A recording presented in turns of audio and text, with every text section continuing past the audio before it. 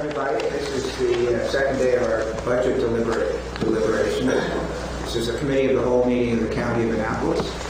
And I'll start with the roll call. District 1. Excuse me. Talking about low voices. Bruce Brent. District 2. Brian Butconnell. District 3 is myself, Alan Parrish. District 4. Lloyd Vernon. District 5. Lynn Longmire. District 6. Alec Morrison. District 7. David Hudson. District 8. Michael Gunn. District 9. Wendy Sheridan. District 10. Brad Redden. District 11. Diana Brown. Great. Good morning. Thank you very much. Today we have an agenda. The Committee of the Whole. You'll see that on the agenda there's only new business being the operating budget presentations in the morning and the afternoon. Are there any amendments to the agenda as circulated?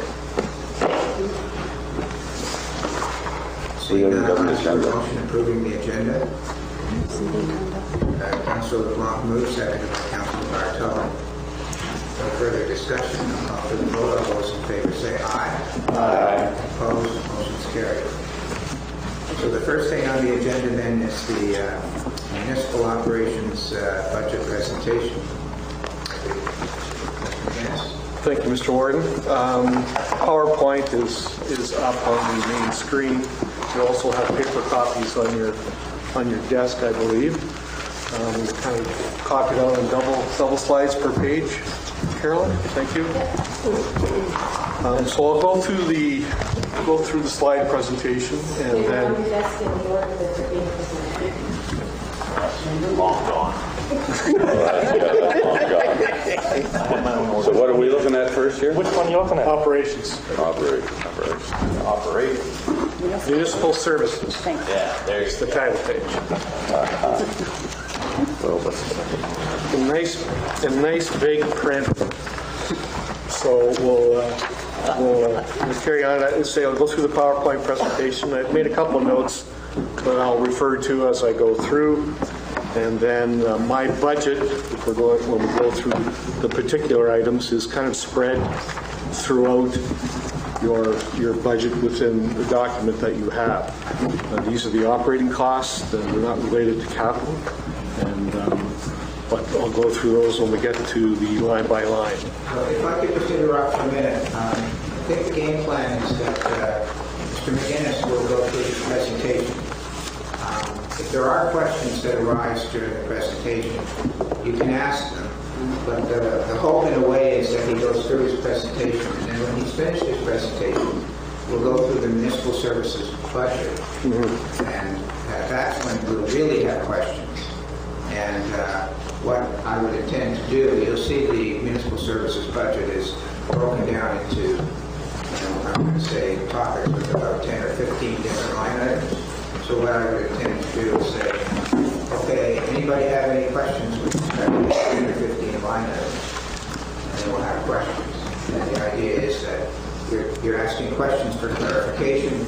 You're not, necessarily proposing to do this or proposing to do that. You're asking questions so that we understand. And then tomorrow we'll go through again the same thing. We won't have a presentation, but we'll go through the different parts of each budget. And I'll say, are there any questions or any comments or any statements with respect to what's in here? And that's when we will debate on what's in the budget and what isn't in the budget.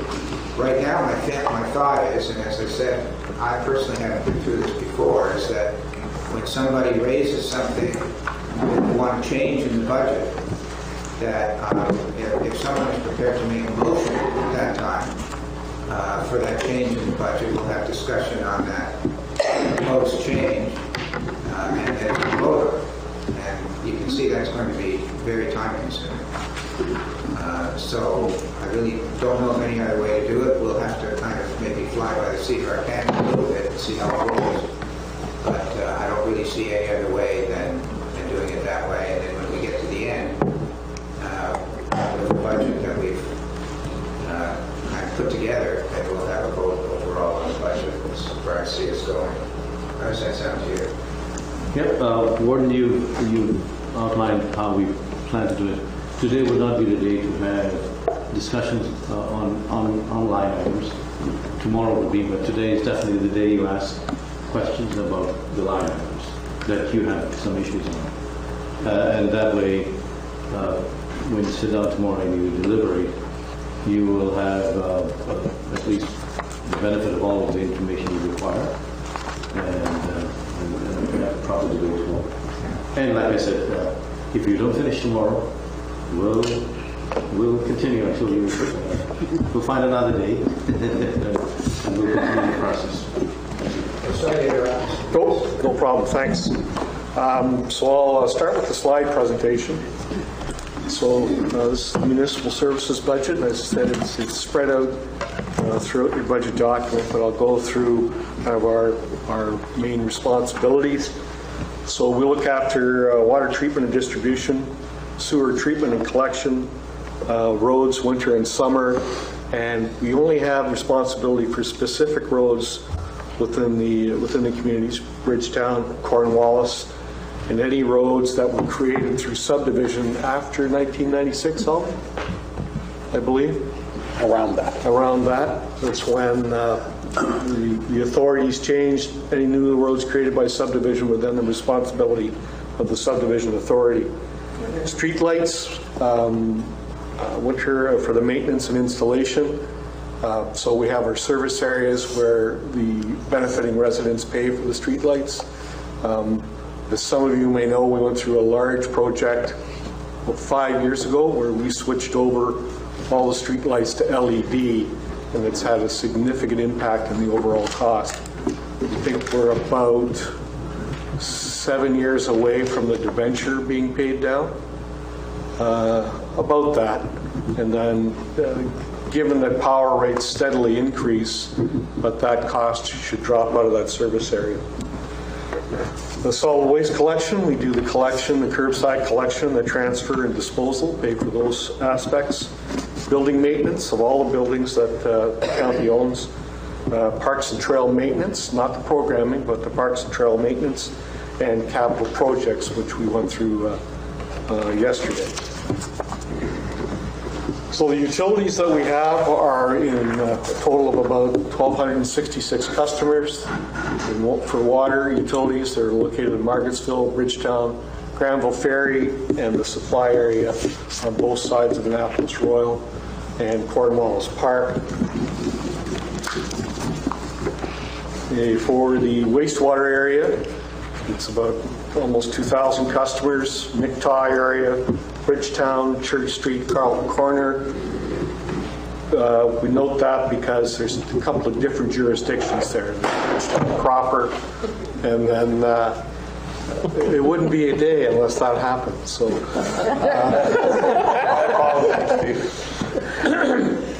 and then we actually, the county residents outside of the old Bridgetown town limits actually pay a service fee back to the Bridgetown sewer utility. Granville Ferry, Lakeele areas for the sewer collection. Again, same relationship with Annapolis Royal. We collect, and we have a service agreement with the town of Annapolis Royal for piping it to their treatment facility. Cornwallis Park and Deep Brook. Deep Brook was, I guess, our most recent expansion of a sanitary system that happened about 10 years ago when I got here. We were wrapping up that project. And then the Bear River area, and we had an expansion there about 4 years ago on the Lower River Road, kind of a historic, I'll call it a challenge in servicing those homes, and the county installed the last phase of the collection system there. Any question? Yeah. And that waste from there goes to Smith's Cove? Smith's Cove. So that's an annual? That's an annual fee to the district of Digby. We, just again, a very brief history. We looked at the upgrading of the sewage treatment plant that was located in Bear River. It's the old greenhouse. And then we looked at kind of turning our pumps around, just to use a very simple example, and shipping off to the new Smith's Cove Treatment Center that was located across the river in the district of Digby.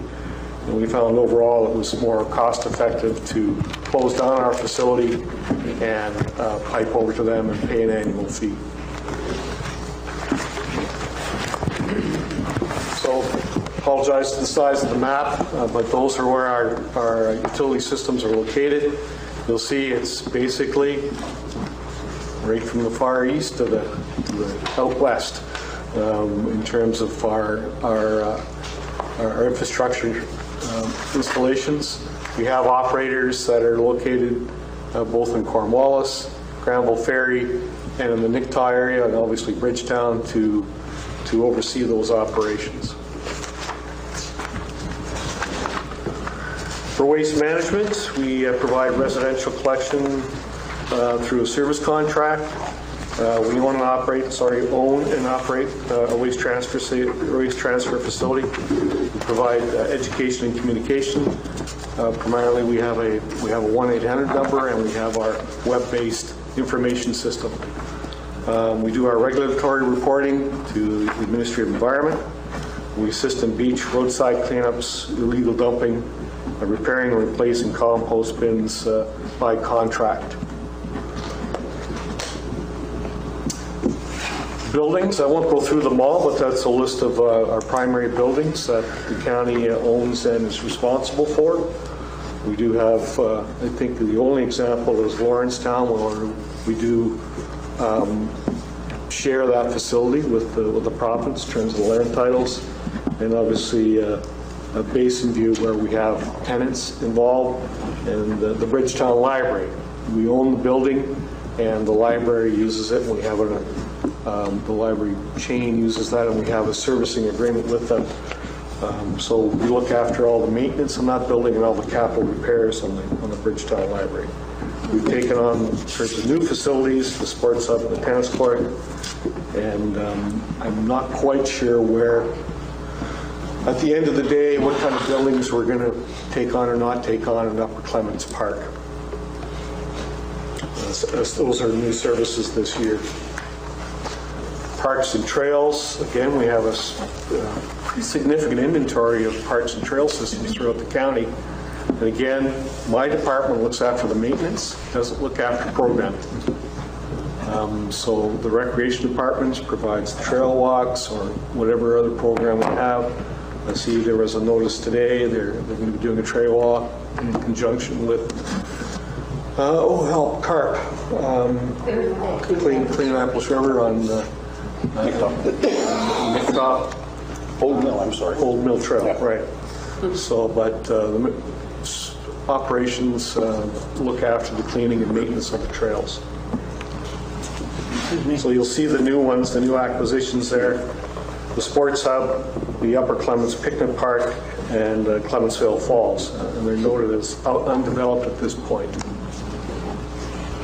May I? Yes, Councilor Morrison. Of course, these are the parks and trails that are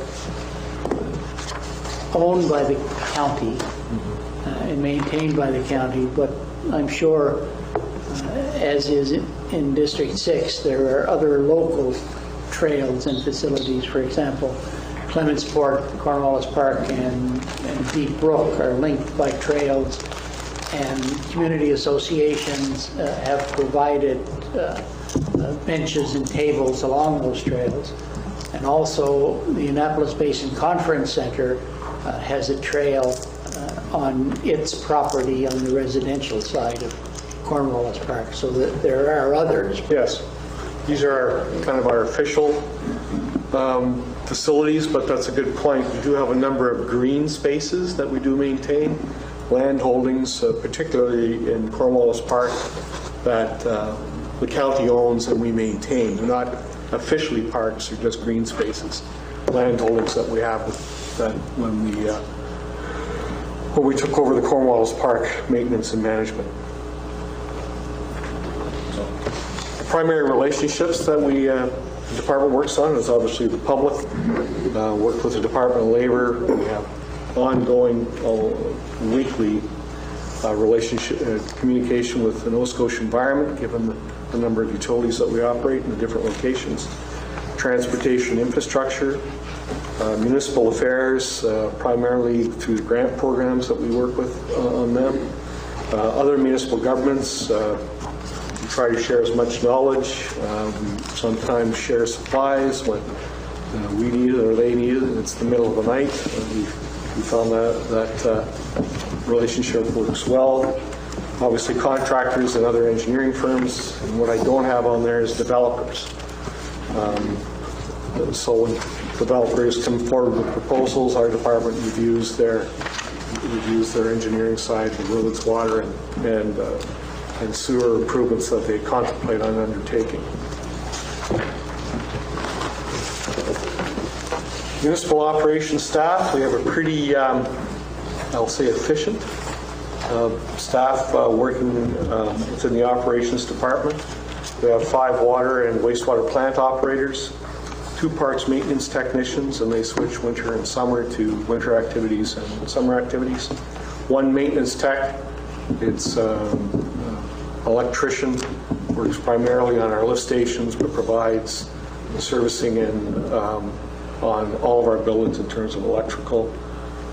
We have 2 working lead hands in terms of coordinating work at the individual sites, 1 in Granville Ferry and 1 in Bridgetown.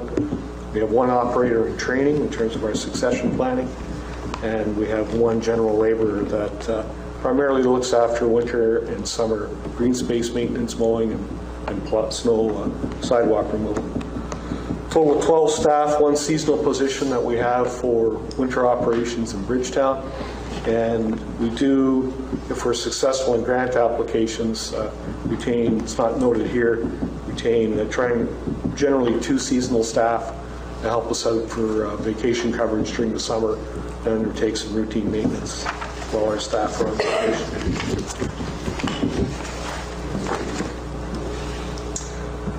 So also I want to note that significant workload is completed by contract. That's why we have kind of a very core staff, but a lot of our work is undertaken by contract. Primarily our building repair and maintenance, our building cleaning, plowing of our east end and west end streets, with the exception of Bridgetown. They have their staff inside the town.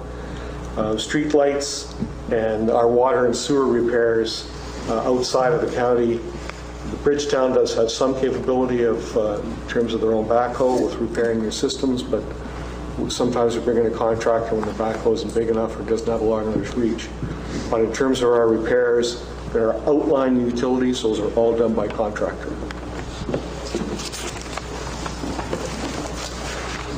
Challenges. This kind of we've touched on several points yesterday. The infrastructure, the age of some of our infrastructure. We have well-established communities here, especially Bridgetown, and there's a lot of old infrastructure in the ground. Here, not a little newer in Cornwallis Park, but since the development by D&D in the 40s, or maybe sooner. Our regulatory challenges, constant changes on the regulatory front. In terms of both federal and provincial jurisdictions that we're affected by, because we do have facilities that release our treated wastewater into federal waters, and so we work with them on that, and primarily with the province on our water utilities. Responding to the public in terms of the challenges there, we kind of have an ad hoc tracking system and timely response, giving our staffing levels, but I think we do a fairly reasonable job. But one of the challenges there is communicating back to the public when we've noted their concern, we have it in our plan, it might be 2 or 3 weeks away depending on conditions, whether it's when pavement plants open up or whatever, if we're waiting for those. But those are one of the challenges. Capital projects, the ongoing funding, the quantity, the number of capital projects, kind of a master of our own destiny there when I present that program to council, and staffing levels to support the coordination of the number of capital projects that we have. Recruitment, and it's competitive. We need qualified staff, and the cost and the who we're competing against in terms of qualified staff or certified staff, especially in the area of trades, certified trades, and water and wastewater technicians. Succession planning, we have an aging workforce. It's actually not too bad in operations. I think probably we've got about 25% of the staff that are on the edge of retirement. What we do have working for the county, though, is I would think just about everyone is really tied into the community. They're local, they've been here a long time, and they intend to stay here as far as we know, and we have the benefit of that. It would take a lot for them to be recruited outside of the county and move away, but that will come to an end at some point as that number of staff move through their career. The work order system relates to all the work that we do. Again, we have a bit of an ad hoc system in terms of issuing work orders, reporting those, and so that we can track the complaints, comments, concerns of the public, and note when they've been completed, and assign them to individuals to make sure they're completed.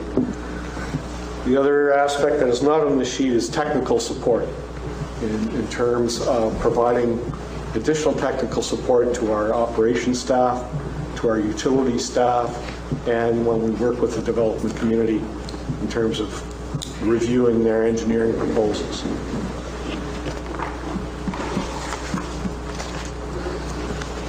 Challenges continued. Again, I noted the significant number of capital projects necessary. We need to reinvest in our infrastructure, but we require proper staffing levels. I touched on that yesterday to support the operation, to support this number of capital projects.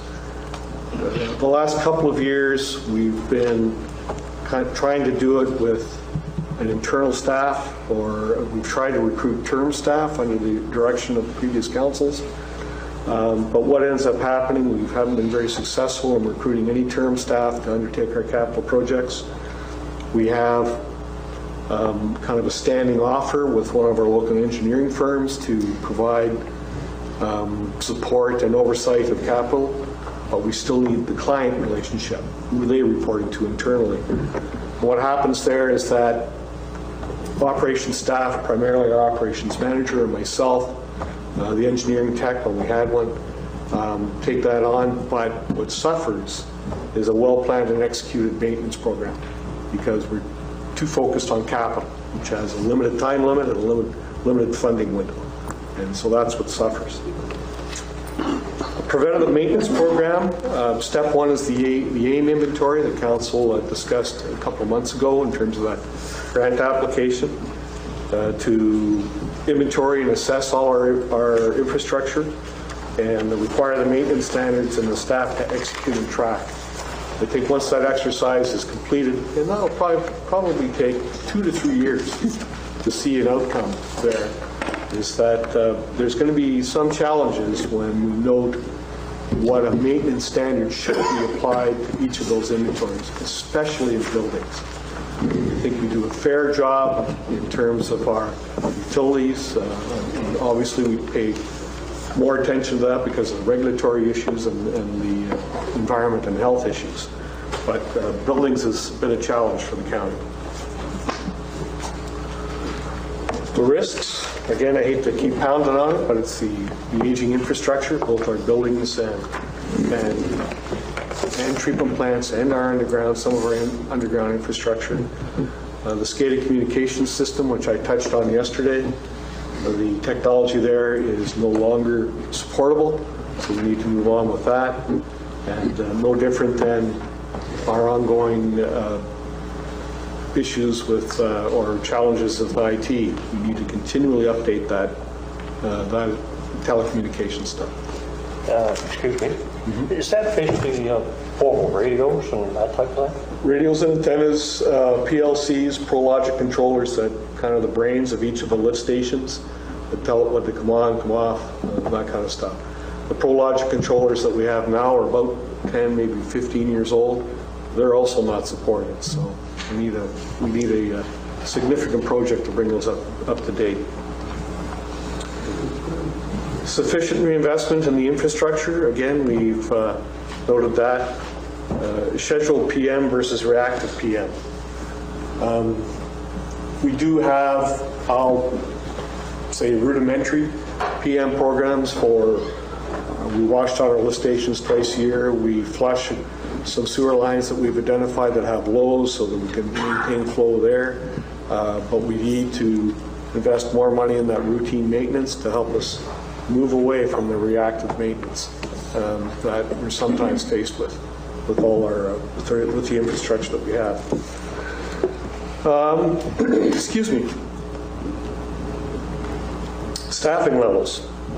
As I noted just a couple of minutes ago, once we complete that AIM inventory and assessment and look at the recapitalization planning and get into a regularly scheduled PM maintenance program on all our infrastructure, you're likely going to see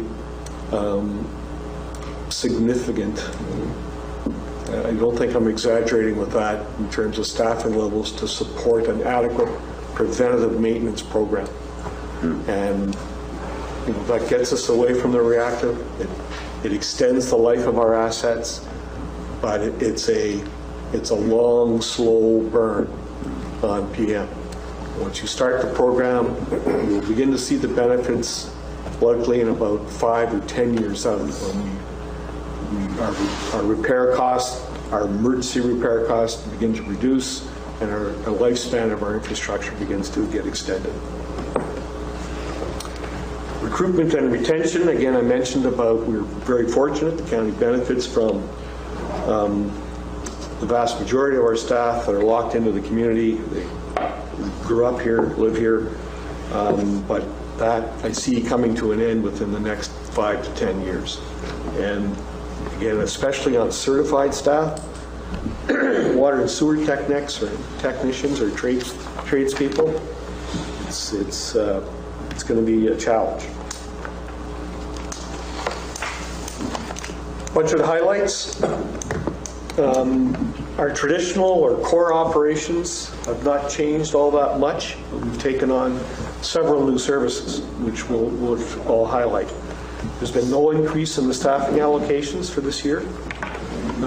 Water and sewer, as we discussed yesterday or touched on yesterday, they fund themselves through their own individual rate structures. They don't have an impact on the tax rate.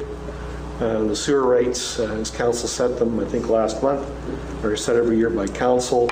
Water rates are through the Nova Scotia Utility Review Board by application. The county has, as noted in the capital plan yesterday, that is a capital cost, comes out of our reserve, are both scheduled for hearings this year or will be scheduled for hearings.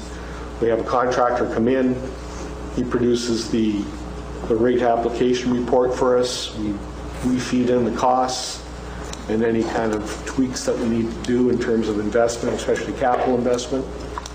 They prepare the application, we submit it to the UARB, and then we go through a public hearing process. Generally, from start to finish, it's about, can be a 6 to 9 month exercise on getting those rates approved. We can't change our rates until they're approved by the UARB. So it's important that we stay on that schedule. Generally, rate structures are 3 years long. We can, if something absolutely goes sideways, put in an application for a rate change inside that 3 years, but generally we try to stick to a 3-year schedule. I saw a hand up. Yeah. Why is there a separation between the county and Bridgetown water utilities? They're two separate utilities. They're funded by two separate groups of users. Yeah. We have 4 water utilities, though. Right. Well, the county utility comprises of, the water utility comprises of the water supply in Cornwallis, the water supply in Margarettsville, and the water supply in Granville Ferry and the Keel area. That's one utility. And then the Bridgetown utility is its own utility. So we have 2 separate utility companies, if you want to call them that we manage.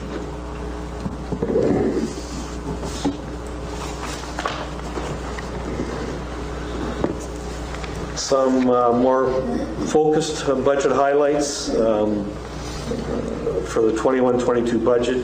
The additional of the Upper Clements Park and Picnic Park. So the undertaking of the Upper Clements Park, in terms of where we are at this stage, it's about a $312,000 touch. You'll see that on the individual budget line items. And $5,000 for the Upper Clements Picnic Park.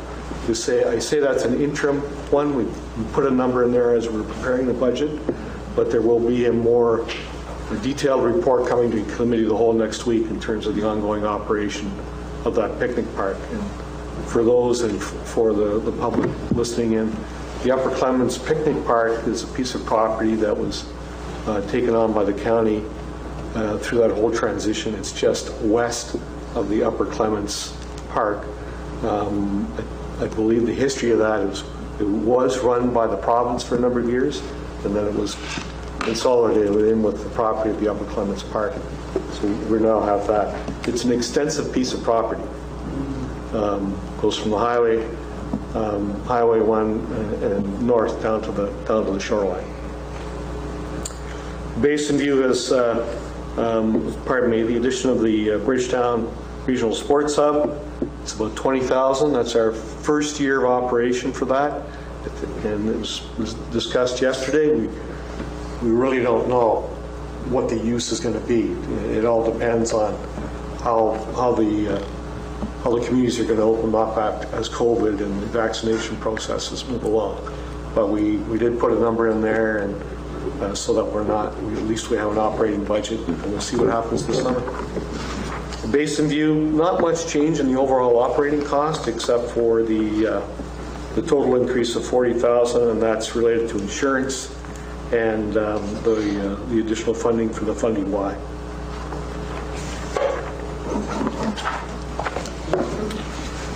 Continuing on with the budget highlights, the internet. We will be coming to the end of our construction phase. We're moving into the customer hookup phase. Some of the communities may have seen the flyers that were put in their mailboxes. I got mine yesterday at the house. In terms of contacting Seaside, who will be our internet operator. We had targeted mailouts for the areas that are going to be serviced first. And as we bring our POP, which is our little hubs, as we get those constructed and completed, I think by the end of May, June, POPs will be actually lit up. Then we can start lighting up individual customers. Sorry, can you say that again? Well, once the POPs, our little mini hubs inside, one here in Bridgetown, one in Annapolis Royal, once those are lit up, then we can start lighting up customers that will be serviced by those individual POP stations. That's about June, end of June. And when did we think that might be? End of June, we'll start being able to light up customers. We've lit up some customers now on the east end because we have a direct feed from the F6, or what's now Explorer-Net light fiber. We just ran it as a trial. There's about 10 customers out there. But we'll begin, you'll see more detailed report in our Committee of the Whole report that's coming next week. That, in the budget this year, that's intended to be a net cost and revenue neutral, is the plan for this year. That's all dependent on customer pickup. So it'll be up to us and all of us to promote our system and to encourage your neighbors to do so in terms of a county-owned facility and to hook up to our internet. Solid waste management, the increase there is related to, I think as Holly noted yesterday, the legal fees and expenses, and because it's our first operating year and we plan the budget for the entire year, we have a budgeted staff for $128,000, which wasn't. You'll see when we get to the line items, there's a much more detailed budget as it relates to solid waste now that we have a year under our belt, and we've broken down that budget on a more individual line item basis. That's the presentation. of my department. Any questions in regard to our overall operations? Mr. Morrison? Because we have several questioning opportunities and we've been slotted into them, if this question is not appropriate for now, please let me know. It was indicated that we would receive a report on the Upper Clemens Picnic Park at Committee of the Whole. The motion from council asked for the report at the May Committee of the Whole. And I'm wondering whether the Municipal Services Department has the brief that was prepared that I sent to you, Warden, about the history of the park and the wishes of the local community. That was delivered to all the councillors. But if the head of municipal operations is giving us a report 1 month in advance of it being solicited, and I'm wondering whether he has that paper. I don't recall seeing it. It was, you haven't seen it? It doesn't mean I didn't get it, I just don't recall seeing it. It's a report from some local residents with respect to the history of the picnic park. That may have been advanced to me, and I'm just the volume of emails, I'll have to have another look. We'll get it to you. Yeah, and just the reason I advanced it to April versus May, is it tied in tighter with budget.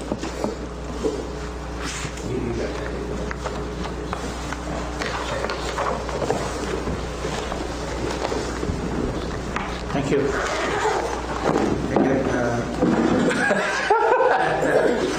I never raised my hand during this presentation because you said take notes. I had a question. Do you want to ask some now, or do you want to wait till we go through the line items? No, because some of them haven't got anything to do with line items. Well, they do. But Go ahead. my first question is that even in the capital budget, there was nothing to enhance the emergency water supply. No, and actually, Greg Price, our operations manager, and I think that was an oversight on our part. I'll probably make that amendment and bring it back on when we do the capital plan. But we had looked at doing two things that we considered was a more detailed and again hydrology investigation. I think I touched on that in a report back to council in February. Because it has not been done in over 10 years. There's never been any additional hydrology there. And the second aspect was to increase the volume that we could store on the surface pond there, whether we increase the banks or do some dredging. Because that is one of my main concerns, and my citizens' main concerns in that area is that the amount of money that was spent last year on hauling water and not putting any money into fixing the problem outweighed. You could have drilled 10 wells. I can dry 10 wells, but I got to dry 10 wells that aren't dry. But the problem has been in the past, because I've been there for many years. Yep. The problem is that they come look at one area. I've had citizens call me and say, stop getting engineers. We know where the water is. Yeah. In the early years, there was a major forest fire in Forest Glade. There was a pond beside the road. They sucked at it for days and never went dry. It's up a long ways, quite a ways from the reservoir, but water does run downhill. Yeah. Some engineers think it can run uphill. Okay. But the local citizens have made it very vocal is that they're never asked. They've lived there all their life. They know where the water is, but the engineers don't want to listen to them. So we have to look outside of that box. Another thing is we bought property there. We probably didn't buy enough to secure the water system because at one time there was money in there to buy the second lot, but I don't think it ever went through. There's things that can enhance the water supply as far as contamination. Instead of leaving that open field, maybe we should be going after natural resources to plant it with some kind of trees or something to, you know, there's things that the local people have asked why everything stopped. Nothing's been done. We went through a series of meetings with the zoning or putting the protection around that. Source water protection plan. And it was even mentioned to me when I was at Camazon is that some of the stuff needs to be done. Because one of the issues with the Barksville water supply, for the councillors to understand, is that if a fuel truck in the wintertime left the road, going down that road, there's not one safety issue in place to stop that fuel from that oil truck to go right in the water supply. And when we were doing the protection of that, there was some things in there that was going to secure that may not happen. But it's never happened. And no protections ever happened. It was dropped, never finished. So the Marksville people have very, very strong concerns about what this council is doing to protect their water. They were appreciative of having water trucked to them, but they also looked at the value of what it cost to truck all that water, but it didn't fix the problem. All it did was it didn't need to put a Band-Aid on it. All it did was secure the water for the summer. Next summer could be the same thing. So I was just bringing that to the point that there's nothing in the capital budget worth to look at it or hire someone to do something. No, I missed that in the capital budget after our presentation yesterday. I said Greg and I had a chat, so I'll probably amend the plan and bring a project forward on that. And secondly, it is in the plan there to kick up all those source water protection plans. Yeah, in terms of all the action items there. The second thing is parks and trails maintenance. Has the county ever looked at or thought about how we can include public groups to help with the maintenance of our parks? Could we start a program, Friends of the Parks of Annapolis County or something, that groups, I know that we got a group in Cornwallis or in Clementsport that wants to put effort into the new park, the picnic park in Upper Clements. I realize there's liability, but when citizens volunteer groups, they do all kinds of things in our county that liability is part of what they do. But why are the citizens keep our tax money is going toward things that there could be groups maybe step up to the plate and take some of that pressure off of that? Agreed. And I think we've had some kind of initial conversations with kind of friends of, wherever the individual area is. I think Deborah has had some conversations through community services. We've also had conversations with the local trail group in terms of what kind of relationship we can develop with them. That's a society, a trail society. Yes. And we can kind of develop a win-win scenario where they can take on some major aspects of maintenance and more likely rebuilding. That seems to be their forte, and provide them with a funding source and a cost-efficient means of getting our work done too. So we are having those conversations. Animal control bill, is that 100% complete? Complete. You spoke about green spaces. Yeah. So who pays and what type of maintenance are you doing on these green spaces? Mowing the lawn. Mowing the lawn. That's it. Yep. So that's assumed by our maintenance people. Yep. If I can just comment on that quickly, we've tried contracting it out, I think in the 10 years that I've been here, tried at least twice, maybe 3 times. Doesn't work. We just can't seem to recruit contractors that can stay on schedule. A lot of them, and I see them in town, in Annapolis Royal and here, they're busy, they're flying. And if they have one equipment breakdown, they miss the cycle. Yeah. No, and I was just wondering Yeah. what that all entails. I had a lot of things down about your staffing, but you say in the budget there's no increase in staffing. Are you going to be looking for someone to manage our capital projects? The engineering tech position was, when council came in, that position, staffing was frozen. I agree with that. I don't have any problem with that. Council wanted to kind of take stock, but that is one of the positions that would take on those capital projects.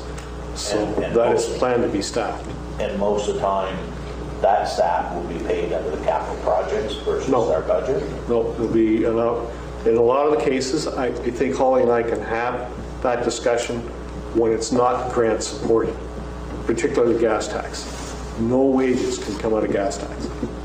So when we have gas tax funded projects, that's strictly for the contract work. For the other aspects, I think we can look at some contribution from the individual reserves, but I think it's a shuffling of the shells when we do that. So you will be coming. Yeah, as soon as that resolution is still in place in terms of that staffing. So when that's, likely when the budget is passed, we'll move forward on staffing process. So you will be coming Yeah. back. The Upper Clements Park, I have some big issues with the Upper Clements Park. We're paying security for equipment that's junk. We're hanging on to something that can't sell. People haven't been put in a lot. There's been some of the articles interesting. But I spent some time talking to one of the mechanics that worked on that park ever since it was old. They've cobbled the big rides up so bad that they're not worth a lot. Because I had an individual that was interested in maybe putting a bid in for the timber work under the Trestles roller there? coaster. Yep. They patched it with spruce. Spruce won't last 2 or 3 years if it's put in moisture. You know, they told me it took 3 people all day to take one 8x8 out because the bolts are all seized in it. So, is it worth anything?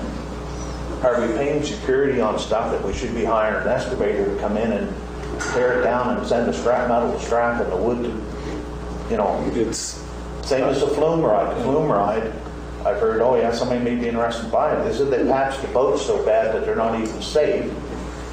There's only one pump on the whole thing that is refurbishable. The other ones are seized. So, I mean, we have to come to the conclusion that if we get no one to bid on this stuff, when does the date come that we say, let's clean it up so we can get rid of some of our liability? it's coming soon. I think staff appreciate all those comments and are aware of all those issues. We've inherited a lot of liability that we have. We did have an appraiser down on site to give us an appraised value. I think that's mostly related to insurance. But we have a big challenge ahead of us in terms of how that property is going to move forward and who's going to be responsible for it. And I don't have all those answers right And now. I understand all that. Yeah. But we're paying, we got big dollars slated for nothing valuable to the taxpayer other than securing the property.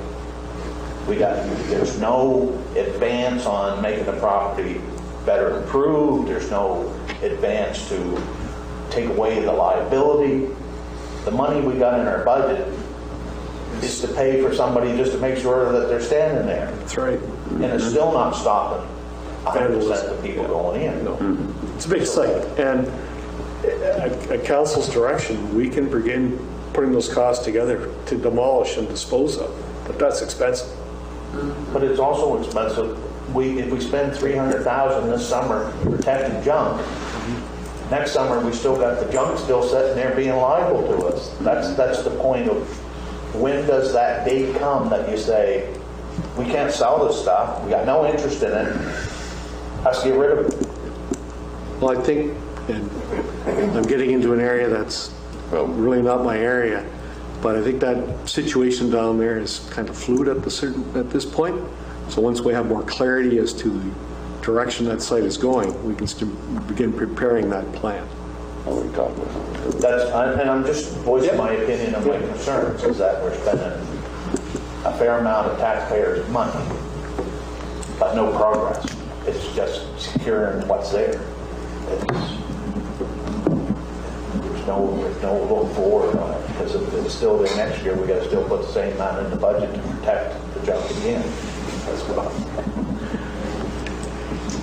The picnic park, we did get a letter, and it seemed like there was a group of individuals that wanted to be friends of that park, part of that park, and I think the county's come to the point of if we want to still enhance our county with parks and recreational areas, I think it's time that we start looking at volunteer groups instead of the taxpayers paying for everything, same as the Bridgetown Hub.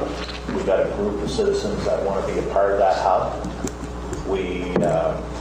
I was kind of disappointed, and I know that you just put in a small budget to run that park, but we haven't even met with that group to see where their thoughts are, and how much do they want to participate, and how much do they want to be involved in that park. So I mean, taxpayers can't keep funding everything to a level and keep driving taxes up.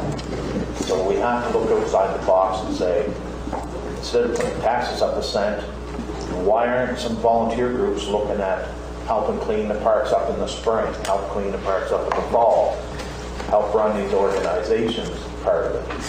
That's my concern. My concern with the money in the budget for the hub, for us to supply a gator, I'm assuming also liability will come into the effect is who's going to be driving that gator during all this events. Most events go on the weekend. So all of a sudden, the county owns a vehicle that I'm going to step outside the box and say that it's got to be a county employee probably sitting on. So all of a sudden, we're tying employment up all the weekends, all summer.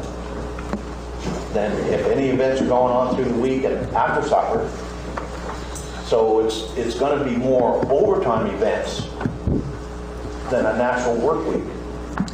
So I don't understand if the community feels they need a vehicle like that to support helping out with all the items that's going to go on there.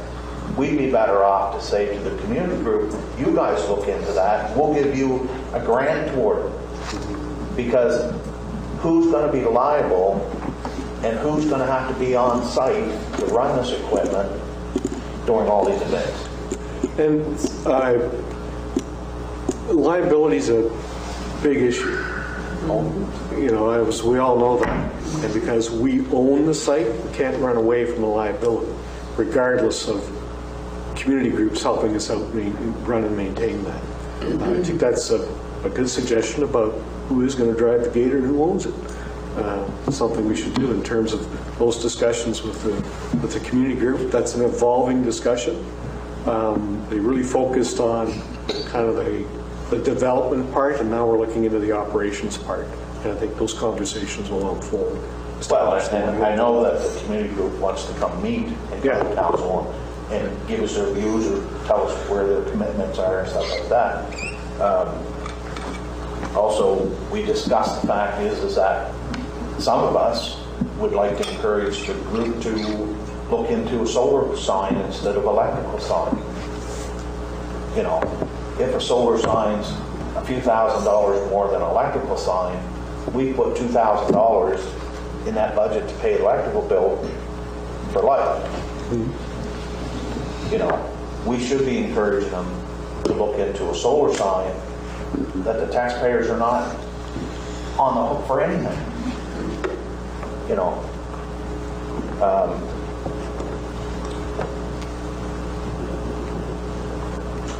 basin view is a big question, and hopefully we'll keep working at it and come up with what we got to make for decisions there. The internet, I've been very, very disappointed.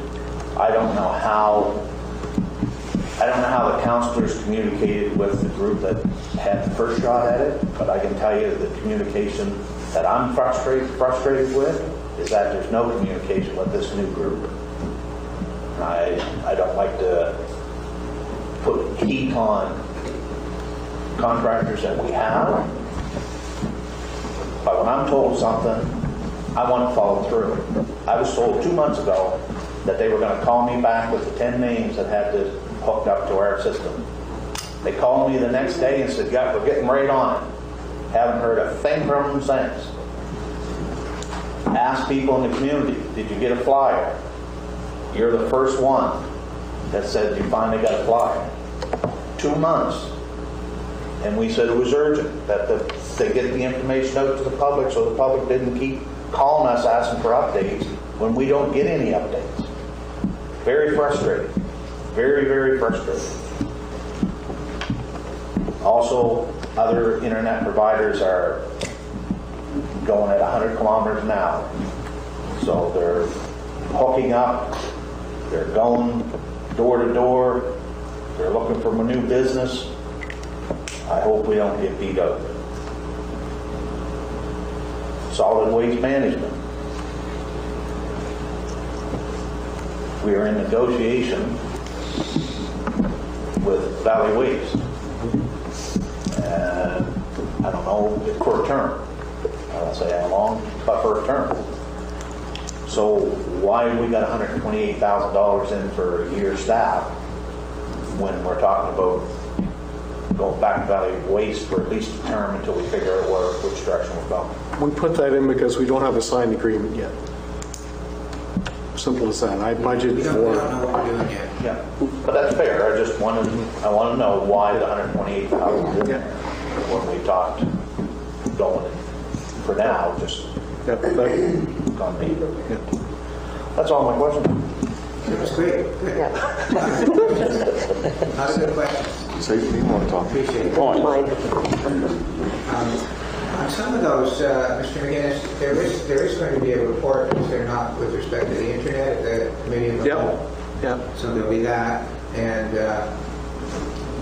I think some of the, the picnic park, you said that it's going to come up in the next committee of the whole. Correct. So that will answer some of Councilor Connell's concerns, I would hope.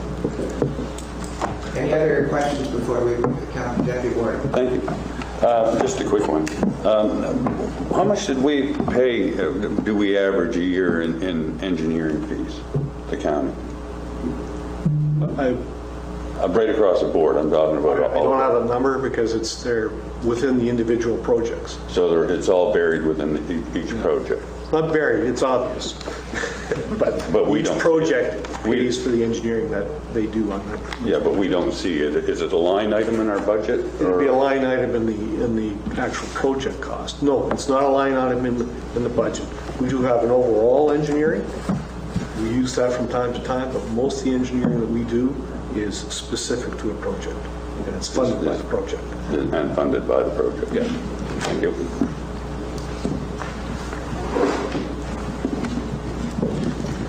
I don't see any other questions. So I take it at this point we'll go to the portion of the budget that relates to municipal services. That was municipal. That was municipal. Oh, we're going to the budget. We're going to the budget, yeah. Municipal services. Somebody point me to the... Well, it's, as I said, it's spread throughout the entire budget document. I've got the pages noted in my book. If it's the most current copy, and I believe it is, I think my first item is on page E7. E7? E7.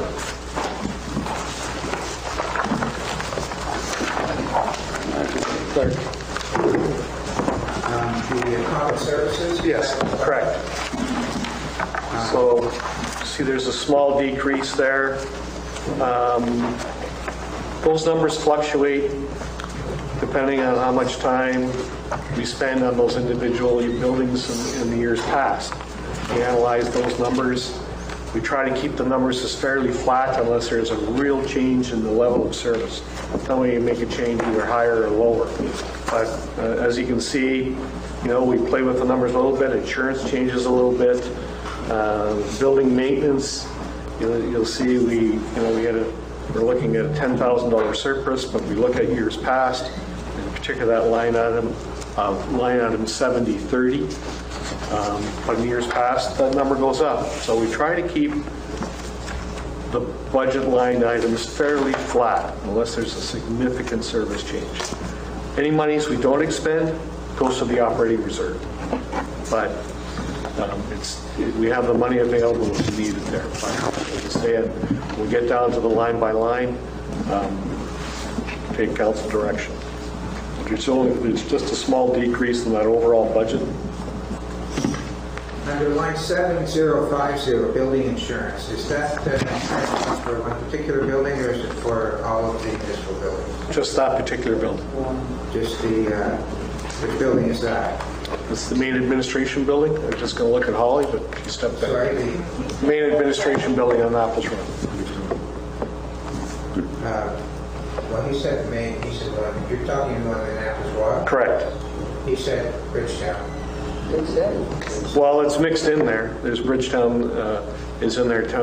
You'll see the Bridgetown Town Hall building insurance, and then the line item that you were looking That's at. building insurance, that's Yeah. 1900.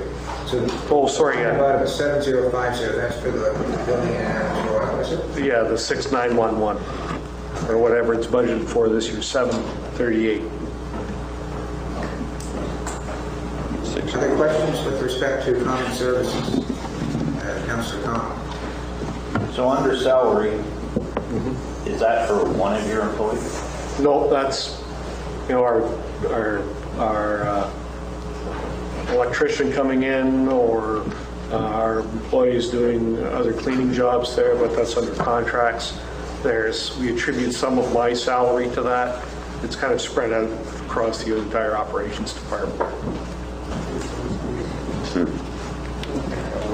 Does that answer your question? Well, It's not specific to the building. it's not specific to Yeah. that bill. Yeah. And I see you got part-time wages down and salaries. What would that be like your? Oh, we might have some summer staff in there in terms of undertaking the water testing or something like that. I can have a look at that. Not quite sure why there's part-time salaries there, actually. I'd have to have another look at that.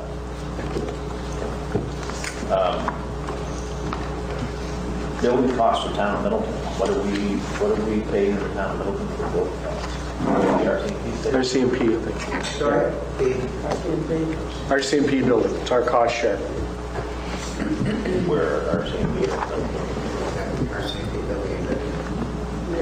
Yes, substation. You go down Central Street and it's right by the fire station. Right now. The only other thing that I can remark on, and I'm a brave guy because I'm going to step into the spot where I shouldn't step into, but I still have great concern, is that, and I'm not going to go against 100% what Lewis said yesterday, but I'm brave enough to stick in that.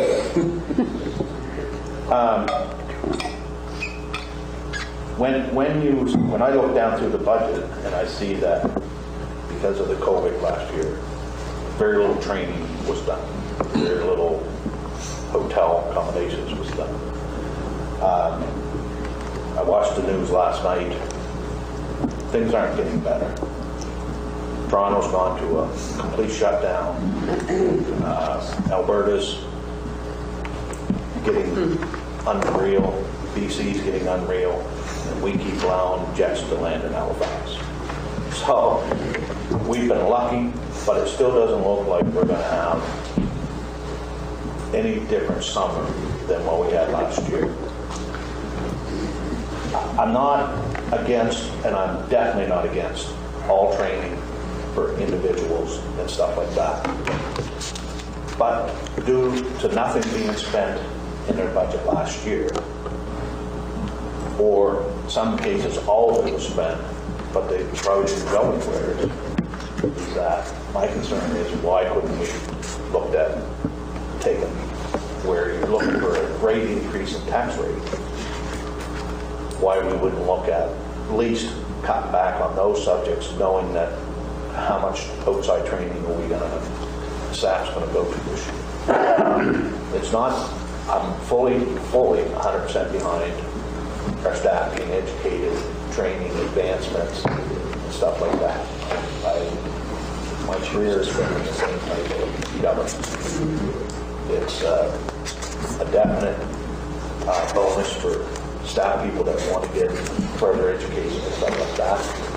But that is some of my concern, is that in some of the budgets that are prepared, it showed every cent spent. I think in a way you're kind of blending into tomorrow's discussion of changing the budget as opposed to just asking questions for clarification. Well, and that's what the clarification is that all down through here, every cent was spent on the budget item I'm happy to let Mr. Catino with respond no to your variance. inquiry. So it's hard to believe that every line item was spent to the dollar, because there's usually a variance of something, even if it's $1, $100, $5. That was my concern with Why respond? Yeah, Warren, through you to council. COVID has impacted the budget, no question. And there's a lot of items you're going to see that will show in the actual, will show that it hasn't been spent. I understand what you're trying to do. You're saying, well, the prospect of us doing any training this year is probably going to be slim, and you'd like to see it removed from the budget. Here's the challenge you're going to have. If you take anything out that is normally going to be spent on any budget item, because related to COVID, you're going to have this problem next year. You know what I mean? Like, yeah. So what you want to do is, yes, you're going to have a surplus, and we will have a surplus this year, thank goodness.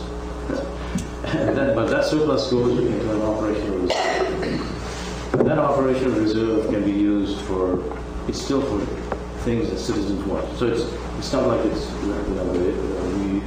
we're using it for something totally different. It's actually saved. Because we're not done getting all of the expenses in, and we talked yesterday about year-end, our year-end will not be done until about May, June. At that time, we'll know exactly what the figures are. And that's when we go through the audit process and we get an audited financial statement. At that point, we can actually see definitively this is what was spent. And so those numbers are still coming in. I also mentioned to you yesterday that a budget is, we base it on estimates and assumptions. And in order to try and get something to you here, our expenses may not be entirely, on the expense column to date, may not be entirely accurate because we don't have all of the information. So all to say to you is that, yes, you're right, the monies haven't been spent, but that would not be a good thing for us to cut out of the budget, because if the province suddenly opens up to allowing all of the training, and mind you, a lot of the training has been done now on Zoom. So some of it has been accomplished through Zoom, and there is a cost to that, but not a whole lot.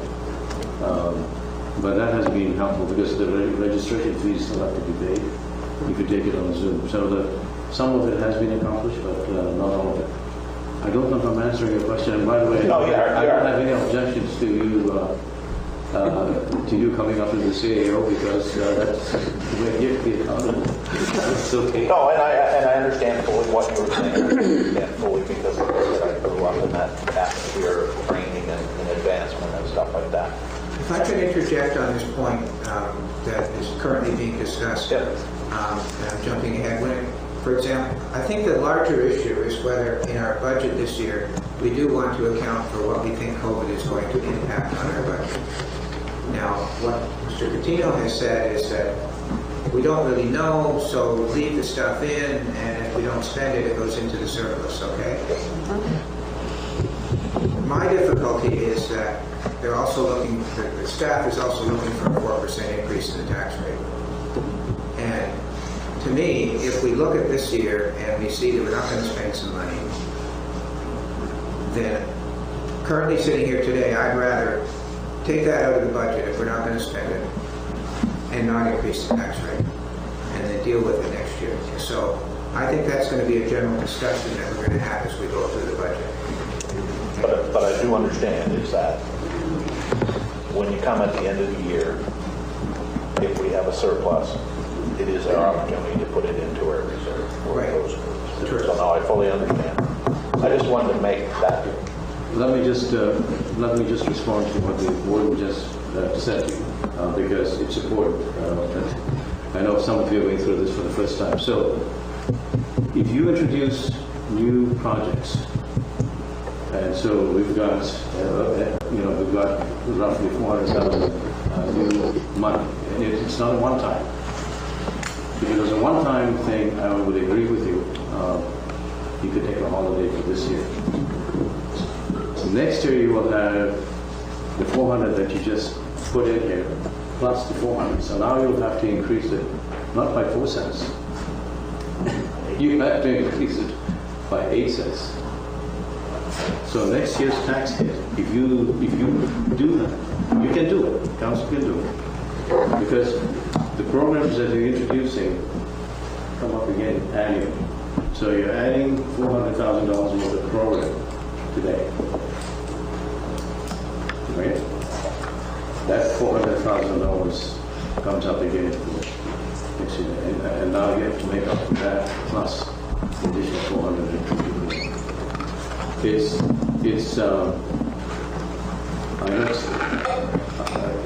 It's one of these things. You've got to have a budget that's sustainable,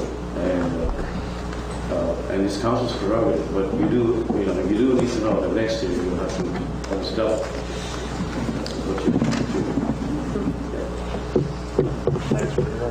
Are you finished? Yes, Councilor Sheridan? So on that topic, did we not find $370,000 yesterday to offset a little bit of that 4-cent increase? Oh yeah. So we're not looking at a 4-cent increase this year. We'll tomorrow when we get through that, we'll go through all of those discussions, and you probably will find that it will come out okay, because you're going to move things around, and that's fine, and that's when I talk about the balance. Right. It's where you make cuts, but you remember when you make the cuts, that cuts continue to the next year. But this cut, we weren't making a cut. We just found something that should have been in the budget. No, you're right. So what the council is referring to is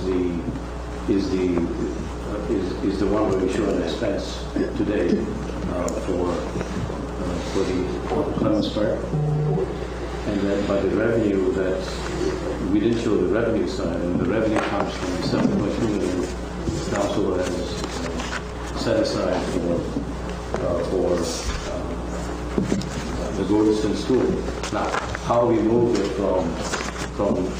from that to operations is something we'll talk about with the Director of Finance. But it is in the contract as something that will be funded out of the $7.2 million. So it'll show as a revenue, and there's Councilor Sheridan is, and I've got the Director of Finance. Has a microphone. I don't know. Can you hear me? I might want to add to our litigation obligations. Can you hear me? Not that well. Okay. So our obligations for all our litigation is not in this operating budget. So if you decide that you do not want to use your reserves to pay back those obligations, we need to borrow, and we would have to put our principal interest payments in the operating budget as well. So it depends on if we borrow $1 million, do we borrow $2 million, and that's a 5% interest rate as well. So if we take out $300,000, we might have to put $300,000 in for debt servicing. So we have to think about that litigation obligation and how we're going to fund it.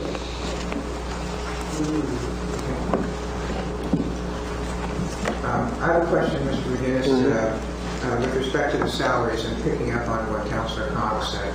As I went through the whole budget, I saw salaries in kind of different numbers, and it occurred to me that somebody went through different salaries of different people and allocated portions to this and portions to that, so that when I look at, for example, at common services and I see salaries of 56,000 in our budget. That's not one person. So tell me how you went through taking some of you and some of the others to get this 56. I list everybody that's in my organization, their annual salary. I list all the functions that we undertake, building maintenance being one, and I allocate a certain percentage of the staff that have some dealings with that.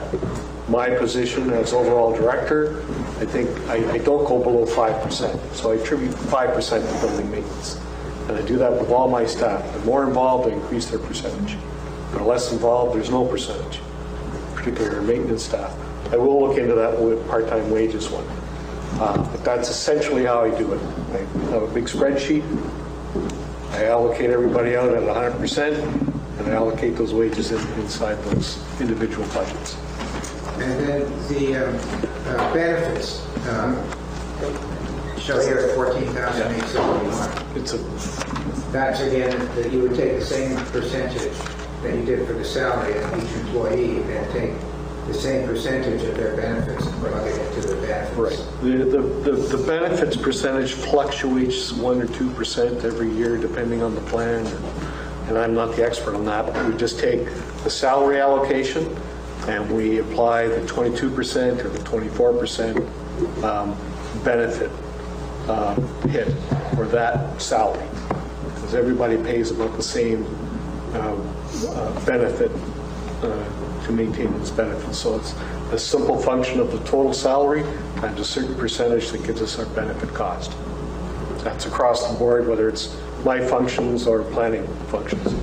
It's all the same So did calculation. you say you plug in 22% for benefits? Whatever finance tells us it is in a particular year, they do that calculation with our provider, and they tell us. You don't do it, you don't take the benefit of each individual employee, what he would get. You take a number, which in this case you think might be around 22%, and apply that to the salary. To the whole salary. Benefits that's in the budget. Yeah. Okay, thank you. Go ahead. So, Warden, through council, just to explain, this is not unusual for small municipalities.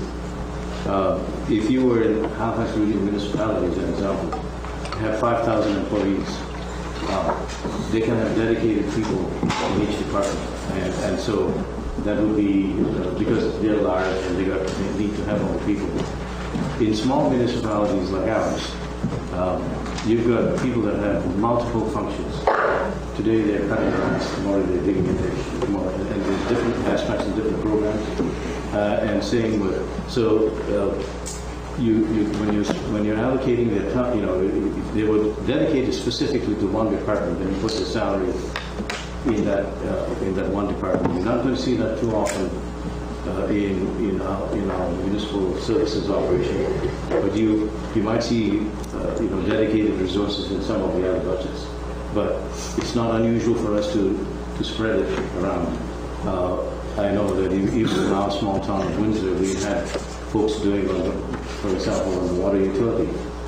The UARB insisted on knowing exactly how much time an employee spent in working on accounts for the UARB. So you have to keep they use 10% of their time, and then you allocate their salary to that so that the water rate can be struck. And it's that type of thing. It's whereas if you go to Halifax, they've got dedicated people to just handle water, and they don't have that kind of issue like we do, where we have resources that are shared amongst various programs and services. So that explains why you see that kind of arrangement. I don't want to beat a dead horse, but under projected for last year, the salaries went up from budget and the benefits went down. How does that happen? Again, I'm not the benefit expert. It depends on the certain percentage that we projected for the benefits for that particular year and how they're allocated out. But that's more or less done at payroll. But I take my salary that I've allocated to that function and I multiply it by that, how it's reconciled and how it's expensed out. happens through the payroll system.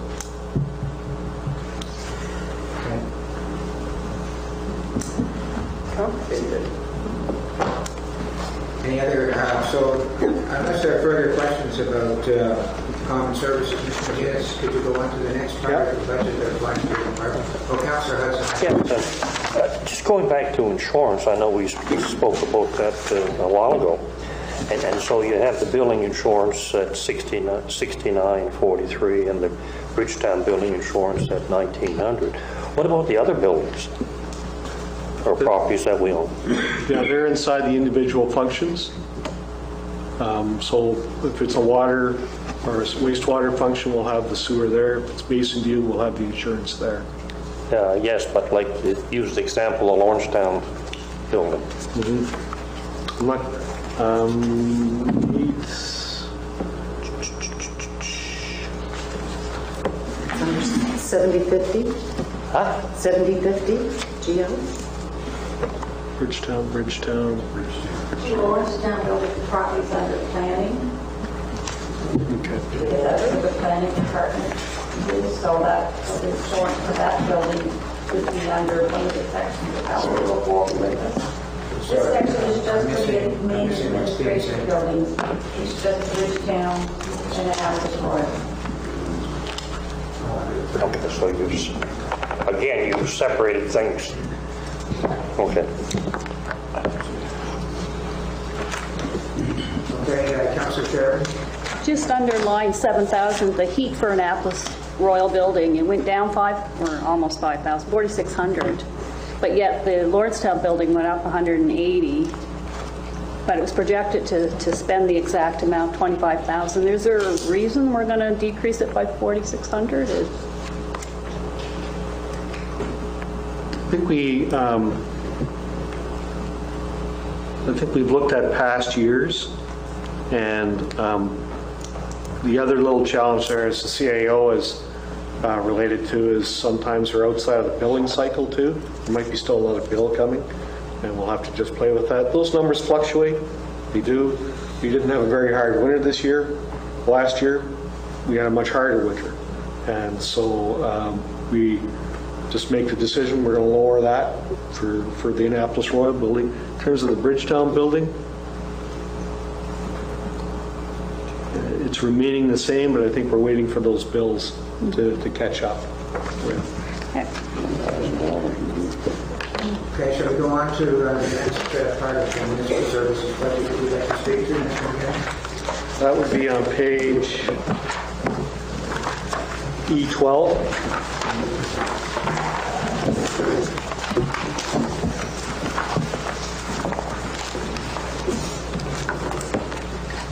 Transportation services. Correct. Are there any questions with respect to the budget under transportation services? And I guess roads and streets. I guess this goes all the way, transportation services will take us all the way over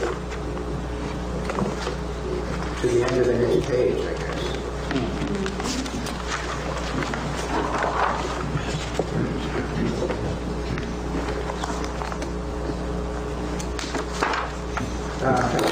Yes, just in following through on the benefit side,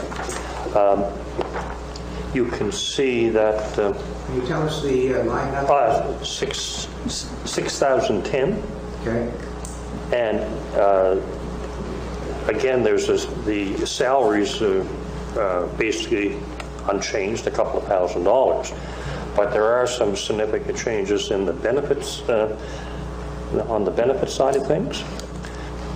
The budget for last year was basically $21,000. The projected for this year is $14,500, and the budget this year is $23,600 and change. So it seems to be that seems to be off in my view.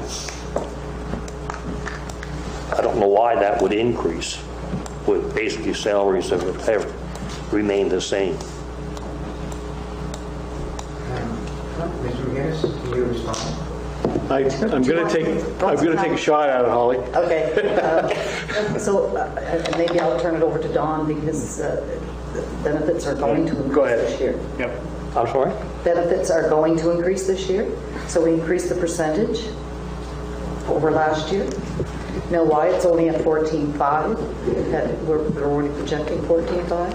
I'm not entirely sure, but again, it's based on when those employees work at that particular, under that particular cost center.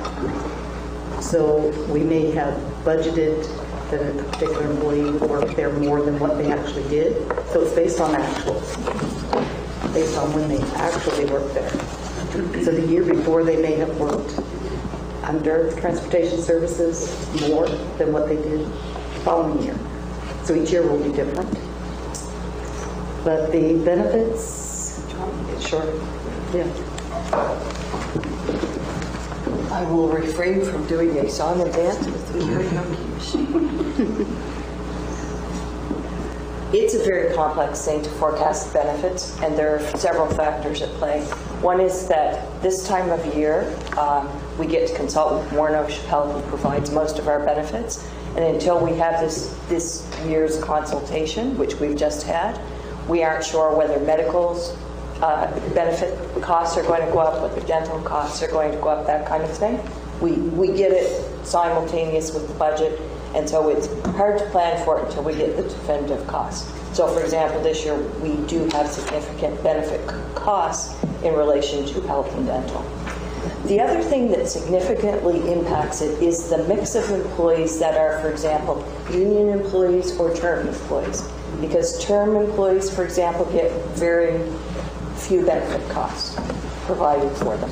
So they might just be eligible for sick time or vacation time that's paid out along with their salary. Whereas full-time permanent employees would get a much higher subsidization of their benefits for pension, health, medical, and all of that kind of thing. So as Holly explained, what we do across the board is we just take a standard percentage, knowing that it pretty much balances out across the entire budget, but it probably won't in individual service group cost center breakdowns. We know that we have a certain mix of permanent employees versus term employees in general every year, but we don't always know what service group those costs are going to fall in. So it balances out across the entire budget, but it often does not in individual cost centers.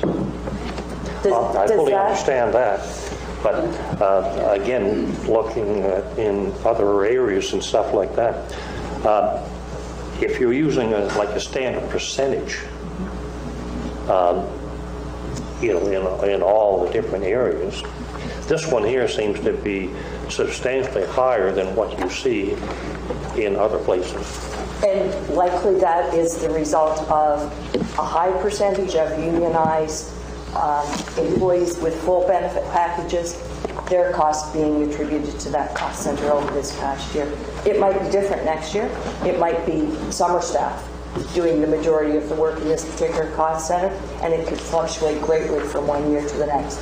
It's all a matter of what employees, because in payroll, they have timesheets, and so we capture actuals. So when we're estimating, we're using general principles of, okay, with the general mix of employees that we have across the organization, generally we're paying 23% in benefits. But when we take the timesheets and we ascertain what employees actually work in these various cost centers, it fluctuates greatly whether they're employees with a high level of benefits or an employee with a low level of benefits. This particular year, I would suggest that we had full-time permanent employees with full benefit packages doing the majority of the work in this cost center. Does that help? Yes. Councilor Conlon. Our number 7030 is the old animal facility maintenance. Good drop, dropped it to $500. But again, my concern is that we got a building we don't use anymore. why are the taxpayers paying 10 cents for something when we could either, we heard rumors that the ground search and rescue guys were looking for something, or put it for sale. Why are we continuously taking taxpayers' money to pay for something that we got a new facility, but we're still hanging on under our arm all these old things? Let it go. If I may, Mr. Warden? Yes. Through the warden, we do maintain that facility because of the situation we have at the fire hall. The old fire hall, which we did store a lot of our material in, we have a mold issue there. And so we've moved a lot of our material into the old vinyl compound. We do store compost, winter equipment there, like add-on equipment. We still have a pellet boiler stored in there, so we do use it for storage. And we do maintain the building. But good job this year, but next year the maintenance may be a lot. Well, we got to decide what we're going to do with that fire hall, but I think that's going to wait on the AIM assessment too. And that is my concern, is that we seem to be clinging to these obstacles that we don't want to disperse of. But every year it's costing taxpayers money. We can build a mansion. Yeah, We can afford it all. I don't really know great detail about that building, but I did speak to the people that run the baseball diamond beside it and the rink across the road. And they realize it's being used for storage, and if it's not being used for storage, they'd like to be able to use it. So if they have a use, I don't know. But again, as taxpayers, do we need to keep giving the things we have just because it's ours to not-for-profits? Somebody could buy that building, which we don't really need. I mean, I could buy 10 more cars if somebody wants to give me a building to put them in. But we can't keep the maintenance up on the buildings we have, and I'm sure that the contract that we're trying to put out to assess all of our buildings will come back and tell us how much that building would cost us over the next 10 years. And is it feasible for us to put the flag out there and say, does anybody want this? Because taxpayers are going to pay for it. I think you would see that some members of the volunteer group that operate those facilities would like to be able to use it. All I'm saying is we should hear from the public before we... Oh, no, definitely. But they also got to come with a pot full of money on how we're going to maintain it. So that was my only question is that a good job this year, budgeted $500, but like Lewis said, you may be able to cut something down this year, but next year the maintenance may come in that all of a sudden the roof's leaking and there's got to be $50,000 spent on a new roof, and we still got to build and we don't even know. But no, good job.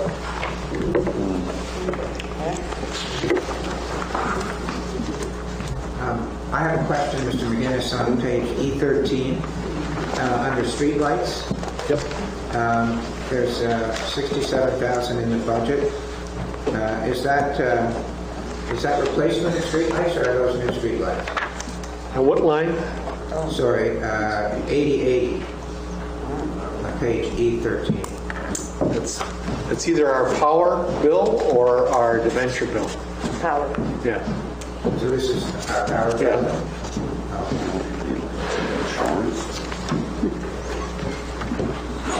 Just a note, I'm going from memory, but I think our power bill before the switch was well over 200. Oh, 250. Yeah. Yeah. And then we switched to the LED.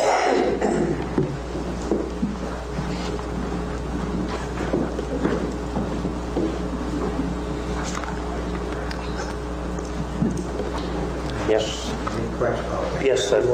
Thank you. I'm adding up here on 3 buildings at about $43,000 in heat for the last couple of years. Are other buildings, because I was just doing a tally here, buildings here earlier that we keep up and running. We have about 6 for sure and 7 that probably heated, buildings. So is that heat reflected in this number that I see here, the 25 or the $20,400 for like Granville? that would be Granville's Heat in the Annapolis heat bill. Right. The Granville Ferry office that would Right, be the in public that. workshop. So that would be in Annapolis.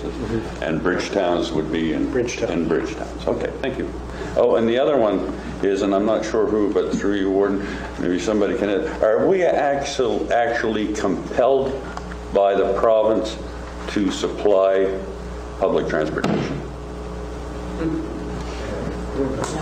And that's just a question. No, that's entirely up to the council. Okay, thank you. Councillor Hudson. Yes, line item 8115. What does that specifically relate to? Just patching potholes and things like that, or? No, that's the bill we get from TIR. They maintain a certain inventory of our roads, our J-class roads, like in Granville Ferry or Bear River, and we get charged on a per kilometer basis, and they set that rate, I think, every year. Yeah, but this has to do with Bridgetown streets. Well, okay, 8015, that's local road maintenance and contracts. No, 8115. Yeah, those are the county roads. Correct, Holly? Yeah, but on page E12, under Bridgetown, there's also an 8115, and those are... Oh, okay, sorry. Yeah. So the 93,000 is for the Bridgetown streets. Right. But on E13, the 124,440 under 8115 is for county maintenance, local roads. No, I follow on that. Yes. But again, my question is, at 93,000 for Bridgetown streets, we're going to redo Queen Street this year. So that 93,000, I guess, what does that relate to? Just patching? Correct, in terms of patching, but it's also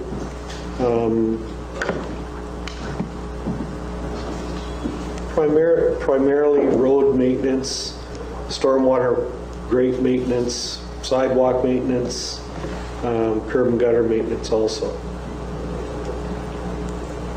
And I did want to touch on that, and hopefully Holly can clarify too. The Bridgetown budget is fixed as part of the, I can never remember the word. Dissolution. Dissolution. Yeah. All right. Yeah, And I think this is the last year for it. right. Yeah, so, Well, 1920 was the last year, but we basically used the same numbers that Bridgetown was using in 1415 because we really didn't know what it was going to cost to do this stuff. So that's basically the same budget. so and that was a condition of the UARB that we hold the line on those budgets for the 5-year transition period. Regardless of our expense, this is what we tax for. Right. Councillor Reddy. So now that we're through this 5 years of the Bridgetown stuff, will we start to see some of these line items merge with county line items? I mean, I know those utilities are still UARB regulated, but some of the other ones, for example, 8115, the street maintenance, will we start to see those merge with county stuff so that we'd only have, like, say, one of those lines in the future? Or? I think that's what we're going to discuss in the coming year is how we are going to merge. We have a matter on our agenda set to sometime this fall, I believe it might have been September. Councillor Hudson brought it up, to review all of the Bridgetown community rate things and discuss how they should be melded into, if any, with the rest of our rates. It's going to be a huge exercise. Yeah. We're scheduled to do it this fall. That's the figure that I was thinking was that good enough. Yeah. That's fun. Thanks. Yeah, it'll be a big job.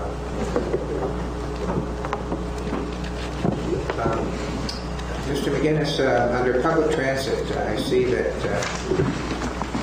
we're paying $571,000 for, I take it that's for King's Transit. Correct.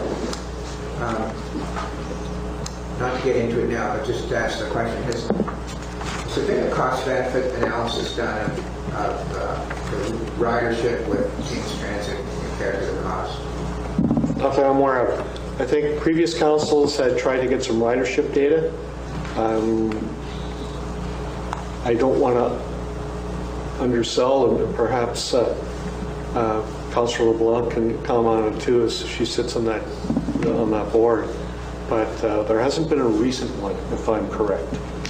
She's shaking her head, so I'm assuming that there hasn't been. Councilor Prout, do you know if there's been one? No, I would defer to Councilor LeBlanc on that. They had one before my time started, and something happened that all the data was lost. I really don't know more than that on that bit. Maybe Councilor Connell could speak up for that. I think the same thing happens pretty well everywhere, is that general managers have jumped ship and some ship and left. And a lot of that info and the desire to do those things changes who else goes in there. You know, we actually, I think we put people on the bus for a while, to ridership, tallies and stuff like that. Well, now's not the time to get into that. Maybe at some point later in the year, we might want to have a review of that. So thank you. Any other questions? Councilor Hudson? Yes, just line item 9025. Which page? Central Mortgage and Housing Corporation, the loan interest. So we have a loan with the Canada Mortgage and Housing Corporation, other than a debenture. No, that is the loan, and it's included on that summary page in the debentures. What's the amount of that loan?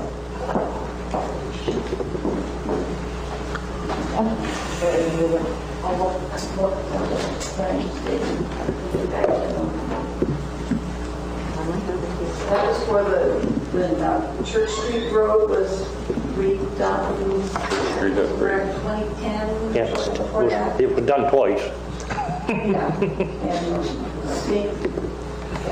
there was a lot of money going out at that time for the town of Bridgetown, and they approached CMHC to get that loan. So I'll look up the loan number and get that. Okay. So, yeah, you'll find the Bridgetown made that principal. loan. Huh? The principal amounts are on the summary page. You'll find the interest within the respective cost centers or departments within the budget. So on that summary page, you're only going to see the principal amount of those loans and ventures. So under this cost center, you'll see the debenture interest for the streets and sidewalks, and there's a plow trust debenture, as well as the CNHC Church Street upgrade.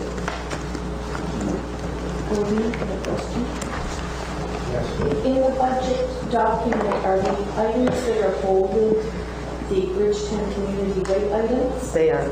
Yes. And the CMHC loan is around 120,000. You don't know what the term was. You don't know what the term was or anything like that. It was somewhere around 2010 that they got the loan, so it expires in 2029. Yeah, but for 20 years, 25 years, or They 10 years.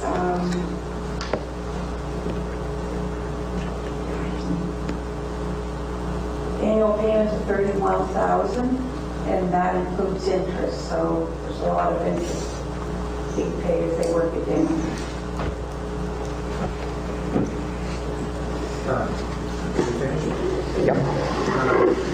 Mr. McGinnis, under public transit on page E13, there's some little notes on the right-hand side under transit service 9480. It says cost includes 21, 22, 50,000, 649, and the next line down cost 488,900, 21, 22.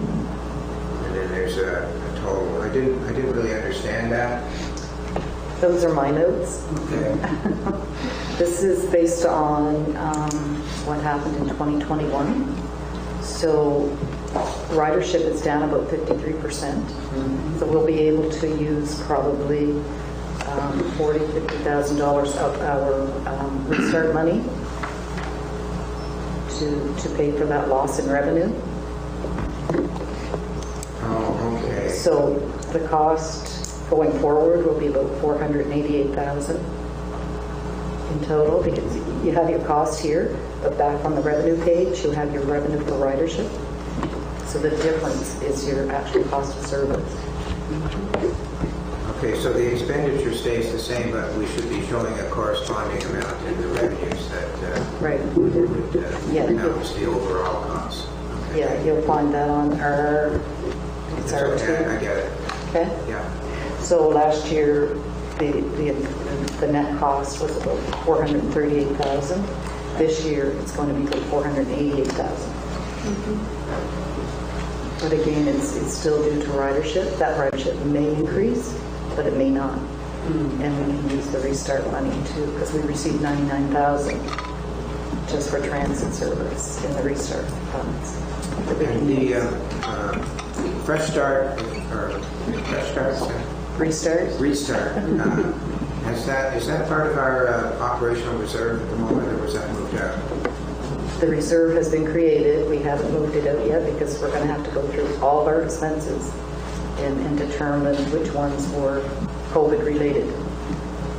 And I'm thinking maybe a couple $100,000 of the $600,000 will stay in our 2021 budget and become part of our surplus. And the remainder will be moved over, so probably $400,000. Okay, shall we move along then, unless there are any other questions with respect to this aspect of the municipal services? You can see this is going to be a long process. We get to the next E14. E14. Environmental Health Services. So that's our wastewater operations and collection and treatment. I do have a couple of notes here, and I'll review those with Holly. I think it was noted yesterday by the deputy warden about our anticipated cost reduction for both chemicals and water. So I probably missed that when I was preparing the budget, but I probably left that there until the UV system was up and operational. But we'll have another look at that. Regardless, the rate's been set, and any surplus will go back into the water wastewater reserve. Right. So that's items 720 and 722 under sewage treatment.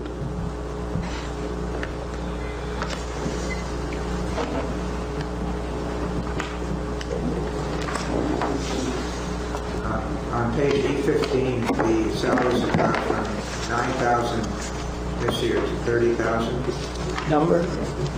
Sorry, 6,000. So those, we've just moved those fixed rates that were dictated by the UARB transition for them, and we've just maintained those numbers, and then when we go through the exercise this fall on the community rates, that will be part of it. Again, any of the surpluses there will be generated back and put in those individual reserves. But we've maintained that rate structure over the 5 years and carried it forward until we do the community rate investigation. Right, but you'll notice that the budget was $30,000, only $9,000 to spend. But if you go down further than that, there was no budget for operational materials and supplies, but $12,000 was spent. So at the end of the day, the budget was $55,000 and $40,000 spent, or $40,692. So some areas might have been under, but some areas may be overspent. Where there was not a budget, Bridgetown would not have had a budget for that item. Any other questions on that, Deputy Warden? Thank you. So I'm trying to find where this point where we're on sewage, where it might be reflected the fee for Bear River sewage in this budget. In terms of the cost, it's one big system. Well, yeah, I know that Smith's Cove and Digby put this big system, Yeah, that would be and we pump our sewage from Bear River to Smith's Cove, and so they let us dump our waste there for nothing. No, I pay about 40 to 45 depending on volume, and house counts, and that's on line item 8110, That's what I'm looking at. bottom of page E14. Oh, there it is. There it is. Thank you, Steve. I just couldn't find it. And sometimes that last billing is after year end, so that's why that money isn't totally spent yet. Thank you. It's nice to know what it is.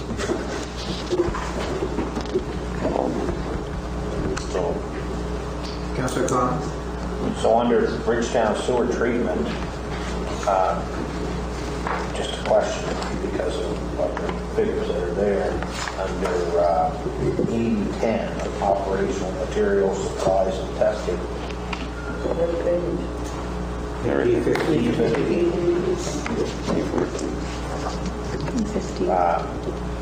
What line? Budgeted 25,000 last year, spent about 5,000. But then we put the same thing in for this year. Is there things that we missed last year that we know there's going to be an additional cost? Not that I'm aware of. Those budget numbers, as I said, were set by UARB, and we're obliged to keep those in place until we do the rate review on the community rate. How long does that go on for? Until council decides to massage the community rate, and I'm speaking way above outside my area. But I believe this is the last year. 1920 was the last year. But we're using the same numbers that were for 1920. Because generally each year it increased by 2%, the cost of living. So I take it from that we don't have to put this number now in the budget because UAB ruling no longer applies, but until we figure out what's going on, you plug it in, and when we go through our review of the Bridgetown stuff, maybe it'll change for the next year. yeah, there's, I think, will it remain its own sewer utility? Will it be amalgamated in with the county sewer utility? All those questions will come up when council looks at that analysis. So it'll be, it could look completely different and maybe not even separate anymore. Any other questions with respect to environmental health services? Yes, two line items. On page 15, line item 8110, you have a projected of 12,000, and just include these together. On 8,015, you have a projected of 35,000.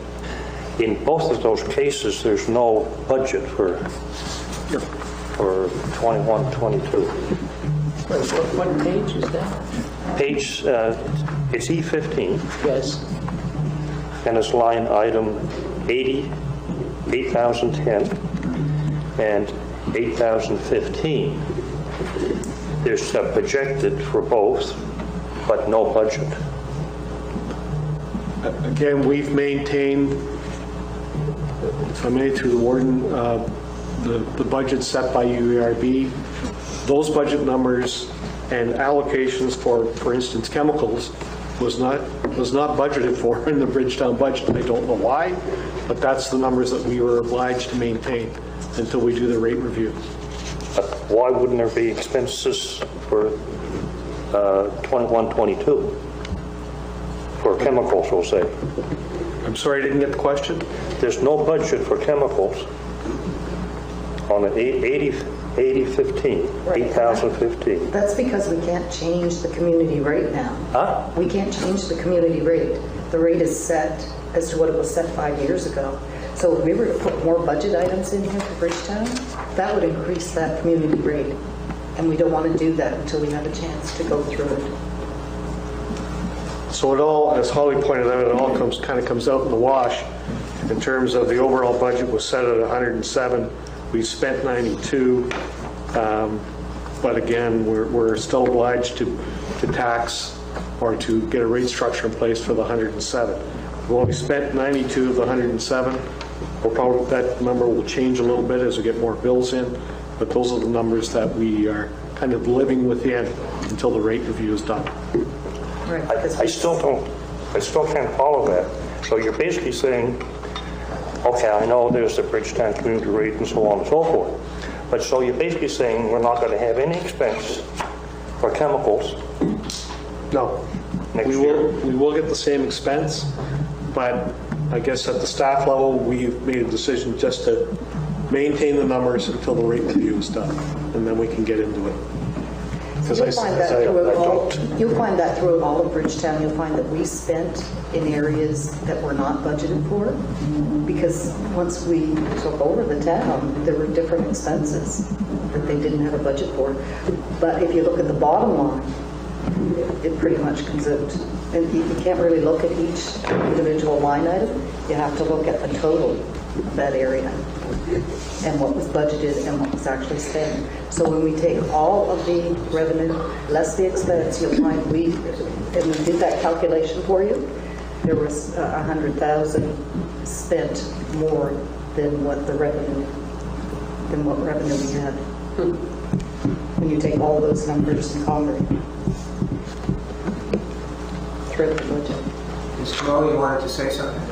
Yeah, just one comment. The chemicals would have been included in line 8010, operational materials and supplies. The budget was 24,896.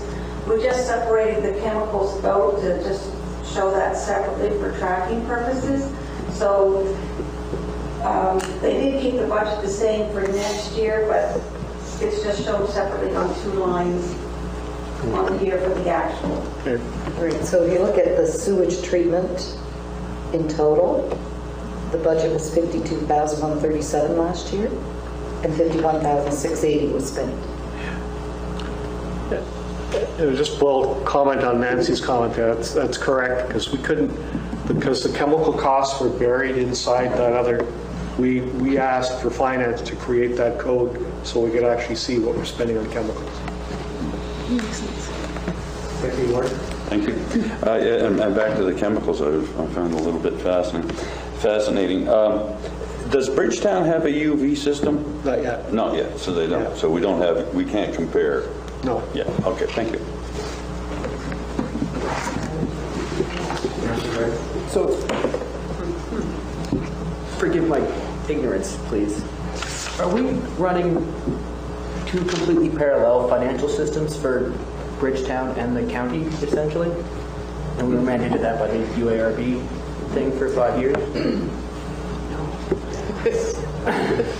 No, it's all within the one budget. For sewer, you mean? In general, I'm confused because I see two entries for pretty much everything, one for Bridgetown and one for some other part of the rest of the county. Yeah. So is everything broken up that way? Yes. Are they the same software? Do we have separate people for, how?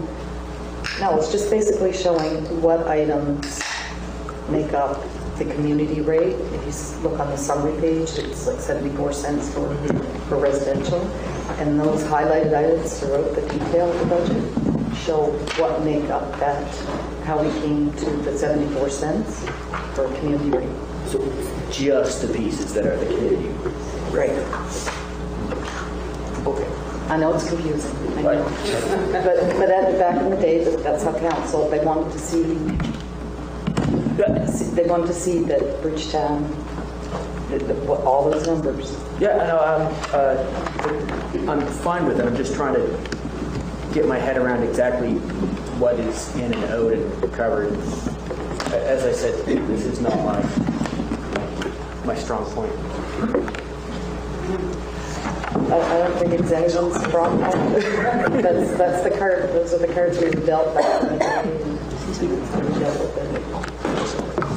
Any other questions on environmental services? Seeing none, we'll move along. Mr. McGinnis, is there another group? E16. E16.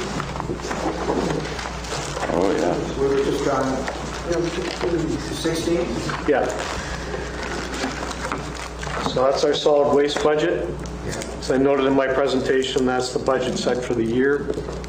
And until we have a different arrangement, that's the budget. You'll see there's a lot more detail this year that reflects where the expenses were charged to or the last operating year. And I think as Holly noted, there's some additional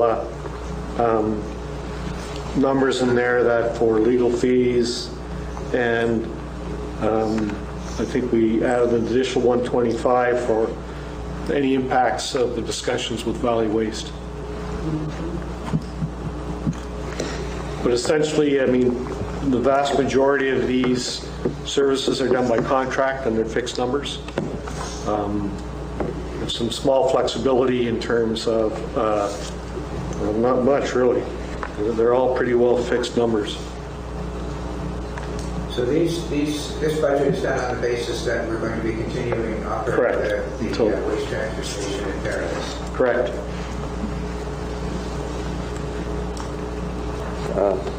Just relating to that, if I may. Sorry, Councillor Hudson? Yes. The last, right under 9056, if that's the case, why would you have 125,000 in there?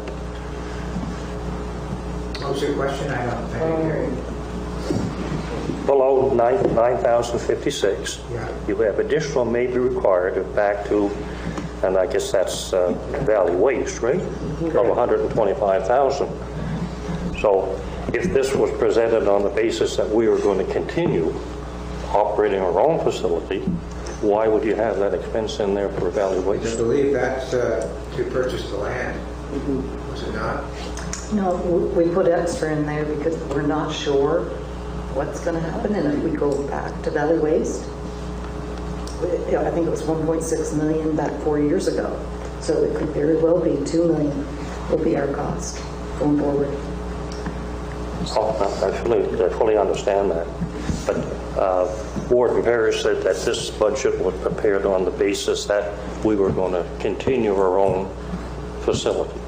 This budget, as I understand it, is on the basis that we're going to continue to operate the waste transfer station in Paradise. Yeah, okay. It's actually both. Huh? We've allowed for both. Why? So how have you allowed for both in one budget? That's my question. Why would you allow for both? Well, maybe Steve can answer that. Well, I think as Holly referred to, we looked at the numbers we were paying in terms with Valley Waste a number of years ago, and we've really just kind of looked forward. And if we move to Valley Waste, we anticipate that the operating budget, or our share of it, may be around the $2 million mark. So we put in a buffer there to allow for that requisition to cover those costs. We don't know what those final costs will be, but we want to put a number in that will at least address it. If it's not that high, it goes into a surplus. If it's higher, we'll have to come back to council for something to come out of the operating reserve, or however you want to finance that. But right now in our discussions, we don't have a firm number on that. Yeah, until there's a new service agreement for ISMA. So, I'm thinking that if we went back to Valley Waste, it would cost us $125,000 a year more than if we operated West Paradise, is that?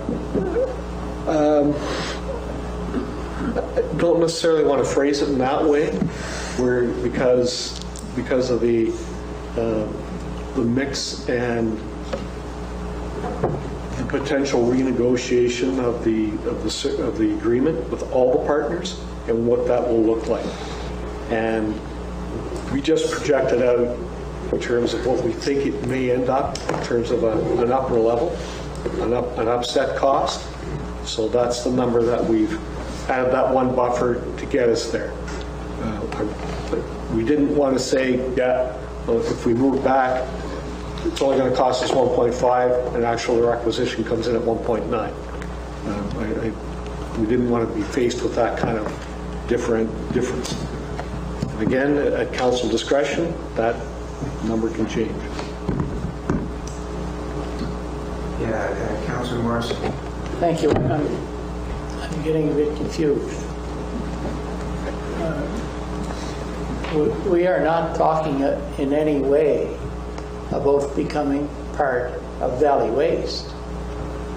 All of our talks have been on establishing another way of collecting our solid waste. Isn't that correct? It's the discussion. We're in negotiations about our alternatives in this regard. Yes. I guess I really don't want to go too much farther on that, to be honest with you. Thank you. Well, we've got litigation. We've got municipalities suing us. We've got Valley Waste suing us. So we've got 5 municipalities suing us. We've got Valley Waste suing us. So we're looking at all of it, and we're looking at I know council had asked us to look at what is our current servicing, what's our current servicing services costing, which is what you're seeing in front of you, and what it would be to go back to Valley Waste. So certainly that's part of the negotiations that we've been involved in. I didn't hear that we were not talking about going back to Valley Waste. I think the direction the council gave us was to look at these options and coming back to the settlement. Otherwise, we were talking huge litigation bills on a continuous basis. I think it would be fair to say that there's all kinds of litigation against this county, and we're trying to resolve it as best as we can. The immediate need, council, is that we're operating illegally at the West Paradise site. And you can't dodge that. We're being sued by the Department of Environment. So we will have to shut it down. And so part of our negotiations has been with Valley Waste on using the Lawrencetown site.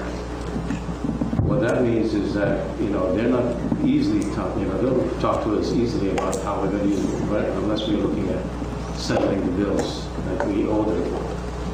It's huge. There's a lot. I don't want to say too much more. Other than to say to you is that we are in violation of have been for a couple of years now, operating on the landfill site. There's no. I think if I could respond to Councillor Morrison's direct question, because we did talk about it when we had our committee of the whole meeting on waste management, that we are discussing going back to using for a certain period of time the Lawrencetown waste management station. But that's different from joining Valley Waste. Yes. We're talking about using it for a period of time, and if we want to join Valley Waste, well, that's a separate issue. Yes. Yes, that's off into the future. We're not talking about that. Yes. That answers your question. It does. So we shouldn't be talking about going back with Valley Waste. We're not rejoining Valley Waste in any way. We are going to, I don't know how to split an infinitive.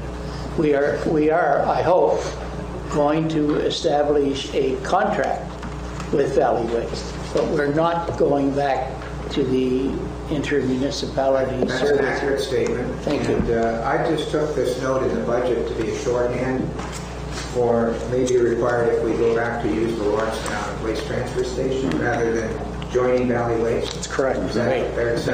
That's fair. Yeah. Great. Thanks. Other questions, Councillor Con? Under E16, 6200, Bridgetown waste contract. So again, has Bridgetown got a separate contract? Yeah, they pay through the community rate for the disposal of their garbage for the community. We tax them separately for that. There's, I believe it's a separate contract with EFR. No, but that's a number that we were fixed with when we took over the town. That's what they said, that you need to requisition for Bridgetown's portion of solid waste. So when we do the review of Bridgetown, that'll be Right. another part of the cost. Right.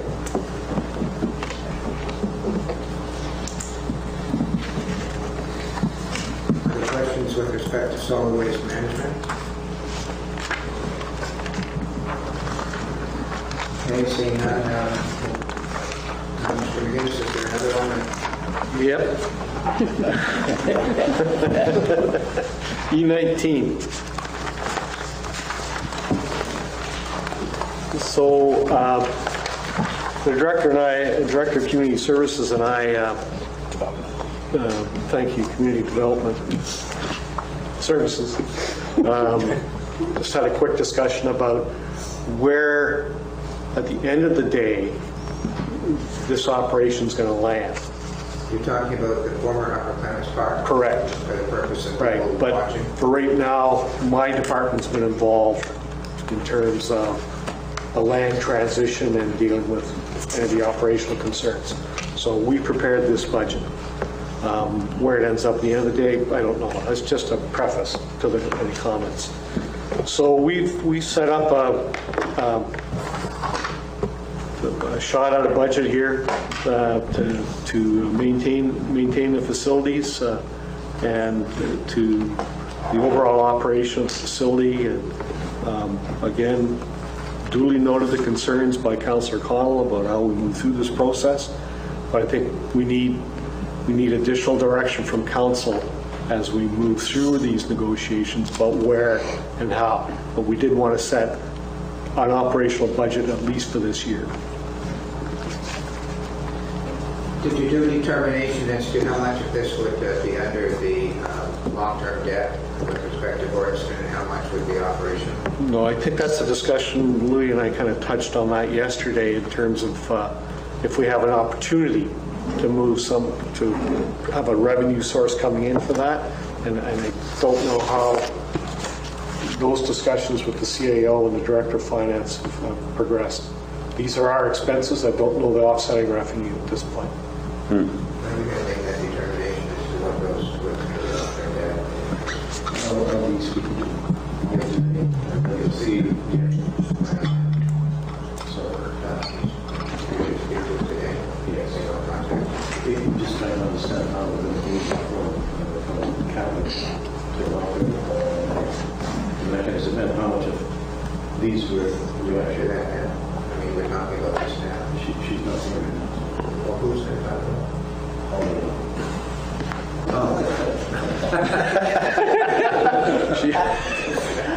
She heard E19 and left.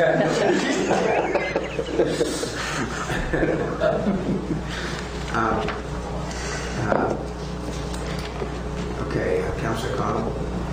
So under E19 6002, when I read overtime hours, overtime wages, my brain kicks in time and a half, double time. Why are we calling this overtime wages? I think that's on the wrong line, Councillor. The calculation that we provided to finance was for 7-day-a-week coverage, I believe 15 to 20 hours coverage per day. And those are scheduled days, they won't be overtime. It's just on the wrong line. Okay, so that was my concern there, is that, like I say, when I see overtime. Yeah, no, I think just got to move up a line. Beyond what a regular hour. Yeah. Under 6470, acronyms don't work well with me. What's WRM? Resource management. Waste, that's the garbage pickup for the facilities. What is it? Garbage pickup, garbage. Waste resource management. Resource management, waste resource management. So we have waste at that? Well, we have staff on site, they generate waste. And it's costing us electrical. Yep. We have staffed buildings there and we have electrical for security needs. Can I pick up on that? Yep. How many buildings? I mean, I looked at that too, $16,500 for electrical. How many buildings are on that property? Yes? I'd say several. However, none of them are insulated. And the one building where the staff are has electric heat. And we saw a huge bump from regular monthly bills to when the cold came in. It's like $2,500 in the electrical cost on a monthly basis. But, There's also, I believe the flume itself has a pump system because there's a water trolley or some sort underneath there where the water has to get pumped out. That transformer system is still running, and that's for safety reasons. oh, why don't you just close it down? I mean, why do you keep running electricity to the flow? For the safety reasons of the safety reasons. That's what I was told that it needed to be on for. I did have it shut off at one point and was told that it needed to be put back on. Because the water levels in the trench system underneath is, I don't understand the flow, but it does accumulate a lot of water and becomes a safety hazard for animals, overflow, property underneath.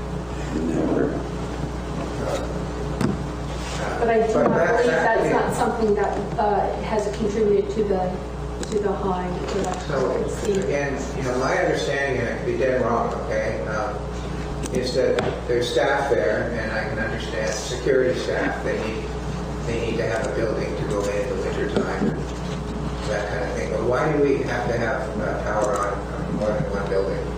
We don't. Majority of buildings are shut off. Pardon me? Majority of the buildings are shut off. All the buildings actually are shut off except for the main building where the admin staff and their workshop buildings, which is not heated. So I still don't know why for one building there's an electrical bill of $16,000. Right. It's uninsulated and it's being heated 24 hours. It's uninsulated and we heat it, and it costs $16,000. Yeah, it's $2,500 the first bill that came in the winter when they turned the heat on. It's expensive. So is that expense? Sorry? They're not our employees. Right. So should that be coming out of the 7.2? Well, is Ms. Orr back? Yeah. She ran.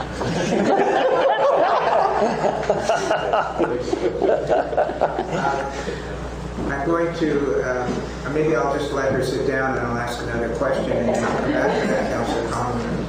Ms. Orr and the CAO will respond to this general question about whether we're paying for what. Is that fair enough, Councilor Conlon? My question, I'll just let Ms. Orr get settled. Have we done a cost estimate of demolishing those chattels on the... We have not. We have? No.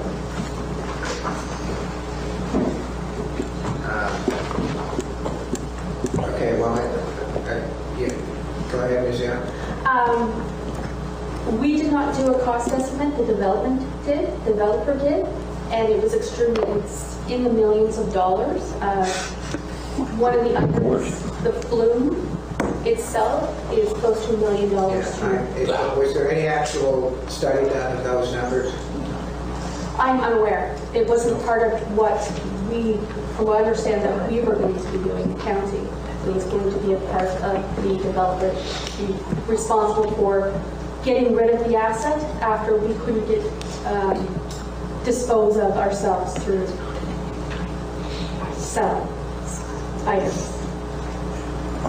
Well,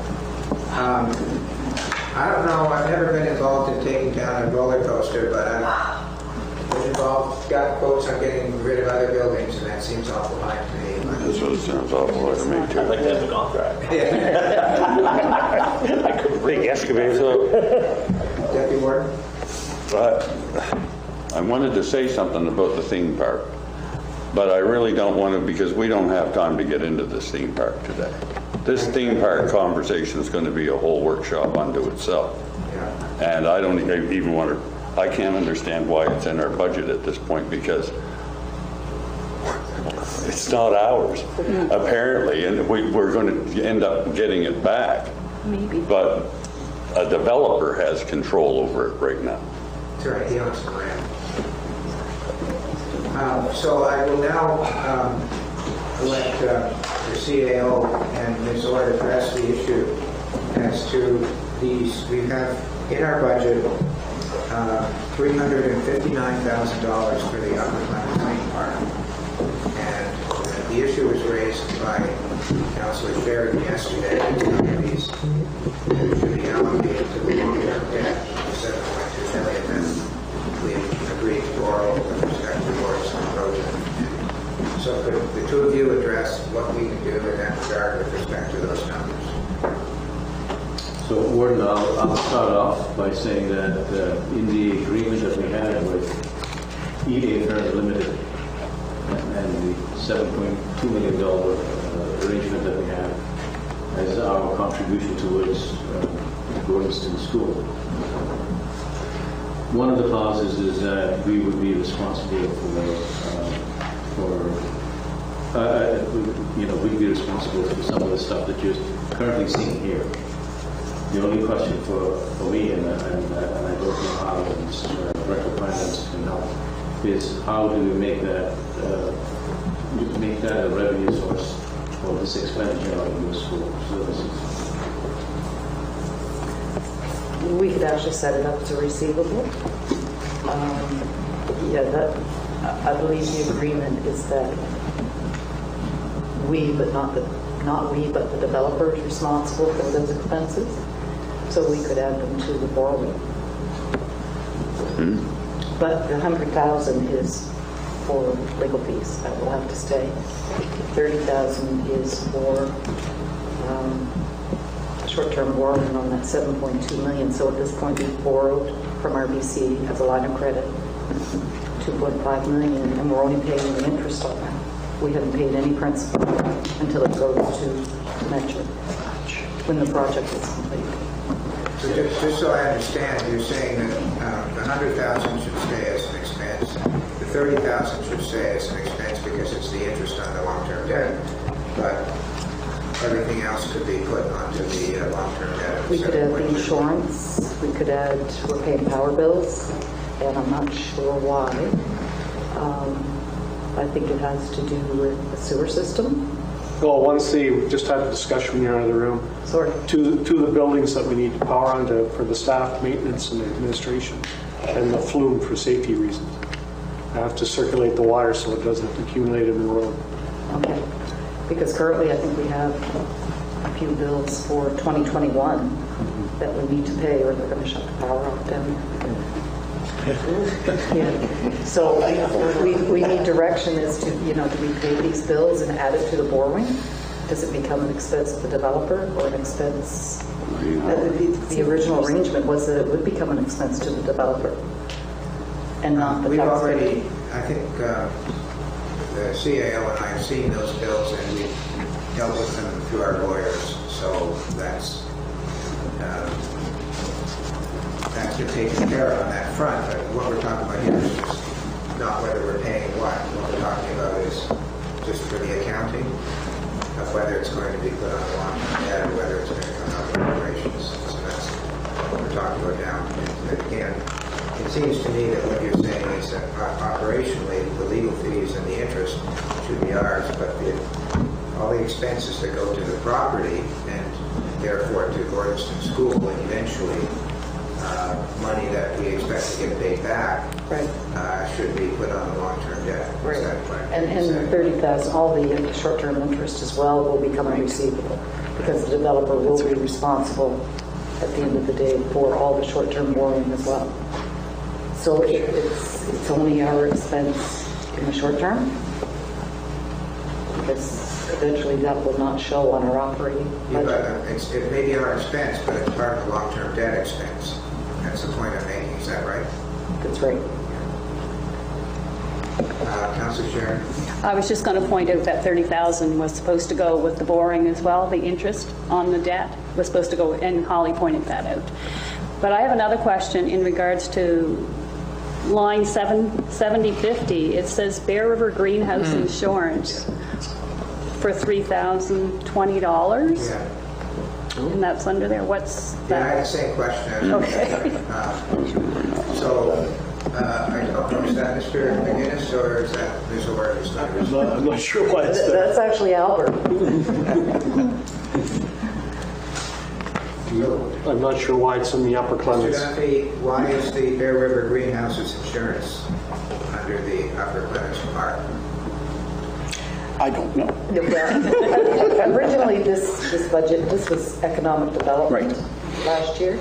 So I've totally taken economic development out of there and just put in the Upper Clements Park. But I wasn't quite sure where to put the insurance because I think that's going to end when a deed is transferred. That's correct. We're just waiting for the new lawyers to come on. We will send that to them for the new deed as per our obligation, and then that insurance will stop at that point in time. I'm sorry, I missed that.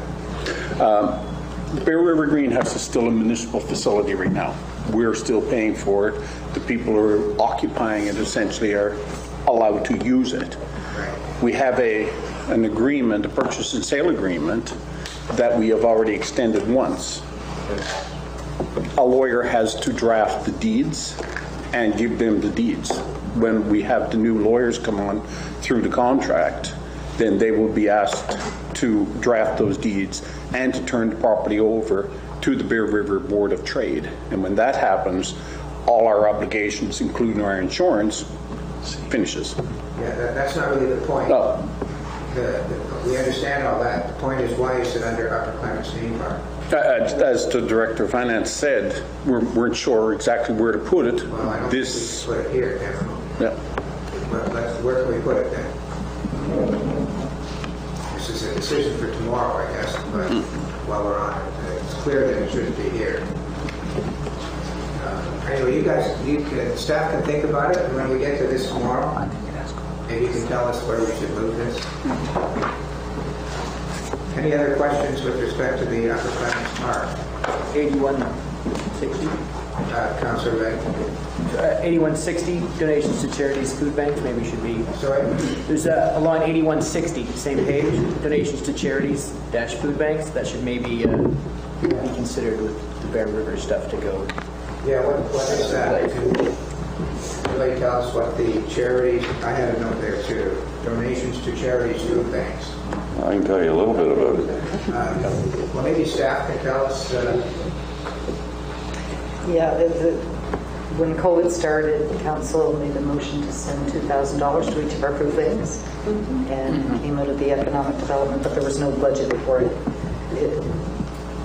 Well, we had $74,000 in our total economic development budget. So Anyway, it's not in the budget for this year, so I guess it's not an issue. What was last year? Any other questions with respect to the Upper Clements Park? Councilor Bartel? Small item, but why is your vehicle? Line number?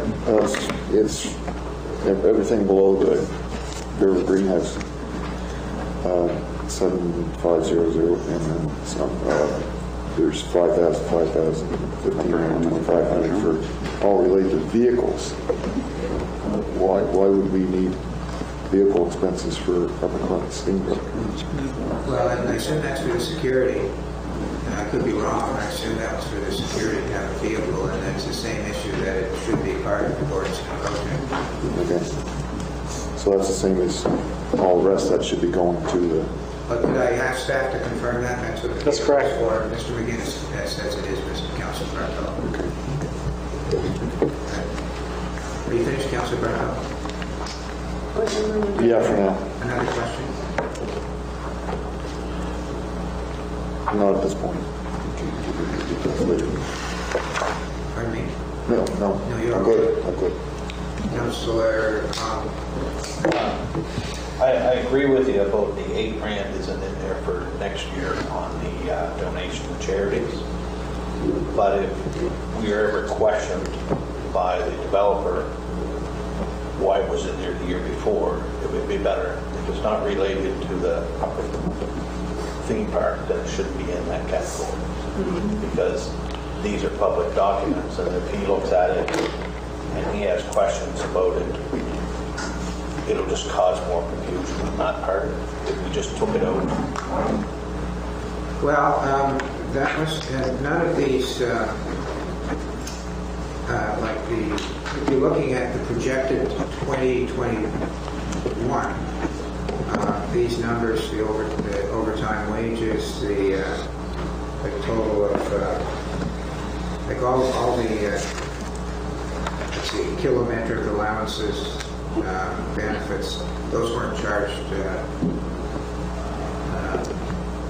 those weren't put into, well, I guess some of the wages were, but office supplies aren't. Donations to charities, that didn't, I can tell you I haven't had a request from Mr. Farron to pay that, so I don't know where that. We can move those out. Pardon me? We'll move those out. It's just easier to put them somewhere. It would just make it cleaner if he did Yeah. that. Take it out. Right. Maybe that entire projected. We'll take that out. Maybe set up the fund. No, I was just comment on food banks. There were 3 within Kings County, and then we also added a 4th, which is the Upper Room Food Bank in Kingston, because we investigated that, and it covers all of District 1, about 60-65% of District 11, and 5 to 10% of District 2. They cover that as part of their catchment. In case someone was wondering, it was a couple of grand, 2 to 3. I believe the one in Nicktown, the 12 baskets, one in Bridgetown, and maybe Annapolis Oil was the other. So that's where the 8,000 came. That was when COVID first really kicked into gear. But we negated, we missed a couple as well. What's that? Food banks. Yes. But we won't get into that. That was a No, long time. that's when it was mentioned there were 3 in the county, but it was 8 grand. The extra 2 was for the Upper Room in Kingston. Well, it's all my fault. We've missed the morning break. Having so much fun, I guess. Time flies when you're having fun. So we're half an hour to lunch, so we'll hold on. Mr. McGinnis, the next, welcome to Councilor Lamont to get a question about that. Yeah, E19, just to verify what was said, are we looking at number 7050 to stay in there as well? Bear River Greenhouse and Food? No, that comes up. That comes out. So most of these down the bottom are coming out? It'll come out. Except for the Upper Clemens Park. The wages are going to come out. They're going to try to hear it. I think they're going to be our page. Okay. Thank you. Okay, Mr. McGinnis. E21. So this is, the majority of these costs are related to recreation, but I do have some staff in there in terms of maintenance. Our vehicles and some staff time for the trail maintenance, vehicle maintenance, as I said. But most of this is related to recreation, and they'll cover that during their presentation. But I do have a couple of line items in here. I'll have a look at them. I was particularly looking at vehicle equipment maintenance, and I mean, we haven't spent the money here. We're looking at 7,500, 7,510, 8,008, and I just recommend the council that we don't really play with those numbers. It's for maintaining the vehicles. We don't have a lot of money for maintenance put against those vehicles. I think that's primarily just fuel that we spent on this year, but if we have one repair or a new set of tires, it'll bump those costs up. So we just leave those, with council's approval, just leave those line items as is for this year. When you put this in front of us, are you talking as well on the next page, 22, or is that going to be a separate issue? That's the Bridgetown Sports Hub at Raven Haven. Yeah, there's a mixed bag in there too in terms of our maintenance staff and programming staff. If councilors have any questions about those as well, we can raise them. Under the, Councilor Sherry? so under the recreational services, the very first line under salaries, it's increased, or the second line, sorry, it's increased 22,000. It was 5,000 budgeted last year and an additional 22 this year. What line item was that? It's 6001, second line in, E21.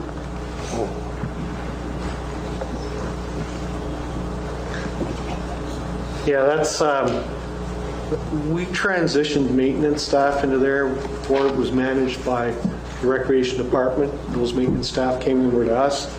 So I think we've kind of got a more accurate number of how much time we spend on staff time for maintenance over the last 2 years. It's been about a 2 or 3 year switch on that. And we've, again, with council feedback and public feedback, we're into a more routine maintenance activity for all our trailheads, all our outlying parks on a weekly basis. So we do spend more time, and we had anticipated it earlier at the $5,000 for weekly checks at all our trails, and that's where it adds up, and a trail patrol for each of those areas, or the canoe launches, or whatever. Pardon me? And yeah, but that wouldn't show up. But so that we've increased that budget to allow for that expense.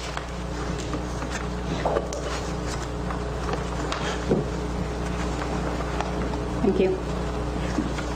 Councilor Khan? So again, that just reassures me that we should be working with community groups. If we're paying staff just to go walk those trails, here we're reporting to council that everything's okay. I mean, we're spending valuable time where maybe a community group could do it. Yeah, and those are absolutely the service level discussions that the council will have in terms of those, but we get fairly constant feedback from users about trees down or litter or whatever. And so as opposed to reacting, we just do a routine check on a weekly basis. Try to get out to all of them. And my next question is that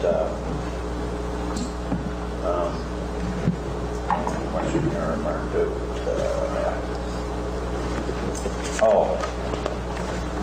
Why would we identify Bridgetown soccer club grant? I guess that's something that's folded, so that would come out of the community. Right. Correct. So why wouldn't they be, I guess after this year, they have to apply through the grant system, same as everybody else in our county? I guess so. That's not my bailiwick. That's over to community development. But I guess during the review of the Bridgetown community rate, that would be brought in. I'm assuming it will. Correct. Yep. Would that not relate to the old soccer field? Sorry, what's that? Do you have a question? Yeah, just on what Councillor Connell was asking about the Bridgetown soccer field. Would that not relate to the old soccer field? The smaller one? And we'd have to look into that, Councillor, in terms of what, I mean, we haven't lost a soccer field. In fact, we've gained one, possibly two, depending on our relationship with the school board. yeah, but there was two that disappeared though. Yeah, but we've got them back. Yeah.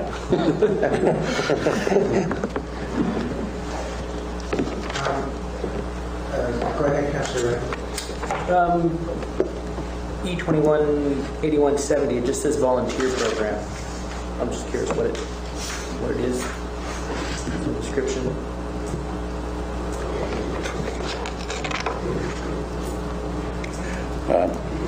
That's something we get into, but that's volunteer week. Okay. On page E22, there's the Bridgetown Regional Sports Hub Park. And the bottom line is $71,000. And, you know, I was kind of surprised at that. It's an artificial turf field, is it not? Correct. And I know there's some grass between the field and the hut and the road. But So we budgeted $11,000 for water? Yep, What's the water for? to make sure it stays green. Pardon me? Make sure it stays green, the fields that are not artificial turf. As was referenced in earlier discussions about the dry season we had last summer, we spent quite a bit of money and quite a bit of time dragging hoses around that site. And I think that's an oversight again on my part. I meant to bring a project for installing an underground irrigation system, which was eliminated from the original construction. But during that six weeks of extremely dry weather, we had staff on there daily. Really? Yep. And so it was the staff time plus the cost of the water, which we metered. And what's the grass area used for? Well, one is the smaller soccer field to the north, and then all the grassed area to the west of the artificial field, and the green areas to the south of the artificial field, as well as the boulevard up against Fay Road. And what are the operational materials and supplies?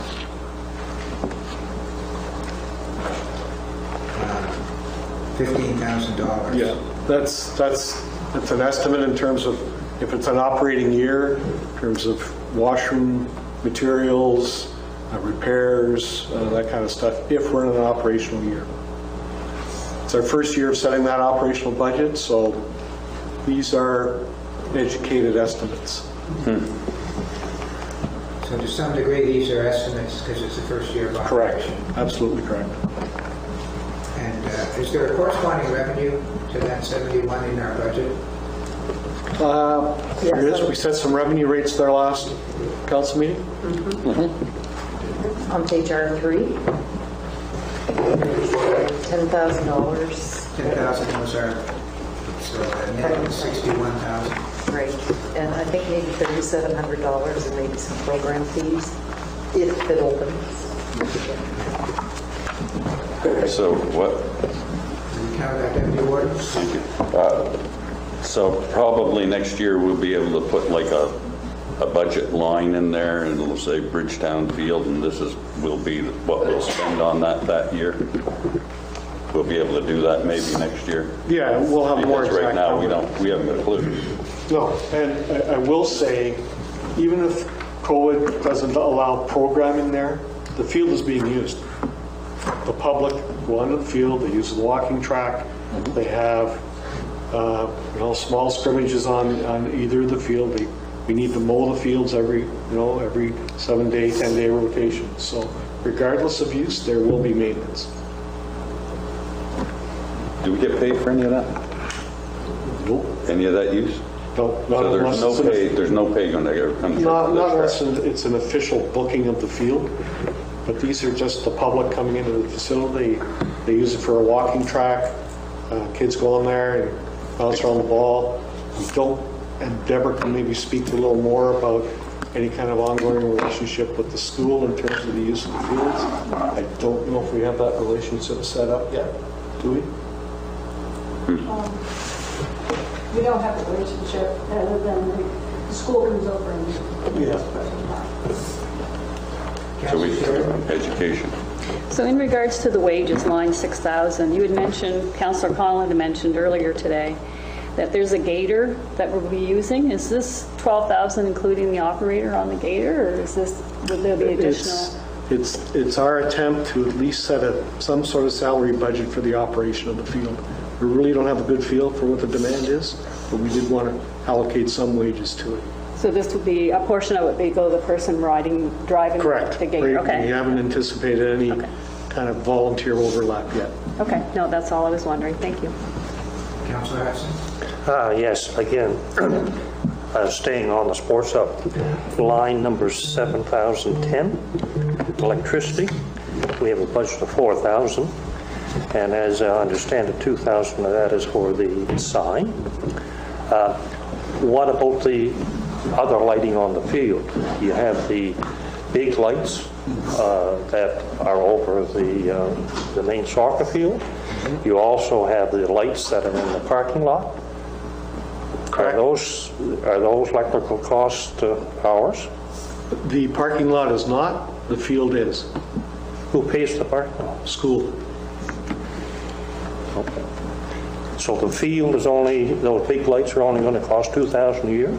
That's our attempt at an estimate. We don't know if it's going to be used, especially in the summertime when we have, and soccer usually happens within the school year, and we get a lot more daylight, and so it's just our first shot at the budget.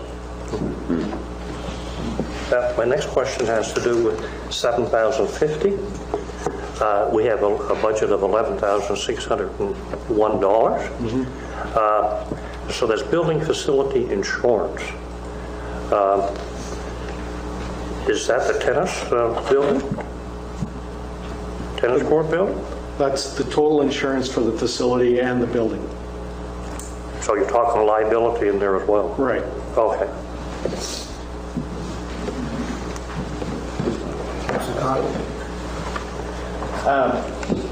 I have the same concerns about the water, 11,000. I realize it is our facility, but I also realize that the sun comes out in summer and dries up everyone's lawn. We put water restrictions on Margarettsville. We do all this, but we're more than willing to keep the Bridgetown hub super green. Like what happens to the Lawrencetown softball field and the other fields in our communities that people use that don't get any water. So why are we spending that type of money when we go through a natural life cycle of our lawns drying up and everything else? Is it necessary to keep that green? Well, we spent that amount of money because it was new sod this year too, when we had to keep the water up. I think if, I'll bring it back when we have the next round of capital discussions about an estimate for a sprinkler system. It should reduce certainly our manpower because it'll all be automatic, and certainly our water use. Just from an operational point of view, it's easier to maintain the field if it stays slightly wet versus letting it dry out and then trying to bring it back. Those are service level discussions that council can have. Secondly, the facility was turned over to us. I will say there were a lot of eyes watching that facility, and we made the decision to make sure it stayed green while our first year of operation on ownership took place. And there were eyes within the municipality and above watching how that field was maintained. Because we went through a bit of a dog and pony show the year before on some fields drying out. And I understand new sod needs to be nurtured. Yeah. But I'm not happy with spending $11,000 of taxpayers' money keeping one area green in our county and everybody else is out of it. I mean, we got other soccer fields, we got ball fields, we got community halls that the grass goes dead. You know, we have all these areas. We have all kinds of green spaces. I'm sure you don't run down and water the green spaces that we like to call green. So I'm not very happy with the level of water that's needed for that area at $11,000. Well, tomorrow, if you want, you can make a motion to reduce that in the budget. I think that's the way it's supposed to work as we go around this. Any other questions? This is also including Raven Haven in these pages.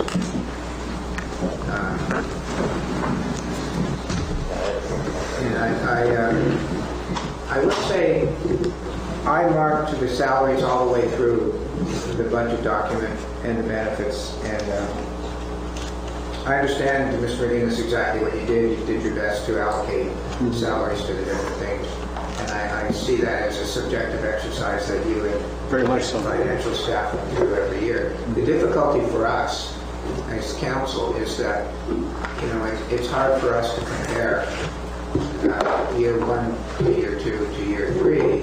If each year you go through and subjectively say, well, we spent a lot of time here doing this, and you know what I'm saying? Yeah, and I try to keep them fairly level, except for salary increases, contracted increases for unionized staff, because of those bumps and fluctuations.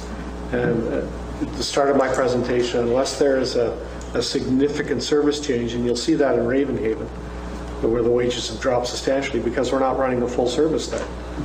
So a projected service area drops, so we make the allocation accordingly.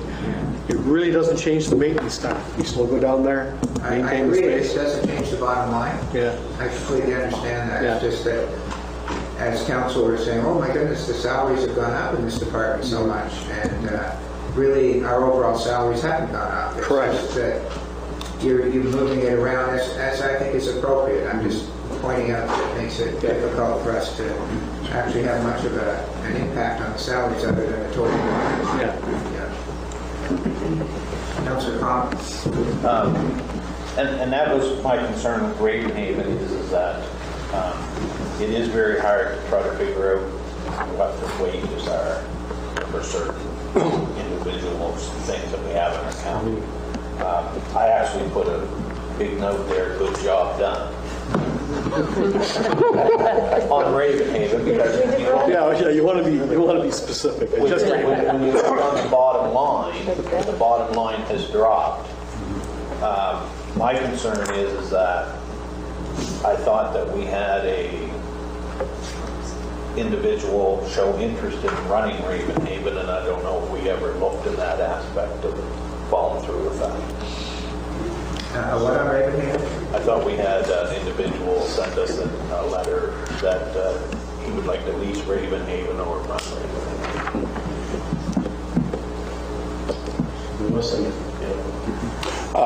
Thank you.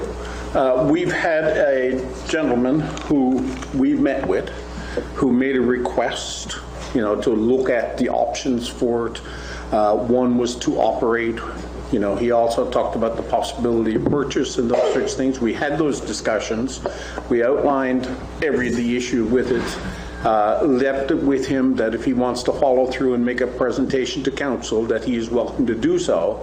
But we have not heard back from that individual again since. So I'm essentially just waiting for the individual to come back, and if he wants to make a presentation to council, then that's what will be asked to be put on one of your agendas in the future.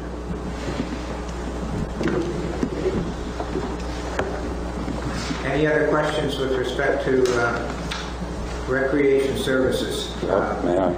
No. Yes, go ahead. Thank you. I just wanted to make more of a statement. Ravenhaven needs work.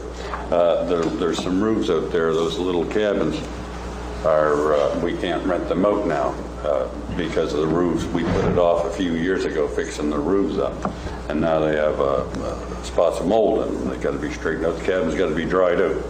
But back to Ravenhaven,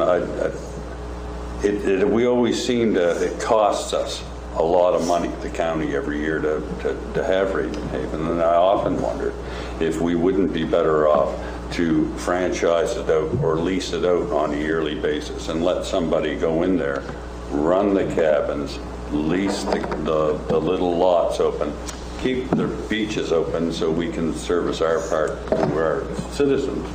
But actually, and probably give us a couple of $1,000s a year for having the ability to run it and run the canteen on their own, rather than us subsidizing Ravenhaven year in, year out. Thank you. I would think that, if in fact you felt that was the right way to go, that you could ask staff to have a report. We can discuss that in council some other day as to whether that's better or worse. Yeah, thank you. Mr. McGinnis? Just want to comment on the repair. Those repairs were undertaken. The roof was repaired, replaced, and the mold was dealt with.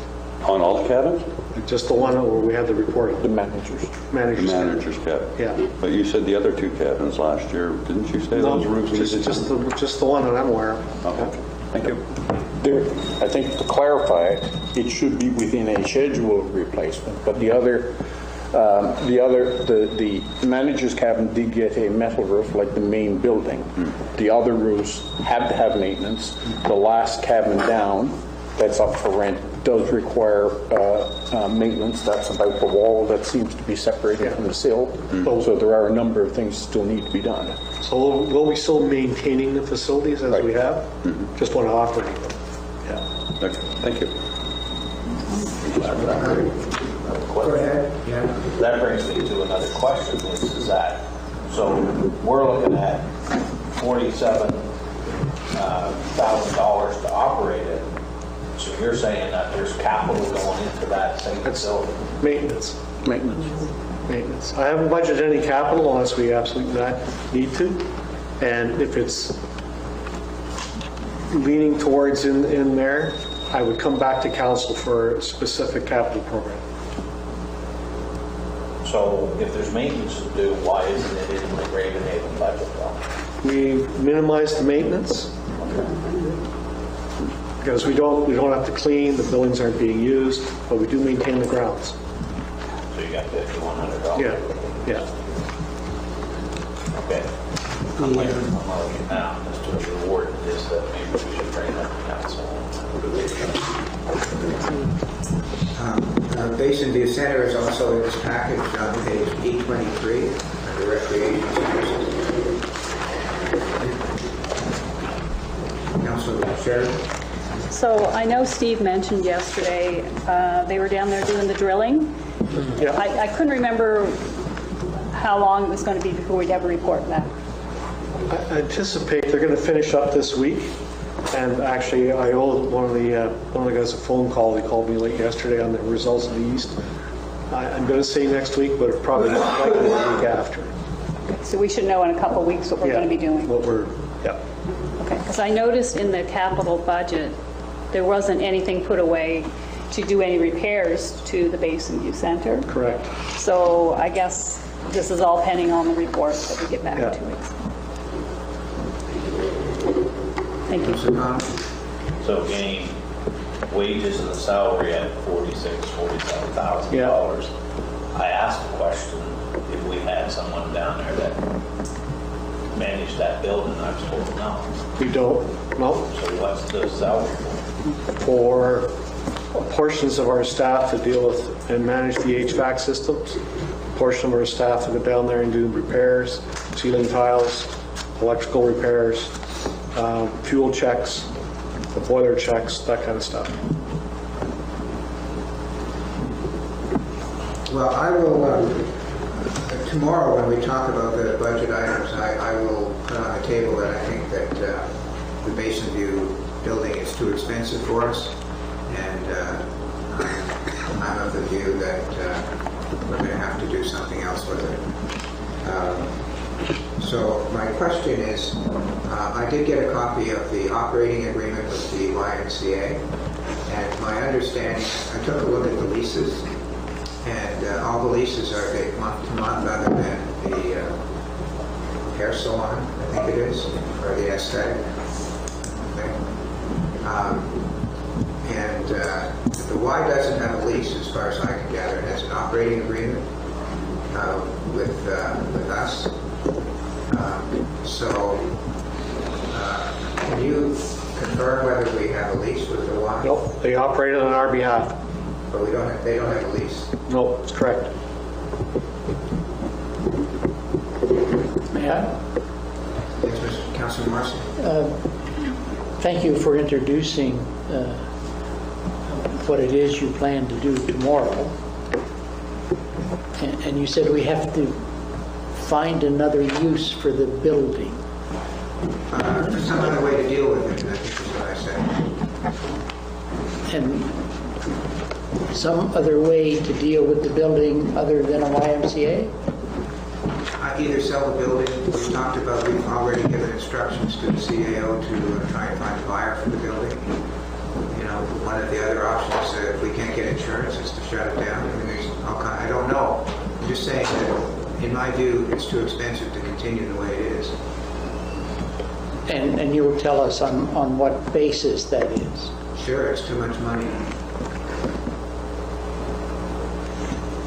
I asked you at one time what your long-term strategy was for the county. and you said to save taxpayers' money. If we wish to save taxpayers' money, we buy a big tent and we operate inside the tent and we tell one another what good people we are. We haven't chosen that. We've chosen to try to be caring and compassionate. And if an argument is simply something costs too much money, I'd like to know what the basis is, and it probably, if your hope comes true and we find some other way to run the building, we may end up without a grocery store, without a YMCA, without the other services that are offered there. And I'm quite surprised that this item is going to come up tomorrow, and you will be offering a motion on which we will be expected to make a decision, bang. I'm very surprised, but we'll deal with it tomorrow. Thank you. Any other comments about Basin View or any of the other recreation services? Councilor Reddick? 2019, we had a report from Digicon, and they went through and identified a lot of problems with our ventilation and heating system. Correct. I was understood that that report was actioned. Some aspects, correct? Yeah, so did we see, from the report it sounded like we should have significant savings to electrical and heating. Are these... Haven't seen those yet. I think we have other additional items in terms of loading and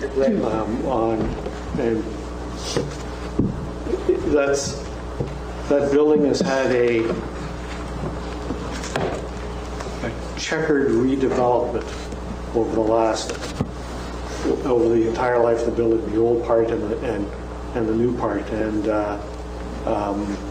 it's created some challenges that were identified through the Digicon in terms of that loading, in terms of proper metering of individual lease spaces, which change as walls move.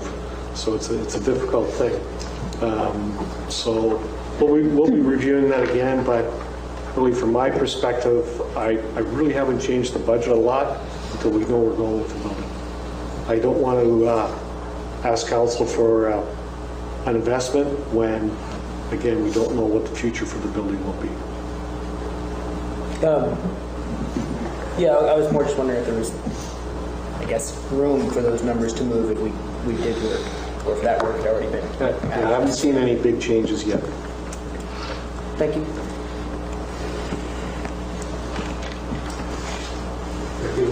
Thank you. On the last thing, 8110 contracts, deficit contingency fund EY. So I know we give them the line above the $50,000 a year to operate it. So what's this deficit contingency fund EY, $182,000? Is what I'd like to know. Loss. Who's going to respond to that? I see Mr. McGinnis pointing somewhere. So I've included from the YMCA budget with this package, and it shows their deficit is going to be $182,000 at March 31st, 2022. For what? So we pick up that We deficit? pick up any deficit that they have. But the only reason they have a deficit is because we charge them 53% of the electricity and the heat from that building, which totals about $150,000. So on the revenue side, you'll see $150,000, $148,000 of revenue that will come in to offset those costs. But then we cover their debt, creates a deficit, and so their deficit would only be probably $30,000. If it weren't But we for- take money from them for Heat. further. Heat power. heat and power. That's the only thing we take money. Right, we don't charge them, they don't have a lease with us. Yeah. We give them money. Right. Thank you. So we pick The bottom line is that it costs us, after we bring in what they pay, it costs us, I think we figured the other day, about $600,000 a year. Right. The net cost. And that's not counting any capital costs. Right. Thank you. Any other questions? Okay, Mr. McGinnis, are you done? I'm done. That's just little things. I will say to council, generally, in the past 10 years, I have the pleasure of always being last. And this year I've been first both days, so I appreciate it. What's the good book say? The first shall be last, and last shall be first. I want to thank Mr. McGinnis for his presentation and everybody else. So I will entertain a motion to adjourn for lunch.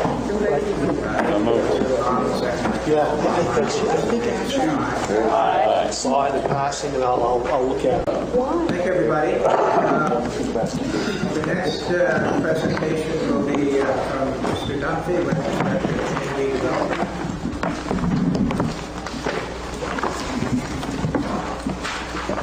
Hello. Okay, so community development, not community services, as some people like to call it. There are a number of services that are dealt with. One of the ones I want to talk about first that's not on this list is reception service, because we're responsible for reception services in the Lawrencetown office and the Bridgetown office, and I'm already one person late in the Bridgetown office because they transferred into municipal operations. So how it's going to be handled when COVID opens up the offices again, I'm not exactly sure what we're going to be doing there. But the main things on the reception services for both, of course, is, there's a lot of phone calls, there's a lot of mail, there's a lot of payments, tax payments, dog license, fines, all those kinds of things are covered by reception services. The other one I wanted to make mention of as well is records management. It's not listed here, but records management is a function that council has a policy on records management. And to give you an idea of records management, for my department, we have somewhere in the order of about 11,000 records. The municipality is not an electronic database. It is a paper-based system. That's why I said every building permit generated is a separate record. Every development permit is a separate record. Every land use bylaw amendment is a record. And it totals somewhere around 11,000. So I just wanted to make mention of that as well. Main areas of service, of course, are land use planning. That's me. Development control, which is the approvals of development permits if a municipal plan and land use bylaw is in place. It also is the approval of subdivisions. Civic addressing and GIS, building inspection, fire inspection, recreation, heritage property program, and the municipal grants all fall under my department. So in terms of land use planning, there's a number of things with it. Of course, there's three basic, if we stripped away everything else there's really three primary functions when we talk about it. It is policy research and formulation, which essentially means we undertake any studies that are background to developing a municipal plan and land use bylaw. Policy review, that's reviewing the existing plans for proper functioning, and it may be amendments to an existing municipal plan, like a land use bylaw amendment, a municipal plan amendment, or it may be a development agreement or a subsequent amendment to a development agreement. The big part of my job, of course, is public consultation. I have to set the prerequisites to ensure that the public is there and available, that the ability for the public to participate is there and available for them. And that would be a requirement under the Municipal Government Act that if there's any type of amendment, any type of planning document, when there is a change, it must go through a public consultation process, and that is firmly dictated by the Municipal Government Act. And yesterday, I believe the CAO asked that we identify mandatory ones. Right now, in land use planning, it is mandatory in the sense that you have municipal plans. It is not mandatory to have a municipal plan, but as I said, and we'll talk about a little later on, the province is requiring minimum mandatory planning. So planning function then, by December 2022, will become a mandatory service of the municipality where you must have to do it. So, main thing about it is you'll see with a lot of the staff that I work with, there are professional certifications.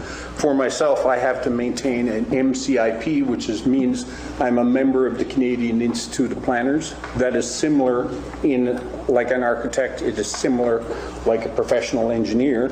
LPP means that I have to have a license to practice planning in Nova Scotia, and that's the licensed professional planner certification that I hold.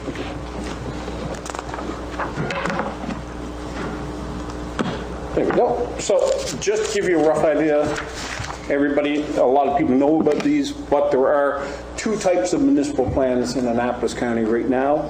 Those are development plans like the East End Plan, the Annapolis County countywide plan, but it only regulates wind turbines.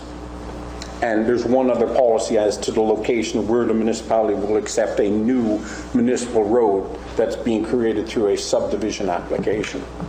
Upper Clemens, Cornwallis Park, Bridgetown, Granville Road is the one that we're currently working on right now. The other ones are primarily not development plans, but they're for the protection of water supplies. And that would be Lake Katy, Lawrencetown, Bridgetown Water Supply. And Bridgetown Water Supply 1, by the way, we have rescinded it because it was Crosskill and Foster Lake.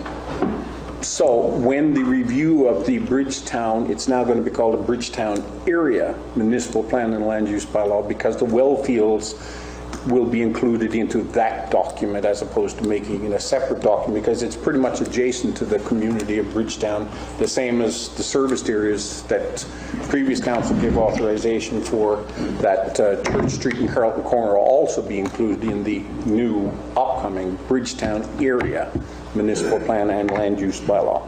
And of course there is the Annapolis County Subdivision Bylaw, which all municipalities have subdivision bylaws, and we have a mobile home park bylaw as well. So, when you adopt a municipal plan, you have to have a development officer. The Annapolis County, as I said, has a Annapolis County subdivision bylaw. The Municipal Government Act requires that this is a mandatory thing, that municipalities, council must appoint a development officer to administer the land use bylaw. And I'll remind council again, administer means to approve, not approve, but if there's violations, that's why we keep coming back to you guys, because we have no enforcement abilities. That is different from building inspection, and I'll get into that later on. Statutory role, as I said, is Municipal Government Act is under 243. Give you a rough idea as what we're looking at right now in terms of land use bylaw. We have approximately 102 permits being issued a year. When the countywide plan come on, we're guessing that development control just in municipal plans, municipal development permits, we're gathering that it'll be somewhere around 350 a year will be the difference. So it'll be on the line with what you see for building permits. So a couple of the other things in land use bylaw, of course, every time you develop a plan, you have to have investigations for any time you get into people who may be violating it, so we call it an infraction. Main other parts, of course, every time a property transfers, there is a zoning certificate. Lots of lawyers ask for it. They seem to be becoming much more popular. People can buy a property, by the way, without having their property surveyed. That's a choice of the purchaser. They can ask for a zoning confirmation certificate. It's a choice if they want to get one or not. A lot of times the real estate agent will call up first and say, what's the zoning of this property? So it's one of these things that is not required, but we still make provisions for it because there can be quite a few zoning confirmation letters and such developed throughout the year. The main thing about development control, as I said, there's a lot of actors in this type of stuff, everything from technical and legal information, which goes to council, committees, staff, lawyers, real estate agents, and public. And of course, I didn't include a lot in there about other government departments because we liaison with the Department of Environment and Department of Transportation on a regular basis when we're doing subdivision approvals, for example. The main part about it as well is that every time that there is a municipal plan, a development officer and a planner may have to go back and defend those decisions in the Nova Scotia Utility Review Board or the courts if necessary. Again, a development officer is a member of the Municipal Development Officers Association of Nova Scotia. I mention those, by the way, because a lot of the training comes from those associations as well. So civic addressing is the next one. That is Cheryl McIntosh. She likes to hang around in the basement of Annapolis Royal. Pop down anytime to see her. The main thing about the civic addressing database is to ensure that civic numbers are assigned to new buildings or workplaces. It's a database where people use it further out for mail delivery, utility hookups, road naming, civic numbers, and such like that. The other function that she contains is a digital database, which is, a lack of better words, Annapolis County, meaning a geographic information system. So what she does is every time you get a map, the chances are likely Cheryl McIntosh touched it and created that map for you. So all of your maps are digitally produced, and that'll be zoning maps, property maps, marshlands areas, water, sewer, streetlights. So she deals a lot with the public, and she deals a lot with other departments as well. One of our big projects that we work off to the side, and you've seen her come to council every now and then and ask about the discontinuous roads. One of the other ones that we have coming up is, or I should say, she also deals with community boundary adjustments. One of the things that we want to try to get on, but we've been held back because of COVID, was a signage project, which essentially is there's a multi-use trail location. If you think about the one that goes east-west, they've got very good signage on that one. But when you go north-south, from Annapolis down to, say, New Germany, it's very hard to tell exactly where you were because there is no signage, there's no nothing. And one of the things we were going to hope to do is meet with that group and use some of the civic addressing money. Now, in terms of where does that come from, every time you pay a bill, you'll notice that there's a charge for your telephone. That civic addressing, that goes back to the municipalities, and Cheryl has about $7,200 created every year through cell phone bills or from telephone bills and stuff like that. That money is there to be used for the civic addressing. If it doesn't get used, it's flipped over at the end of the year into, what do we call it, Holly? Operating reserve. Operating reserves.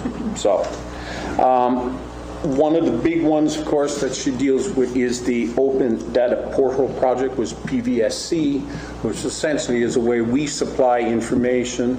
Property Valuation Services then in turn puts it on their website and it makes it available so people could go in and look at zoning, you know, across the province if all municipalities participate in that program. One of the big ones where council really sees a lot of her work essentially is in the municipal district boundary review. When it comes to elections, all of those boundaries have to be reviewed at that time for consistency, for numbers of people, communities of interest, those sorts of things. And I said it before, I'll say it again, is she can create any map you want. That's really what it comes down to, and she usually does. It's a very integral portion of the municipality and how we operate. She is also a member of the Atlantic Association of Planning Technicians. Building inspection. We have 2 staff in building inspection, and that would be Russell McIntosh and Danny Wright. Both of them are certified building inspectors at a level 2. Their purpose, Annapolis County has an Annapolis County building bylaw, and their job is to administer that bylaw. Their main function is to ensure compliance with all the codes, the regs, and the bylaws, and it's also related to the national building code and the provincial building code. Give you a rough idea of how much time, they are looking at somewhere around 1,300 inspections a year. Why do I say that they're only doing about 340 permit applications? Because like if you're building a house, is it 7 or 8? 7 inspections have to be done when one house is being constructed. So that's where the numbers blow out, because we talk about the number of applications for new things, but there's 7 inspections for each new house being built. To give you a rough idea, permits, building permits and such are required for all new construction, structural components, or if the value of the thing is worth more than $5,000, a building permit is required for that.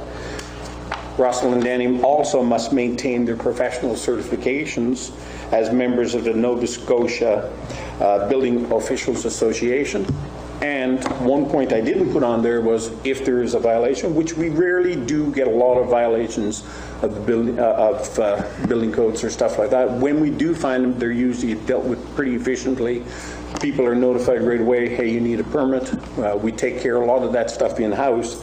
But on a rare occasion, a building inspector may have to go to court, or they may have to go and justify at the Nova Scotia Building Inspector's Appeal Form, which is based and partly about their association. Fire inspection is another function that both Russell and Danny look after, and I've given you a number of the policies and bylaws. So one is called a system of fire inspection policy. Right now we have about 650 buildings, I believe, in Annapolis County which require fire inspections. They also have the opportunity in between. Fire inspections are done on a rotational basis depending on the type of use.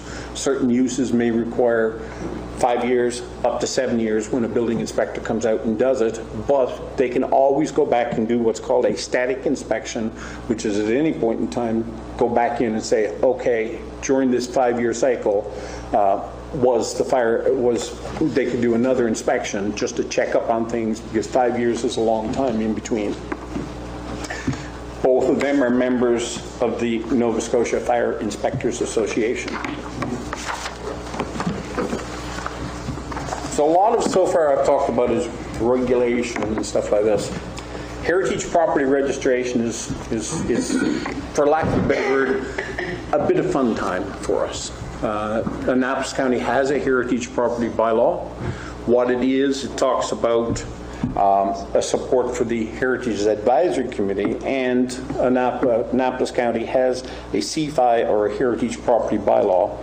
So what requires there is that we maintain the Annapolis County Registry of Municipal Heritage Property, and that's the physical files, a record, and registry of deeds documents, which essentially means if council decides they want to include a building within the registry, then that documentation of a notice of recommendation, notice of registrations are filed in the registry deeds against the property, so all can see in perpetuity unless council takes it off the registry list.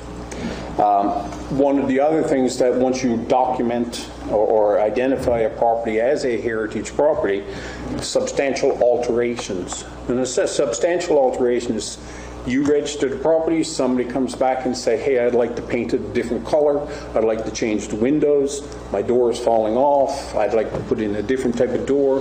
Those types of things that apply to the exterior of the property, each one is required to be reviewed like any other permit application. But the difference with those ones is that we have to ensure to the Heritage Advisory Committee, which makes a recommendation to council, that the architectural integrity of the property is preserved, which means maintaining the heritage character-defining elements of the building or place. The reason why I say building or place is because you can register streetscapes, you can register an individual property. On that property may be an 1840s house.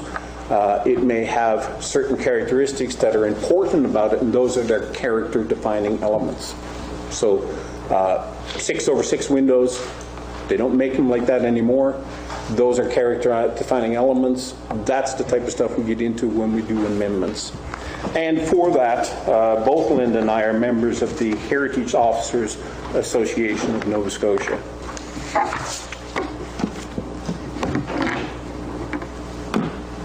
Municipal grants. You've all seen these types of things, but basically Nancy Chisholm is the one who provides all this background information, keeps track of who's applied, who had it last year. Then at the end of every year, we put a notice out on the website, and is usually advertised in the newspaper as well. This is what council gave money away last year as a grant. And in this case, you'll see that there's a number of them from the AM 14.9. There's a list there of what follows under that policy. There's also the community contributions, which is the 1.411, and that one would be the annual ones to various charities like the Trans-County Transportation Society, VON, Search and Rescue, and such like that. There's also the policy 1.4.3, which is to administer the harbor grants policy. And the last one, if you recall, and we talked about it a bit today, and the CAO introduced this one where the town of Middleton and town of Annapolis Royal was looking for a slight increase of what they were asking for before. That is under that recreation facility grants funding. Okay. So, recreation is also in community development as well. Recreation has 3 staff members. It is Deborah Ryan, Nancy Bartow, Nancy Chisholm. And as you notice, Nancy straddles that one also, as I said, for municipal grants. The simplest way we describe recreation, it is not a mandatory service. It is a service that council asks for to do extras with. The best way to describe what a recreation service is, I like cake. It's great to have cake. But what's even better about cake is when you put icing on it. And that's effectively what we're looking at with recreation. You have a community, you have a park, but what the icing is the various other things that comes along, like the walks, the inviting the public to come out and participate in all that Annapolis County has to offer. It is those extra programs and services is what recreation is all about. It makes the icing on the cake. So a couple of things that we want to talk about in terms of the primary functions. I wanted to give you a nice simple illustration because I like cake. But these are the types of things we talk about is community development and cooperative functions, which means they're working with others to identify and create recreational programs, projects, and linking funding opportunities. The other one is area and facility development, which is the planning for future needs of parks, open space, and facility improvements. And as I said, we've all heard about the active transportation plan, about keeping people healthy, getting them out, moving, walking, and these types of things. There's also the other function, which is the marketing and promotions, which is communication, education, promotion of recreation program, parks, and recreational opportunities. Steve had mentioned one this morning. You have one coming up at Old Mill. It is another walking program, and it's been advertised as such. A couple of the major programs and projects include the school hub scheduling of how to use it. That's a big one coming. There's after-school programs. There's Bike Week. There's the online presence that we've been working on in COVID times. Geocaching, the fall and winter hiking series, winter active, canoeing, canoe, personal flotation device, and sports equipment loan-out program. So when you've seen in summer or the winters, for example, if somebody wants to borrow a pair of snowshoes, that is through that department. There's the Annapolis County Fun Day, Annapolis County Fun Run, and the Bridgetown Triathlon. There is more than that, but I want to give you a sense as to how many types of things and programs recreation gets into. Louis, did that change? I can't see up close and at the same time without changing glasses. We need to. You're fine. Yeah, you're right. Okay, I'm on to the next one is major publications though. It hasn't changed. No, we didn't. Good. You gotta use the Next clicker slide. box. Have you went there? Must be. Oh, no, we lost it. Dave. DVD clicker box.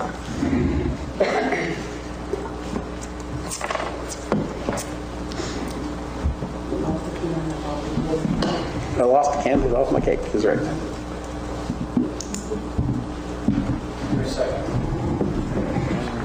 Oh, thank you.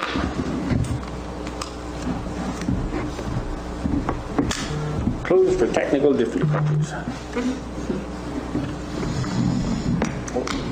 Back.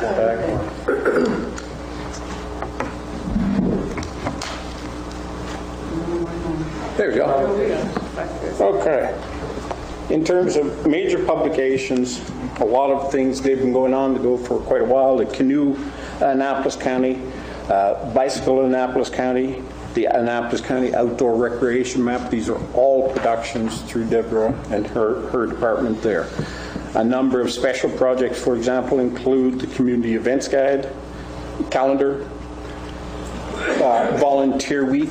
In previous times, we've done a thing called the Warden's Walk, the Annapolis County newsletter, which you'll be seeing soon, recreation facilities operating agreements, and a listing, and municipal services also give you that same sort of a list. These are the number of the municipal recreation parks and facilities, and there are quite a few, quite a variety. Everything from walking trails to boat launches. Okay. Departmental challenges. Staffing. In terms of numbers, in terms of retirements and those sorts of things, as addressed, you're going to hear it as a common theme. All the staff are getting up there. Building inspection, I think they're a little older than me. When we start going into the Annapolis County minimum mandatory land use planning, there is a requirement that you have to create a planning department. You need it. I have been the only planning department, and my time is quite severely split all over the place as a director of the department. I really can't write a plan, develop a plan, and keep all the existing area plans up and running at the same time. That's why I said there is a number of cases where we have to create a planning department to support that. All you have to do is look at other municipalities that have countywide plans. They've got much bigger planning departments. The COVID challenge is one of the big ones we wanted to talk about as well, is that we had to find a new way to work, especially in recreation, for example. And what we did is, we moved away from a lot of the online. We're slowly starting to come back into walking programs and these sorts of things. But over the time, you've seen things like Recs in the House. Those are programs where we try to involve kids and stuff like this through the website, through Facebook and such like that. Volunteer Week is another one. It had a substantial change. You'll notice that it's reflected in the budget when we get into the expenditures of how much it costs to do it in person as opposed to doing it virtually.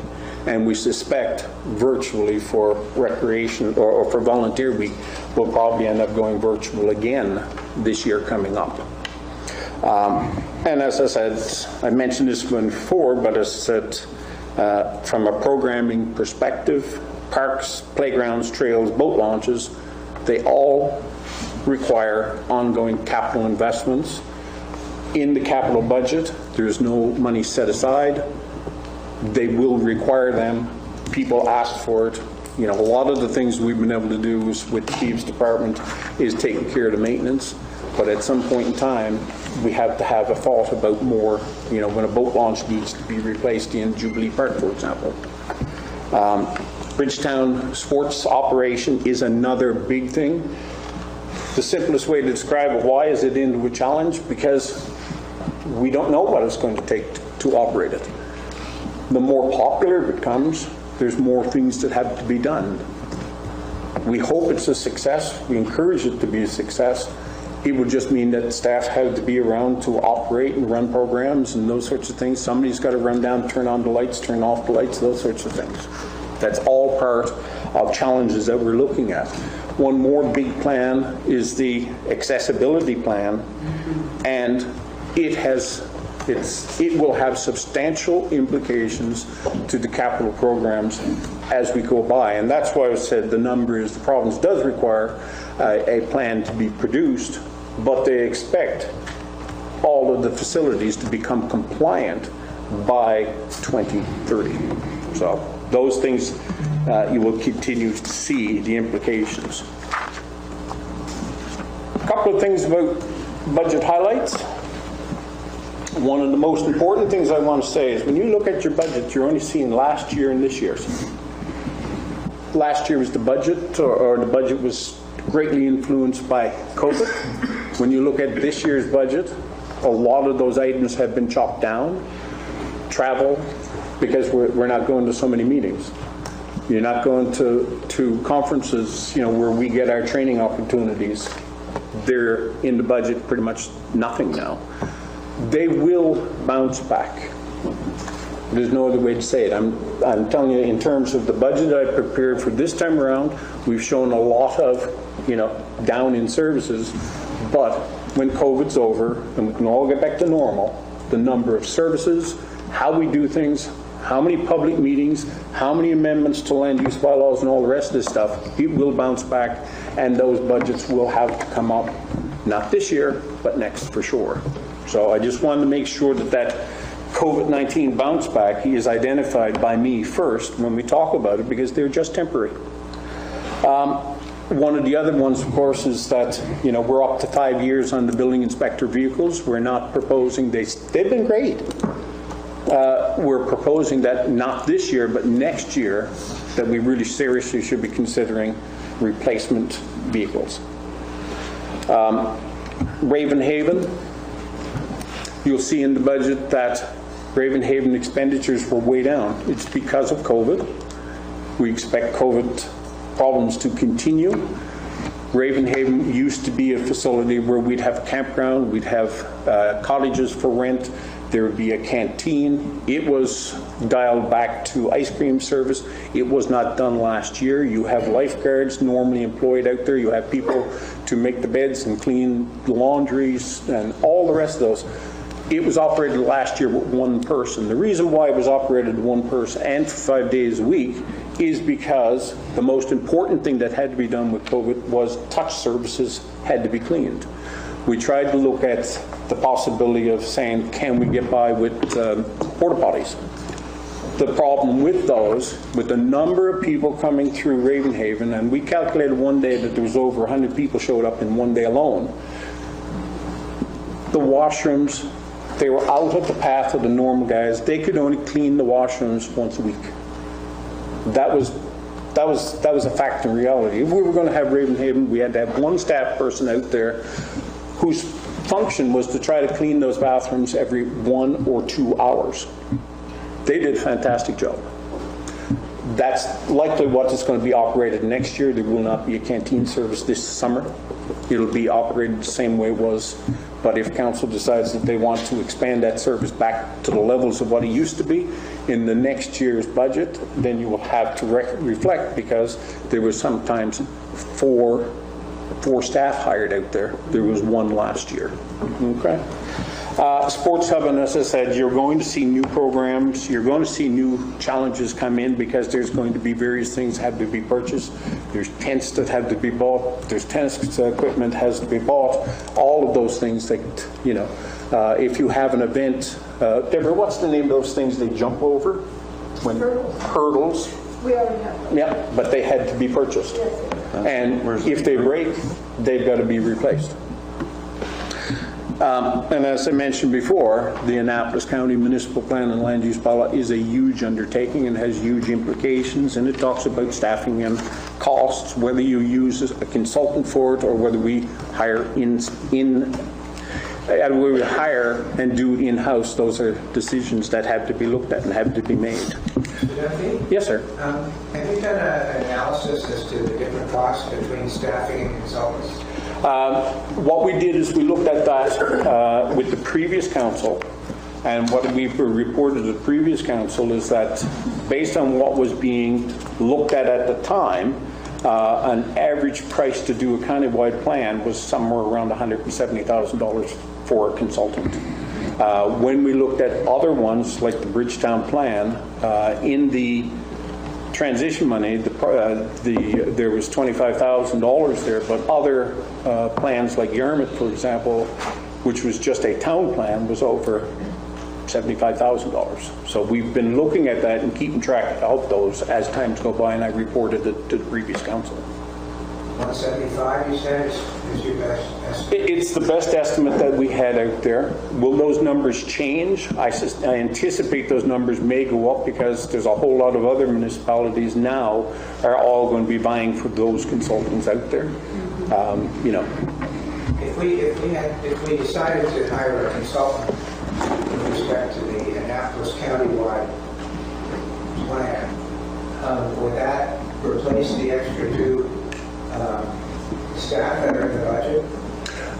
That would be a choice of council. There's two things that was in that, and I'm really happy you asked that question. I was going to deal with it later with the expenditures, but there was a planner. It's more like, let's call it a senior planner and a junior planner position being looked for. In that budget as well, it was a replacement for the GIS, and as the municipal operations talked about, they're embarking into, Steve, you have to help me out, what's the name of that program? Asset management. And a lot of that is a GIS-based program, and that's what we'd be training this next person to do, is to take over that, so there'd be a bigger link to take Cheryl's job when she leaves, and to look at this another major project. One of the things, though, if you decide that you don't really want to look at, replacing or adding for the asset management, there is an absolute desperate need out there for a trainee as a building inspector and fire inspection, right? We are getting up to retirement age. It is very, and I would say the word exceedingly difficult to hire a building inspector, a trained building inspector. We would like to be able to develop one in-house that they would then work through the certification programs, and I would suggest that if possible, we could look at a trainee position as an alternate there as well.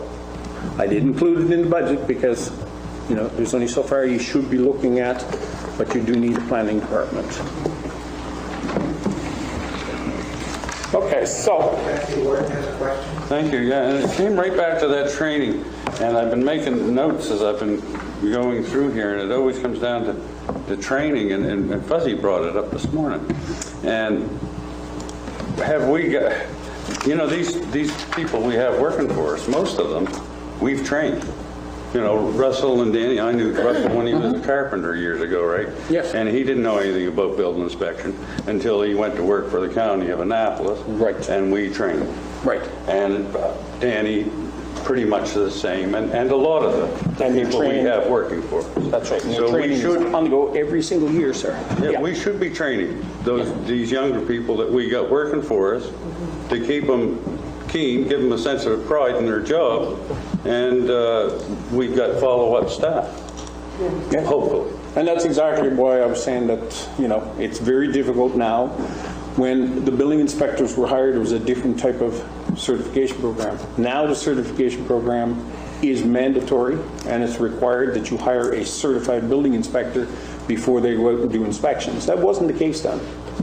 Now, what it means is that that we should be looking at hiring a person who is not certified, but that we have them ready to come on stream when one of those building inspectors gets sick, one of those building inspectors decides to retire, hopefully it won't be soon, but it's very difficult to get a certified building inspector.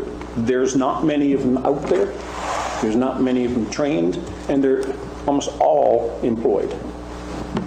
So that's one of the reasons why I was saying as an alternate, that the other person. Yes, sir. Well, I beg to differ. Because I'm Yes. because I did do some phone calling or some little bit of texting through last night. There's an individual that is a building inspector right now, 15 years experience, that's lived in our county all his life and dying and waiting for an opening to come in Annapolis County. And Lewis probably knows.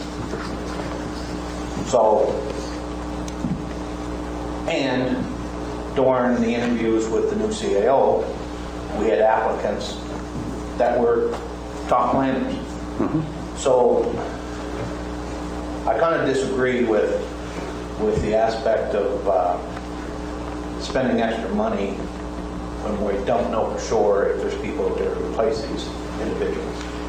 I know that for many years, people from our county moved out of rural areas because there was lack of good jobs. There's a certain portion of those individuals that are ready to, either they're our kids or our brothers or our sisters, that are sitting there waiting for an opportunity to be able to come back home and go to work at a decent job. So I know the gene pool for qualified people is very low in every aspect of living for employees. Believe me, I know. Because several jobs I've been involved with to try to find individuals that have qualifications or training is getting less and less and less. 15 years ago, at least, when I went to FCM one year, there was an excellent speaker there that told us that we are going to be facing this down the road, that we depend on foreign workers coming here. We depended on immigrants coming here. But that lady also indicated that, guess what? Annapolis County isn't alone. China's having problems with the same thing. Countries, all the countries around the world are having the same issues. So for us to, I agree that we have to look at succession planning, but I think we also have to look at, there are individuals that want to come here. The amount of people that's moving here to come to the rural area, and they're picking Nova Scotia because somebody let it out that this was the safest place in the world. And now we can sell our properties and live in a tent. But I think there is opportunities that are just out there waiting for good jobs to be opened up in Annapolis County. And I think that I personally don't want to put money into training individuals when there's residents in this county that are sitting there waiting for the job to come up that they've waited 15 years hoping that it comes. The answer I got back from an individual was, you're right. I've traveled to my destiny for 15 years. If I could get a job in my backyard, I'll be the first one to apply. So I beg to differ on the building inspector and planning. There's individuals there that are looking for good jobs in our county. And just to add to it, I'm in regular contact with all the rest of the planning directors, and there's been numbers of cases where they've been trying to get a building inspector for years, and they still cannot get a certified building inspector to come work with them. Lunenburg Municipality went the route of hiring a trainee position for building inspection, and that's an option that we have to explore. We're in a jeopardy in having two building inspectors, roughly the same age, exceedingly close to retirement. Okay, let's continue with the budget highlights. Okay, well, Thank you, though. coincidentally, that is the end of the presentation. Oh.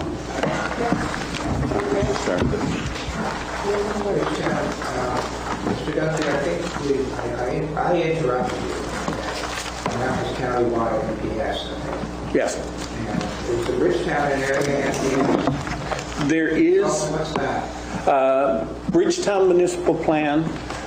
Bridgetown had an existing plan like we have other ones like the East End Plan and those kinds of things. Bridgetown Municipal Plan we inherited when Bridgetown town devolved. That municipal plan is 20 years old. It has to be revised, it has to be reviewed, and with the previous council made a motion at that point in time to start looking at reviewing that municipal plan and land use bylaw, but also expanding it outwards to include the wellhead area to be protected. And as I had mentioned previously, Carlton Corner, because it's a serviced area, and Church Street. So the Bridgetown Municipal Plan and Land Use Bylaw will be extended. The reason why it's put in there, the same reason, is because with the previous council, they had said that the existing area plans, that they would like to have them kept. You don't have to. If you develop a countywide plan that does everything in the countywide plan, you don't need area plans. But the previous council did say that they wanted to keep those area plans in place. That's the reason why I've listed them all there. So when that was countywide plan is being reviewed, the Bridgetown area, the current plan would be reviewed at the same time? That would probably, if, as I said, the majority of things what we tried to do with our department, if you'll notice, is that most of the work is always done in-house. Very seldom did you ever see that, there was consultants that we hired for planning or recreation or anything else. What it means in this case is that to get the Bridgetown plan, and if I had enough staff to help out, we could have working on the municipal plan for the whole county, working on the plan concurrently for reviewing all of the existing area plans, but I just cannot see being able to do an expanded Bridgetown Municipal Plan and Land Use Bylaw review without having it a consultant. And as I mentioned previously, is that the transition money when Bridgetown was devolved, they put aside $25,000, but, and I went to the previous council about that, but $25,000 does not buy you much. When we looked at other towns, and they were having to pay out $75,000, so the previous council never moved ahead with that at that time, sir. Yeah. Thank you. Are there any questions for Mr. Duffy before we go into the budget itself?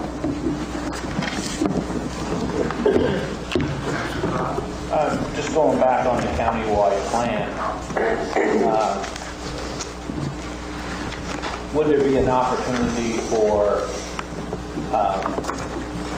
something like a split arrangement there with hiring a consultant to do the main work, but the county set up the public meetings and participate as a council and only take care of the public meetings? Would that be an option that we could look at? Is that? I know that the citizens would like to have special counselors on site that they feel comfortable talking to about zoning, and we could make sure that it was going in the direction we want. So that's my concern, is that if there's the opportunity to, instead of hiring more staff, is to do a consulting firm for the big portion of it, but the public meetings be arranged by the county and in conjunction with working with whoever the contractor is. Yes. Plain and simple fact of it, there's not enough staff. There's got to be some hires. It has to be. You have to create a planning department. There's not just the development of the plan.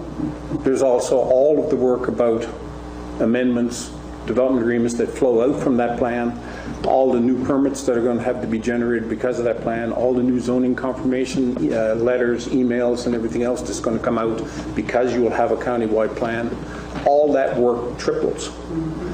in terms of the process you were mentioning there, Councillor, is that, yes, if we hired a consultant to help develop the plan, almost always planning staff must be involved to make sure that there's a good local flair and that councillors are involved and that residents are speaking directly to your council, to councillors, and those councillors and those residents are translating that information, whether you use an in-house staff or whether or not you go to a consultant. And the only time we've done it previously, 20 some odd years ago, when Cornwallis Park was taken over, was the first and the only time that we hired an outside consultant, but the planning staff still did the public consultation. The consultant just wrote the plan. And my concern is that this is this year's budget. So if we're only looking at hiring no matter new staff or a consultant to do the plan, we're only looking at the plan not being implemented to 2022. So is there a need to be putting in place right now when I've had no experience or any information brought to me how a planning committee, how a planning division would work, how other counties do it. So, I mean, looking at this year's budget and looking at the situation, that's what I'm talking about, is that, yes, I'm not saying you're wrong, absolutely. There may be that our county's got to step up and create a planning portion. But in my mind, it really doesn't got to be done in this year's budget. We can have time to look at how many people we would need. There's a lot of things to look at on the whole structure of that office is going to look like. It sounds more like a discussion for tomorrow, actually. Put it on the table. But I guess my main concern was that there is an opportunity that if we wanted to hire a private consultant, we would still be involved as a county in that work. So obviously it worked at Cornwallis Park. Yep. And it's an absolute, as I said, public consultation with councillors, consultation with public. We have to compile is mandatory. We have to compile it. Yes. You know, the county's got to compile the information. You couldn't get a consultant to do it. Yeah. You know, people would often. There's a lot of work to be done. Yeah. Plus the fact is, we have a mandate that we have to have this done right now at the end of 2023, or it's going to get done by somebody else, and other portions of different things, grants would be held back. There's an implication. It's a whole roundabout. However, it has to be done. It's mandated. Planning, Albert can't do it by himself. And it always comes back as a council has to be part of it. I don't think that anybody's suggesting Albert. No. It's either a consultant or hiring more staff or a combination of consultant or staff. I think it's Councilor Sherry? So if we were to hire a consultant, could that go under a capital project and be funded at like gas tax instead of doing a hit on our operational budget? I need some help on that one. Ms. Orr, can you respond to that? I think so. I think under capacity building, under gas tax, we could fund it that way. Fund what exactly? The consultant. The consultant. I'll check further with our gas tax contact, but I think we could. Thank you. Councilor Morrison? Thank you. I thought this morning we were told gas tax does not fund wages. It's a consultant. Consultants. Consultant isn't a wage. A wage is from the municipality, whereas a consultant is an outside agency hired. Right. So gas tax will fund the wages of a consultant, but not the wages of the county staff. Right.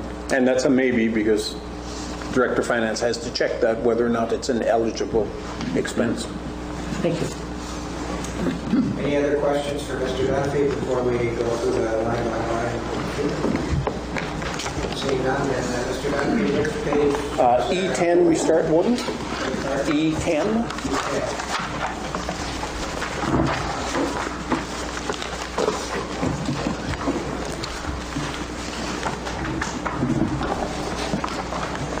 E10 is on that page, it's the one of building and fire inspection. So, We're at building and fire inspection, is that what you're actually got? we are, sir. I had a question. It looks like the salaries are going up 2.3% and the benefits are going up 17%.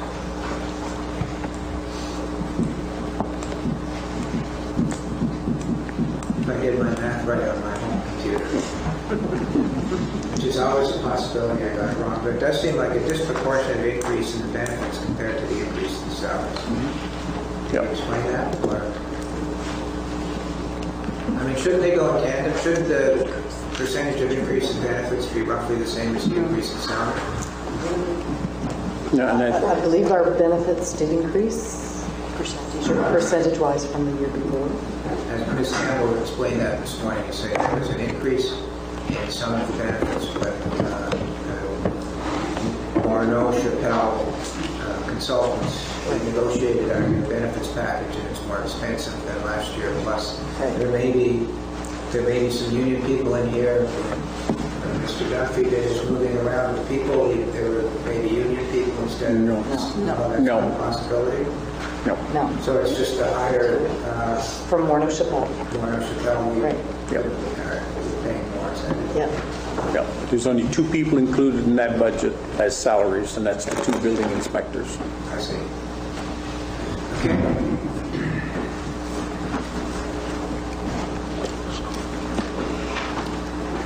So we're looking at E10, E11, are we, Mr. Duffy? We are looking at E10 right now.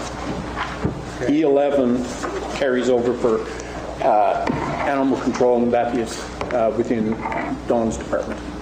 Okay, so that's not yours? Nope. Okay, so we're just looking at building and fire inspection. Any questions on building and fire inspection? Councilor Hudson? Yes, 8,110. That just, to me, it just says that's the fire inspection for the Bridgetown building. Is there, are there other inspections on any other buildings? That actually isn't an inspection on, is during the transition of Bridgetown, they allotted so much of the money to come out of the Bridgetown, and that's Bridgetown transition budget. It's not for a specific, because they figured when the transition formula was figured out, a certain portion of the building inspection could be translated back towards that budget line item, that's all. So that number is just a carry forward from the time of amalgamation. Yes. It does not necessarily represent an expense for this budget year. No. So that could be eliminated. It's basically showing that the Bridgetown community rate is contributing to the... I know, I realize all of that. And then that's basically... I'm not saying where it's funded from. I know where it's funded from. Yeah. But is it an expense or not is basically what I'm saying. If it's just a carry forward that's just being repeated, it's not really an expense for this budget year. But what percentage of the planning department would pertain to Bridgetown? Pardon me? Albert? No, and that's essentially what it was. It was a number that was picked because so much money was being taken out or identified as Bridgetown an expense. And this was just a number that was pulled out at that time that's been carried through year after year after year. And I'm not disagreeing. It's not applicable today, though. Still do inspections in Bridgetown. So when the transition, when that formula disappears, then it disappears as well. It's a, yep. I don't know. Councilor Connell? So I guess just, so that 136,000, that's just for the 2 building inspectors that we already have. That is correct. Again, I wrote down good job, and again, not going against Lewis's wishes about deleting some of the things that's meaningful to our employees. I was pleased that I thought they really looked at, or what you looked at, is the fact is that we're in a COVID year. Probably 3/4 of this year coming is going to be in a COVID year. So I was more than pleased that they downsized it a bit, 100% knowing that next year we may have to put it back in. But I did think the building inspector one was a really maintained that thought. And so we still have an agreement with CAPS and TNR. You're in the wrong place. Oh, animal control with dogs. Sorry. Yep. No, that's all I had on that page. Anybody else? No, Mr. Dante, if you have another page we can go to. Sorry, thank you. I'm going to get back. You had mentioned that next year we're going to be looking at different vehicles for our building inspector. Replacement? Right, replacement vehicles. Yeah. And what do you figure that's going to cost? What, 40 grand a piece? We got fortunate in prices when we bought the last ones. They were around, for the Jeeps that they have right now, we got a real good deal, and they were only around 20,000 a piece. Oh, God, that's right. Doesn't necessarily mean it's going to happen the next time, but we certainly will be trying to shop. And by the way, that was a shop local because they were bought at Connell's. Oh, cool. So getting back to that, will we get to the point, to go back to my point from yesterday, that we might look at electric vehicles? Because I was just adding up what it costs to run those vehicles in the run of a year, you know? It's. I think you have to deal with that in terms of the entire infrastructure of charging. How can you run a vehicle that much, that far, and not have a charging station in a number of places? Those guys don't run them over that far in the run of a day. Oh my God, you can run an electric vehicle from Halifax to Antigonish. You'd be kind of surprised. They put 20 to 25,000 kilometers in those vehicles every year by charge. Per vehicle. Yeah. Per vehicle. Yeah. And they're going all over the county on all sorts of roads. It was just a thought. Yeah. Thank you. Any other questions on building and fire inspection? Now, Mr. Duffy. I'm sorry. Did I miss a question? That's okay. I never had my glasses on, Councillor. I thought it might have been the jumping, just waving something behind you there, Councillor Morrison. It looked like your hand was going up. The next one would be the planning in E18. 18.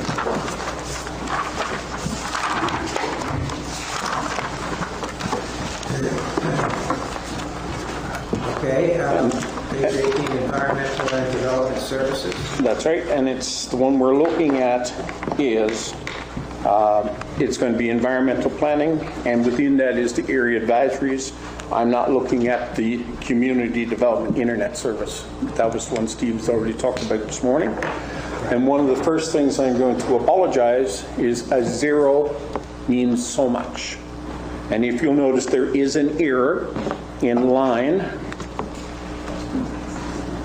633.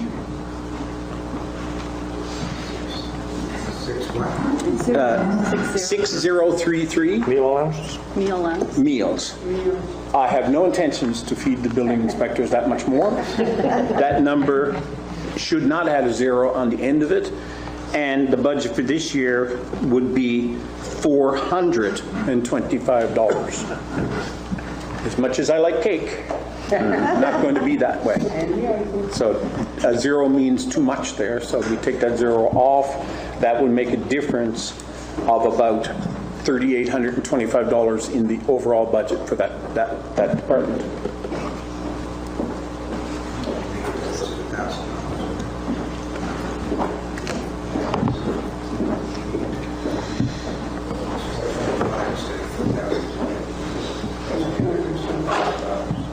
No, it's only a difference of $1,000.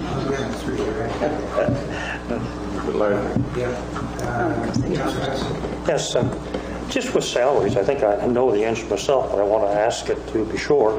The salaries, that's just the staff at the Lawrencetown office, is it? That is the staff in that line item of 6,000 includes myself, Cheryl McIntosh, Indianapolis Royal Office, as I said, hiding out in the basement, Linda, who works in the Lawrencetown office, and Donna, who's our temporary receptionist. So there'd be 4 people in that line item. My next question has to do with line item 6,000, salary zoning, the countywide zoning. We have a budget there of $230,000.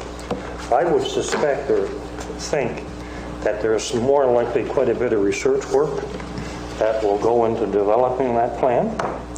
And if I'm correct in what I'm thinking, is there an opportunity that we may utilize summer students to do some of that research work? Because with summer students, you can get assistance from government in respect to their wages. Is there any opportunity there for? Simple answer is that's a highly technical report, and summer students are not trained for those yet. The development control takes at least 2 years of experience and training before you can do development officer work properly to keep the municipality out of court. When you write a municipal plan, a lot of this, we can't do it all, or can't do very much with summer students, because most summer students do not have the technical aspects in how to write a land use bylaw. They may know about the municipal plan and the reason why we do things, but when it comes to writing down the actual, zero frontage lots without frontage, building sizes, they're not trained for those in building schools, and I can tell you that myself because I went through them. No, I fully realize that, but is there research work that goes into that? I know they're not qualified to do those various things you just mentioned. Yep. But is there research work that students could be done that could be then handed on up? I think the simplest way to describe that, sir, is that if I had the luxury of time, which I don't, 2022 doesn't allow for much of anything to do with summer students in that short space of time. Mr. Duffy, is that the new full-time permanent that line Councilor Hudson was asking you about, is that 3 new people or 2 new people? That would be 3 new people with benefits included into that amount. And their benefits are included in the benefit number there? No. So it's 3 new people? No. What I did was with the 230,000, I estimated salaries and benefits all together in there. Let me just understand that. So the 67,000 in benefits only applies to the 279? It only applies, the benefits, 67 talks about the benefits, the existing benefits for those poor existing employees. Okay, so the 230 is 3 new people including the benefits? That's correct, sir. And are all the 3 people going to be planning, or one of them going to be the possible building inspector person? That essentially is the topic for tomorrow. So what's your, this is the day for questions. What's your intent? My intent when I first thought it out was to have 2 planners and 1 GIS planning technician. But as I said, I also would like, but I didn't include it in this, we weren't going to go into GIS, I'd like to look at a replacement for a building inspector trainee. So, pardon my ignorance, but what's GIS? Geographic Information Systems. That's Cheryl McIntosh producing maps and those kinds of things and keeping electronic track of all of our services, locations, property zoning, all the rest of that. Yeah. Other questions, Councilor Connell? So I guess when you're looking at 3 new employees, it's not only the 230,000 we're looking at, because obviously some more funding is going to have to go into vehicle travel. All that is an expense that's going to cost us on these countywide planning. Also, several comments and comments from the floor about this is going to be done by 2022, but we've already sent a letter asking for a year's extension. So it may not have to be done by year 2022. And it may. And it may. But we were kind of led by the meeting we had with the new MP that was going to be probably a good chance of having that year extension if we applied. Yep. So the urgency of hiring people thinking that it has to be done in 2022 is not 100% correct, but it's assumption that hopefully we are going to get a year's extension. And it's a hopeful that I'm wrong as well, because I'd like the extra year. Yeah. Deputy Warden? Thank you. Why have I got it in my head that here a year or so ago, didn't the former council, didn't we send a letter off to the government requesting that before, like a year ago? I planned to bring this up the other day when we talked about this, and it just came to me. We sent a letter off to the government here about a year ago, asking them for an extension on one of these drop dead dates they had. Yes, sir. That was the accessibility plan. Was it the accessibility plan? There was an extension granted of a year for the accessibility plan. Oh, thank you. Clarifying something. Councilor Hudson? Yes, line 6006. Is that all areas or? Sorry, I didn't. Yep. I was always led to believe that the county did not pay. 6,006. Sorry, which line? 6006. Oh, 6006, yes. That is the area advisory committees, all an honorarium, but essentially it's a meeting when an area advisory member is appointed, they have a $50 as a per meeting to go to the meeting, or if there's no meeting, there was a $50, wasn't it, I believe? If I may, I served in that position for a number of years, and you're correct, it was $50 for each meeting. Yeah. But if in a calendar year there were no meetings, you would get an honorarium of $50 for the year. Yeah. Because we did have, years ago, there were one, if not 2 years, that we didn't meet on the East End. Right. And it came out of this year, these water advisory groups have to meet this year, don't they? Isn't that part of your plan? Water advisory, these guys. Yeah, in Steve's plan, they have to meet this year because they haven't met for years.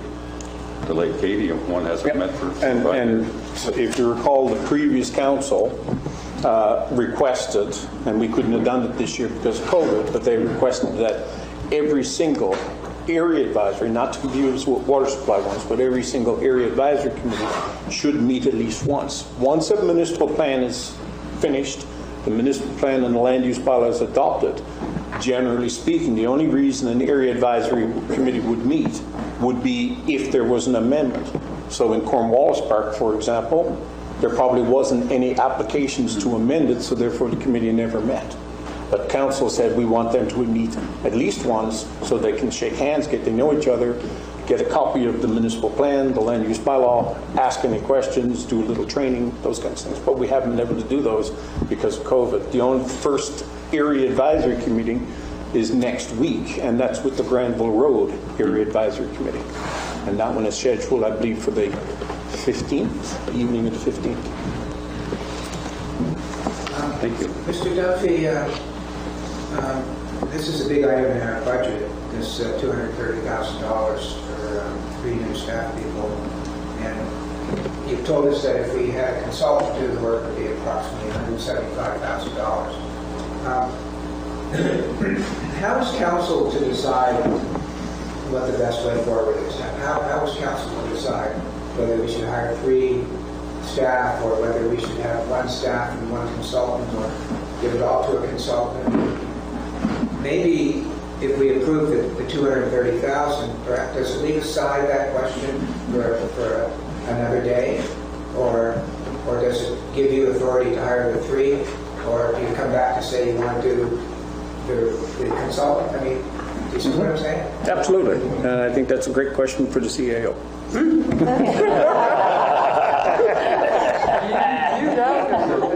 So, Warren, we heard today that if we used a consultant, because it's capacity building, and I did have a conversation with Renee Frigo yesterday after Councilor Cornwall approached me on that. But Renee Frigo says, and he's going to still get back to me today. He is responsible for the management of the gas tax funds on the province. And so if we retain a consultant, and he needs to see what the consultant is going to be doing, that can be considered, we could use gas tax money for that. So we would still have the capacity within this budget to retain a consultant. And maybe 2 other people, whatever council decides to know. But so that would be the avenue for funding. But thank you all. Oh, no worries. That would be the avenue for funding, but it's still spending our money. And my question was more, how do we decide, or do we leave it up to the director or to the CAO about whether we're going to have 3 new staff people or hire a consultant? Is that an administrative decision that council just sets the budget, we're going to spend $230 to get this planning thing done, and then the administration figures out the best way to do it, or are we going to march into whether you're going to hire people or not? Warden, through you to council, I know that the new CEO is coming on last week. He has a planning background, so he and the director of planning can work it out. I agree. So I'll just make a closing comment. So if we approve the 230, we're not closing ourselves in on how it's going to be spent. Is that right? No. What happened? If we pass that as salary, they get to hire people. Well, If we make a motion in council that that money is not to be spent until they come back with a plan on cost of hiring a consultant doing partial of the county, it's up to us. So once this you plan would is say that passed, tomorrow someone would make a motion that we approve the 230 but not spend it until it comes back to council? Is that what you're suggesting? I'm saying that's the way it could be, but it's up to council, because once council passes this budget, it gives the CAO the authority to spend that budget on what they want. Well, that's my point. And it's put into salary. If we pay for salary, if we agree at 230 for salary, it's coming out of our operating budget. If we say, no, we would rather take as much as we can and put it into a consultant because it's going to come out of gas tax, that takes away from their budget. That's right. Because gas taxes. Gas taxes is given to us a portion each year, and we've been told they're thinking about doubling it this year.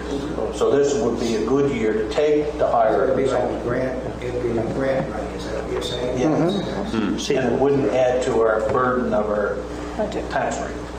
Yeah, however, it would also be good. Just hold on. Councilor Sheridan, you've had your hand up for a while. Sorry. So in regards to the 230, you could have the best of both worlds. You could hire a consultant over here and pay it with gas tax. You could also hire 1 new employee for this year, and you'd have leftover money that we're looking for, so we're not having to raise the taxes. So we'd save, I don't know what the consultant is. I don't even know what 1 employee is, but we'd have extra savings there to put toward not raising the 4 cents. Extra savings if we hire a consultant? Yes. Yeah, and just 1 employee as opposed to for this year, and then see where it goes the next year. Yeah, Councilor Crowe. Lots to consider. Albert, maybe you could give me an idea. If we hire a consultant, what are the chances we could get a consulting firm or a consultant within the boundaries of Annapolis County? I guess where I'm coming from is if we hire a consultant and they end up being from Metro or anywhere, the money that we pay is not going to be respent or spent necessarily in our county, whereas if we had 1 or 2 employees who were living in the county, that money is put back into the county, or a certain amount of it. And I think that's also a consideration. So I don't know.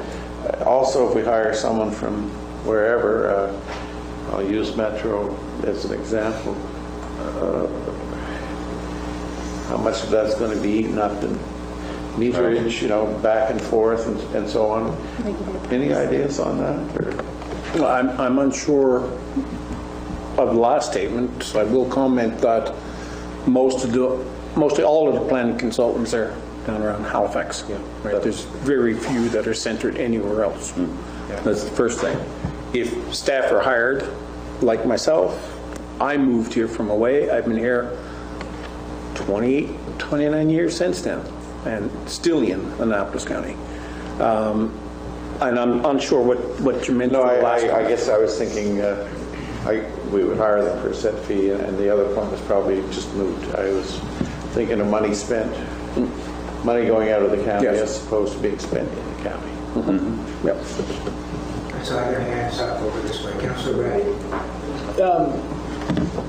I find consultants are always a kind of a double-edged sword in that you hire expertise, which is good because you tend to, especially small organizations like ourselves, we don't necessarily have adequate expertise in-house. But also you lose control over sometimes the quality of information you get back or the format in which that comes back. And if you have it done in-house with employees, well, then you have the CAO's next to ring, the CAO's neck to ring, and he can push down if you're not happy with your results. I've seen that with reports we have. Not that whether I like the results or not, it's about the quality of the report that I get, and it's something I've seen not just in municipalities but other places as well. So it's just something to consider about which way we go. And I was going in the same road as previous three councillors, because at one time or another we're going to have somebody to replace Albert behind me here. So it would give us both worlds if we wanted to get the consultant from the gas tax and put some money in here so that we could have a new planner in succession to Albert, and possibly the year after we'll see what happens after that. Deputy Ward. Thank you. Just to clarify things, Albert, you were saying that if you had somebody to hire, it would be somebody that would work in the planning partially, but also building inspections, right? No. That's what you're looking to get back. Oh, that's not what I said is that there's three positions accounting for that money. Two were in the planning department. All right. One was an option of another planning technician, which was in the department. If the greater need was, in council's advice as well, that a trainee in the building inspection and fire inspection departments both, then that's what we would look at. Yes. Thank you. Is the bottom line? The CAO on the side first. Council, I don't know how many of you listen to CBC radio in the mornings. Right? Did you hear the news this morning on the HRM is hiring 19 new planners to just try to keep up with the work in HRM. So finding a planner is going to be a real challenge for us because we can't compete with the salaries that HRM pays for planners. I'm just alluding you to the fact that I think we're going to have a challenge finding people. Anyway, so which way does that cut? Does that cut to hire consultants in one planner? I think we're definitely going to have to look, and at that, their consultants are looking at all these zoning plans as well. It's going to be a challenge one way or the other, either way for us. But I just want to let you know that that's what came out of the news this morning. They've got 19 more planners in their budget. Yes, perhaps I'm just going to say what has already been said, but to me it's a simple thing here, is just this. We either leave the 230 there, Or do we take it out of there and put it in the capital budget? We put it in the capital budget, it's under the gas tax, right? And again, the authority to hire that Councillor Connell was talking about, you don't have that, right? Leave it in the budget where it is now, and we pass that, they have authority to go out and hire for those positions. But if you move it over to the capital, then that authority You don't have to move it. is not quite the same, right? No, you don't move it. But isn't it not just moving that, No. moving that No. expense to the No. capital budget? The CEO can respond to that. No, this is an operating expense. We can't possibly move it to capital. But you said it could be taken out of gas tax. Oh, no, that's, gas tax has a function for a lot of the capital projects and for this kind of work, for capacity building, if you're retaining a consultant. So if you're suggesting that we can hire 2 consultants, yeah, that's possible. But it's, but it's not really it's not a capital budget. Well, I realize that. I understand what you're saying. Right? Yeah, but you basically are saying it's an operating cost, but you're moving it over under the gas tax. So then it's quasi whether or not it's capital or operating, right?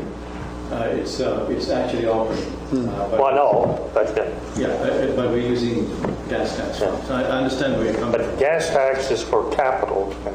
It would be a transfer from gas tax. Huh? It would be a transfer into your operating budget from gas tax. So there'll be a corresponding revenue coming to us Yep. from gas tax to offset what we use for the operating expense. Oh, okay. Did I get that right? Yes. Councillor Sherry? So in regarding to hiring 2 full-time planners, we have 1 full-time planner now. So what would we do with 2 full-time planners once the project was complete? Because we only have, that I know of, we just have the 1 planner now? Albert? You got me. Right. So, and we have you, and then we're going to hire 2 additional planners to do the project. But what do we do with these 2 planners after the project is complete? Excellent question. I did address it in my presentation earlier, but there's 2 things that happens when you develop a plan. There's the first and foremost, you have to, I'm basing it, the budget was based on the previous council's direction. I want to keep all the area plans, which means they all have to be revised. And you also have to develop a new municipal plan and land use bylaw. 2 things that end up happening. As soon as you develop the plan, somebody has to be there to help administer when somebody wants to amend it. You have a county-wide plan and you have a number of area plans. So you have amendments that have to be handled by staff. You have development agreements that have to be written. You have periodic reviews every 5 years. They are supposed to be reviewed. Plus, the planner will not be just a planner, they will be a development officer as well. And as I said, when you develop a countywide plan, then what goes from 100 permits, which is manageable, goes to about 350 permits. Plus, then somebody has to do the subdivisions and stuff like that. The other part about it is, for lack of a simple word, is I am getting long in the tooth and I won't be around that much longer. And you will have me still available to train them as, introduce them as planners and building and development officers. So there's a lot of work to be done with that new staff. And council will find lots of ways to use them. So this will become a budget line item for quite a few years to come yet, whether we like it or not. That's correct, because you have to create a planning department to support those functions. Thank you. Okay, Councillor Connell, maybe we'll move on after this. So when a planning department is created, do we have to have a planner and a officer with your credentials? We only need 1 to run that planning department, or do we need two. You're going to need 2 at a bare bones minimum, and that's what I'm projecting out.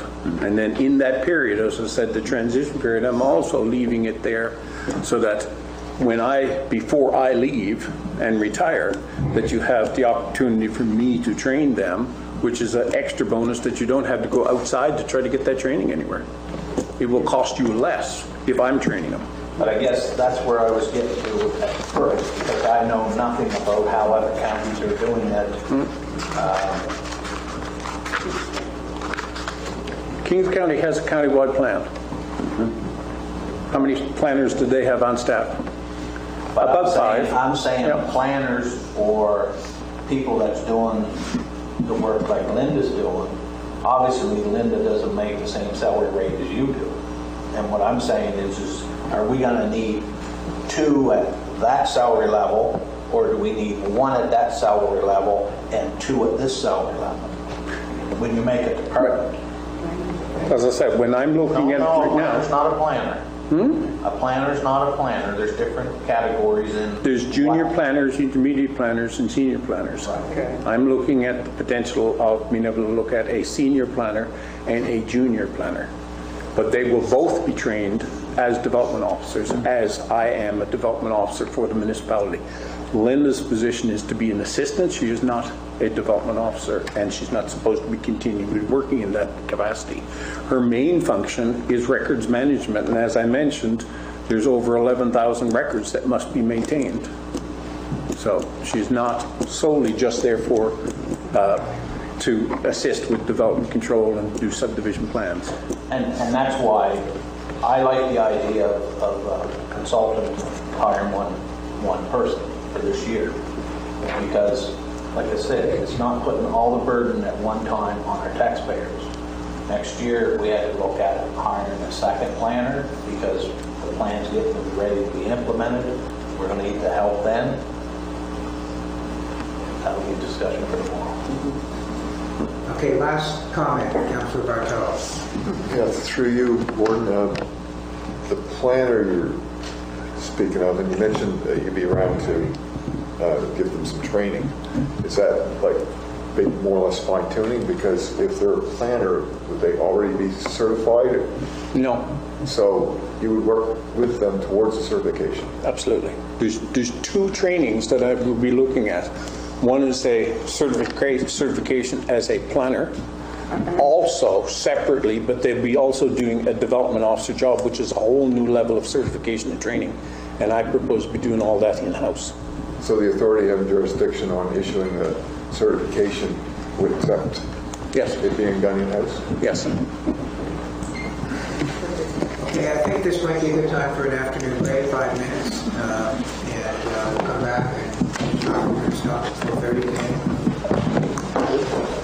I'll take a look at it. All right.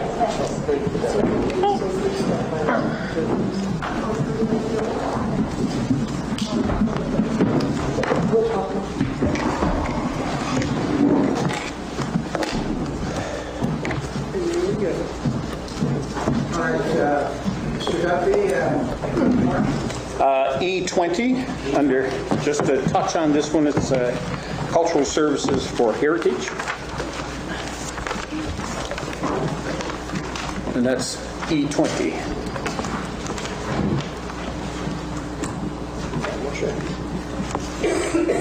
any questions on the heritage? Oh, we're not arguing. I'm sorry, I made my mistake. I should have waited.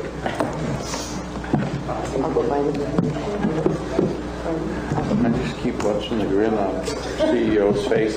He's out in a vineyard. That sun's a shining and the buds are popping. Am I close? I'm joking. That's beautiful. I was thinking I was in the garden. I went in on the step. I'm not sure.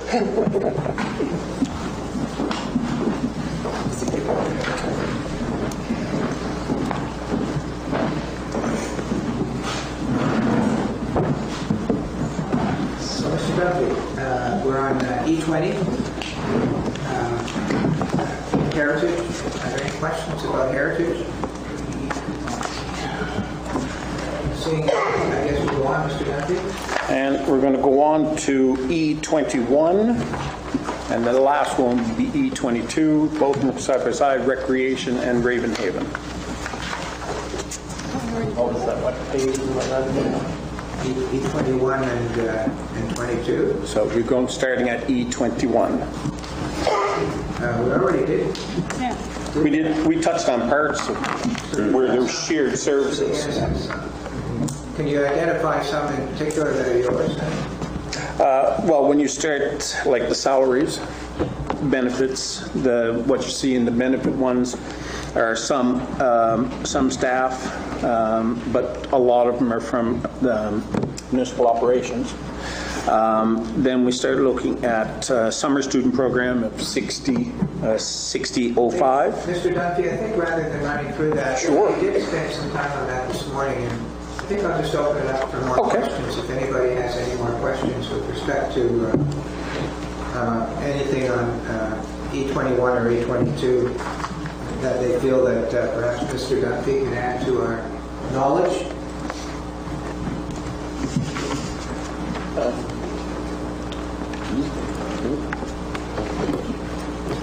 I know this is Councillor Hudson. a minor one, 7,051, Church Street Cemetery.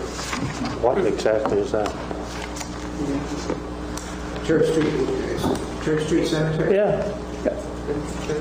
I've driven up there many times. I don't recall ever seeing a cemetery. It was a cemetery for what was called the poorhouse, and that's for grass cutting and those kinds of things. It's our property. Yeah. Oh, okay, so it's not a cemetery then. Any other questions on E21 or E22, Councillor Connell?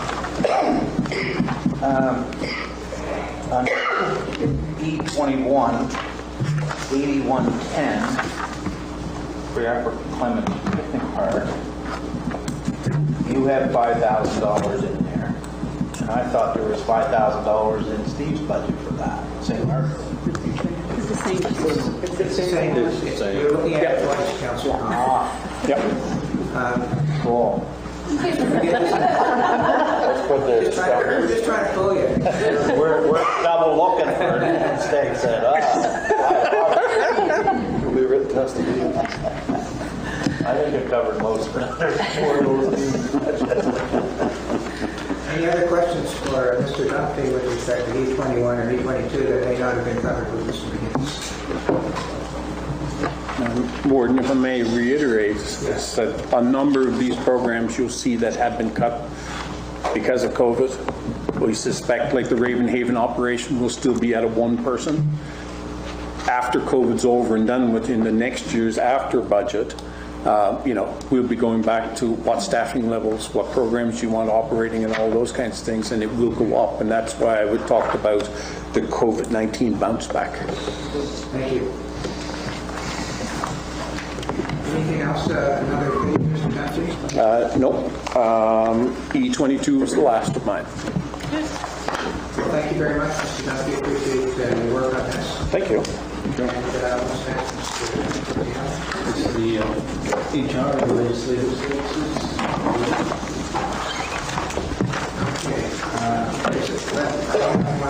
Legislative services, HR and legislative services. Ms. Campbell, are you please? I am. I'm not used to sitting down. Some of you may not see me. I apologize in advance. And let me start off by saying I'm older than Albert. I'll be retiring quicker. I'm going to give you quite a bit of information about what is done in my service group directorate, because it's a very diverse group.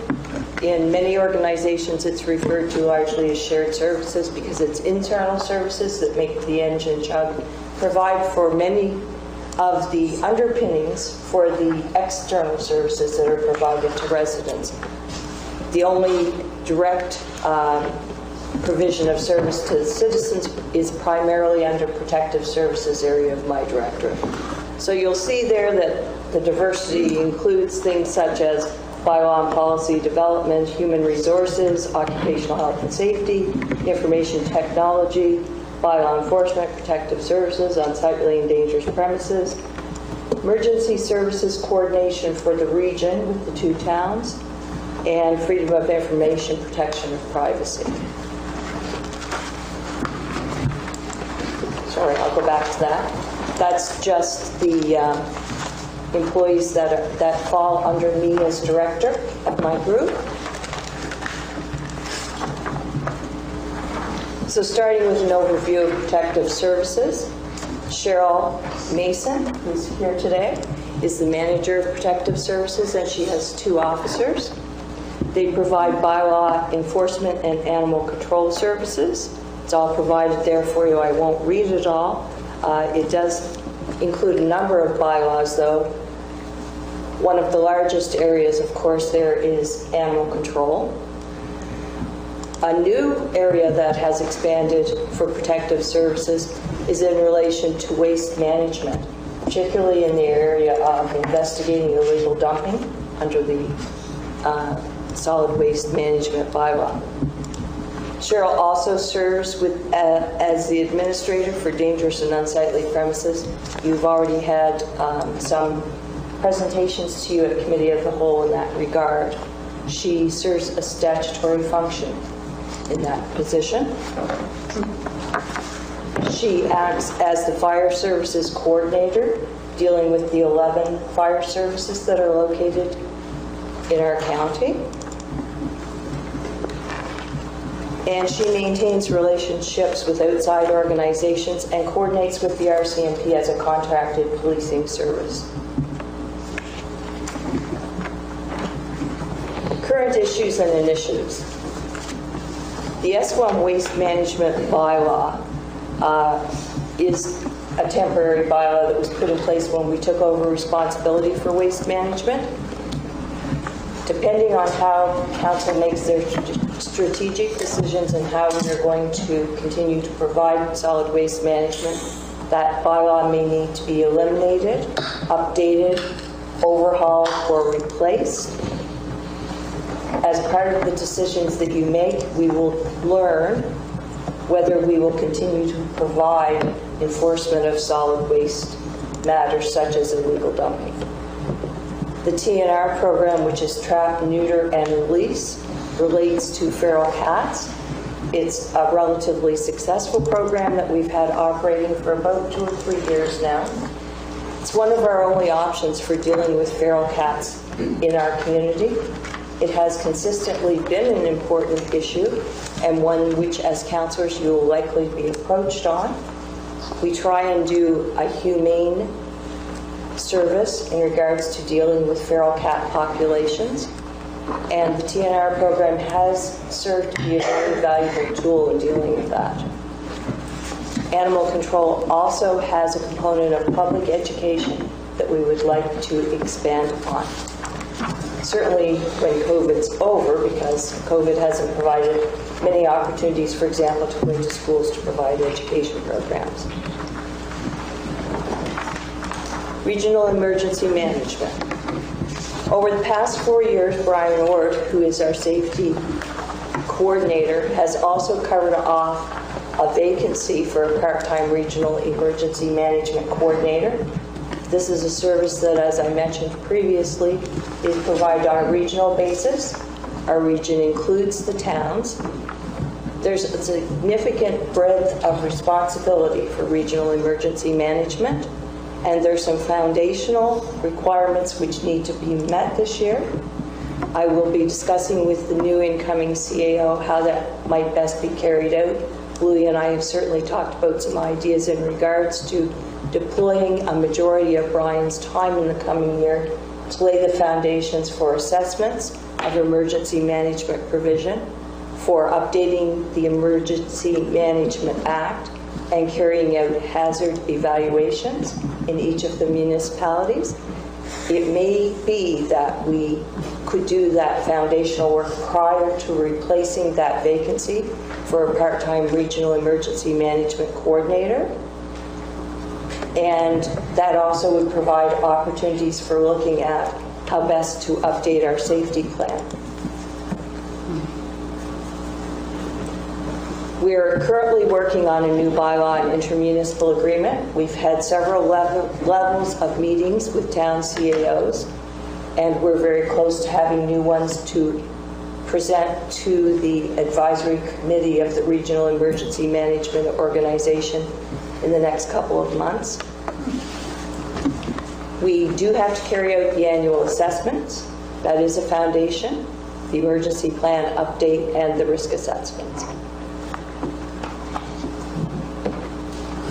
Information technology has been a very challenging area in my group during COVID. We have had to transfer efforts. David and Eric have put in a great deal of work over and above, a great deal of overtime, a great deal of creativity, a great deal of understanding in providing an opportunity for both councillors and employees to work remotely. One of the large projects that we'll be looking at in information technology in the coming year is the replacement of the server, which was covered off in Steve's capital budget. We have had a lot of call on our server, the main server being located at the Annapolis Royal Office. It taxes our servers greatly when we have a lot of remote access of information. So a new server is going to be a great step forward in being able to provide an adequate service.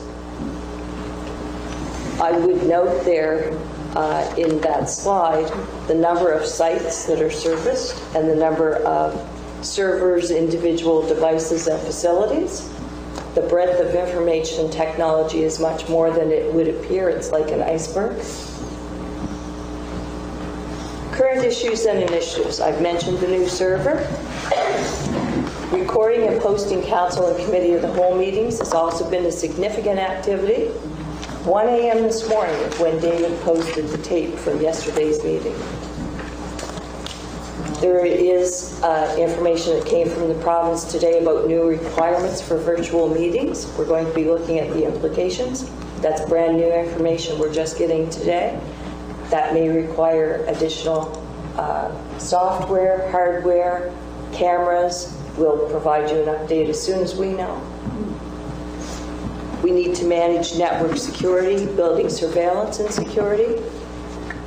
We need to provide user support. David spends a great deal of time on website upgrade and maintenance. And he also, and Eric, provide a great deal of expertise in remote monitoring systems for our water and wastewater treatment plants. They help to provide the expertise and support and also the backup of information to make those systems work.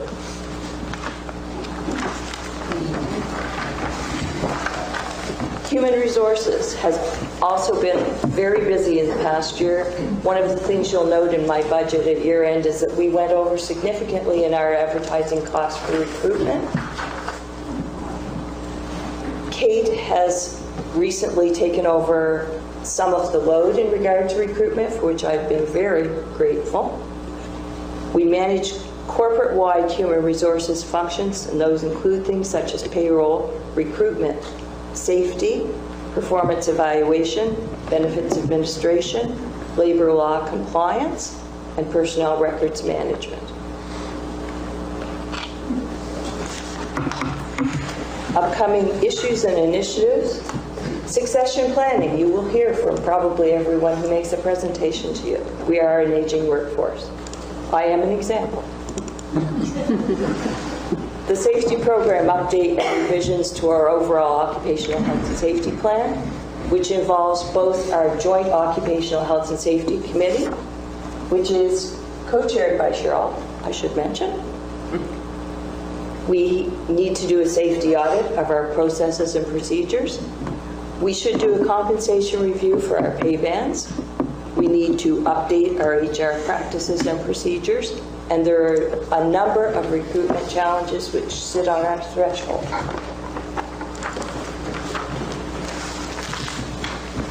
I'm sort of a one-woman show when it comes to bylaws and policies. It always seems to be the thing that I have to neglect when my other areas of responsibility get busy. Thank you, Councillor Red.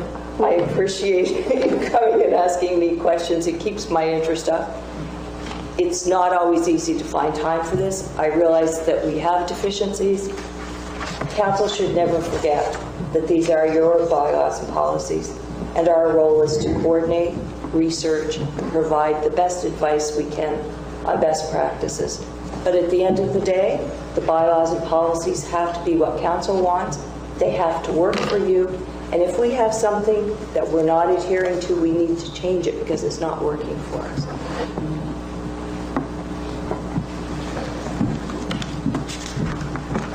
Upcoming issues and initiatives are the reviews and updates and the new bylaw policy, research, and development. In regards to my budget, I will take you through the sections that fall under our organizational responsibilities. The increases are relatively low. So we would commence on page E4, Human Resources, at approximately the middle of the page. I just had, before we go on to your budget there, I just had a question about, I probably know the answer, but I would like you to just remind me. If my dog runs over the community and goes and visits Alan, and I get a complaint and our bylaw officer picks up my dog, it'll cost me $100 and some to get my dog back. But if my neighbor's cat comes over and uses my flower garden for its business, it's routine. Does our bylaw officers pick up cats that are being aggressive, the same as dogs? Absolutely. So, because But I would clarify, it is complaint-based. So if, for example, your dog went on Alan's property and Alan was perfectly okay with that and we didn't get a complaint, we probably aren't going to pick him up because we don't get a complaint. But if your cat goes on Alan's property and Alan really doesn't like it and we get a complaint, we're going to pick up the cat, take it, and when it's reclaimed, there would be charges for that. Because I was asked that, and I didn't know if we had, what the procedures were. So we don't do cat and dog patrol. No. But complaint driven. It is complaint driven. And that's important. That's an important starting point when you get calls from residents, because they don't understand that we don't go out doing patrols for picking up cats and dogs. It's very similar to unsightly and dangerous. We act on complaints. So when we get complaints, we try and be as equitable as possible in how we treat people and be very humane with their animals. Okay, thank you. Councilor Morrison? Thank you. Is HR responsible for the web page? Information technology, which falls under our directorate, yes. And I know that the IT folks look after technical aspects of the web page, but there's been a strong desire on the part of some for a number of years to take a look at our web page with a view to revising it to make it user-friendly. And I'm not sure where that fits in what we're doing in these 3 days, or is that something to look at in the future? If I could respond to that, likely the cleanest way to deal with that would be a motion at committee of the whole or council in regard to your wishes to, for example, receive a staff report. What would be extremely helpful from staff's perspective would be if you could clarify your expectations. So user-friendly to someone who works in web pages or someone who works in HR might not be identical to the councillor from District 6, for example.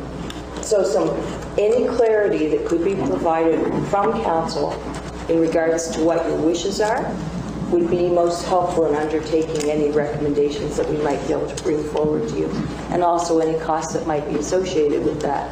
If we know the scope and the parameters of your wishes, it certainly makes it a lot easier to bring recommendations to you. So if, for example, there's a particular type of web page that you have seen with another municipality that would give us ideas on what you like. That's helpful. If there's a particular area of the web page that you think doesn't work efficiently, if you could identify that, all of those things help us serve you better. Thank you. All right, we're on page E4. Yes. Human resources? Let's see. The tax rebates or cancellations I have on the page. Is that yours or is that? No, just starting with human resources. Starting on human resources? Yes. So the most significant change in that section of the budget that falls under my directorate is that I have fully provided for the safety coordinator's salary in this section. Last year, in the previous year, it was split between emergency management and HR. And so that accounts for almost the entire increase in that.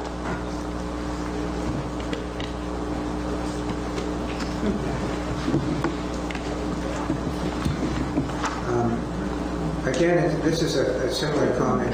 I see that the salaries have increased by 15% and the benefits by about 30%. I mean, that's a huge increase in our benefit. Yes, it is. And one of the things that I have not mentioned to you in regards to benefits is that our aging workforce also impacts it. So people who are employees over the age of 55 in our organization are entitled to a higher rate of match for pension. That also helps to move that pension amount percentage up. Do we go out and get different bids on our health package or benefits package on a regular basis? To this point, we have not. There is nothing that would prevent us from doing that, but the best economy of scale traditionally has been to participate in the Nova Scotia Federation of Municipalities program, which is what we are part of. I thought you said it was March Health. They're the providers of service for Nova Scotia Federation of Municipalities. Any questions about human resources? And bylaws as well, Ms. Campbell? Is that your department? Yes. Any questions about bylaws or human resources? And I would mention that Cheryl, as the manager of protective services, manages that budget directly, and there may be questions that I would defer to her to answer.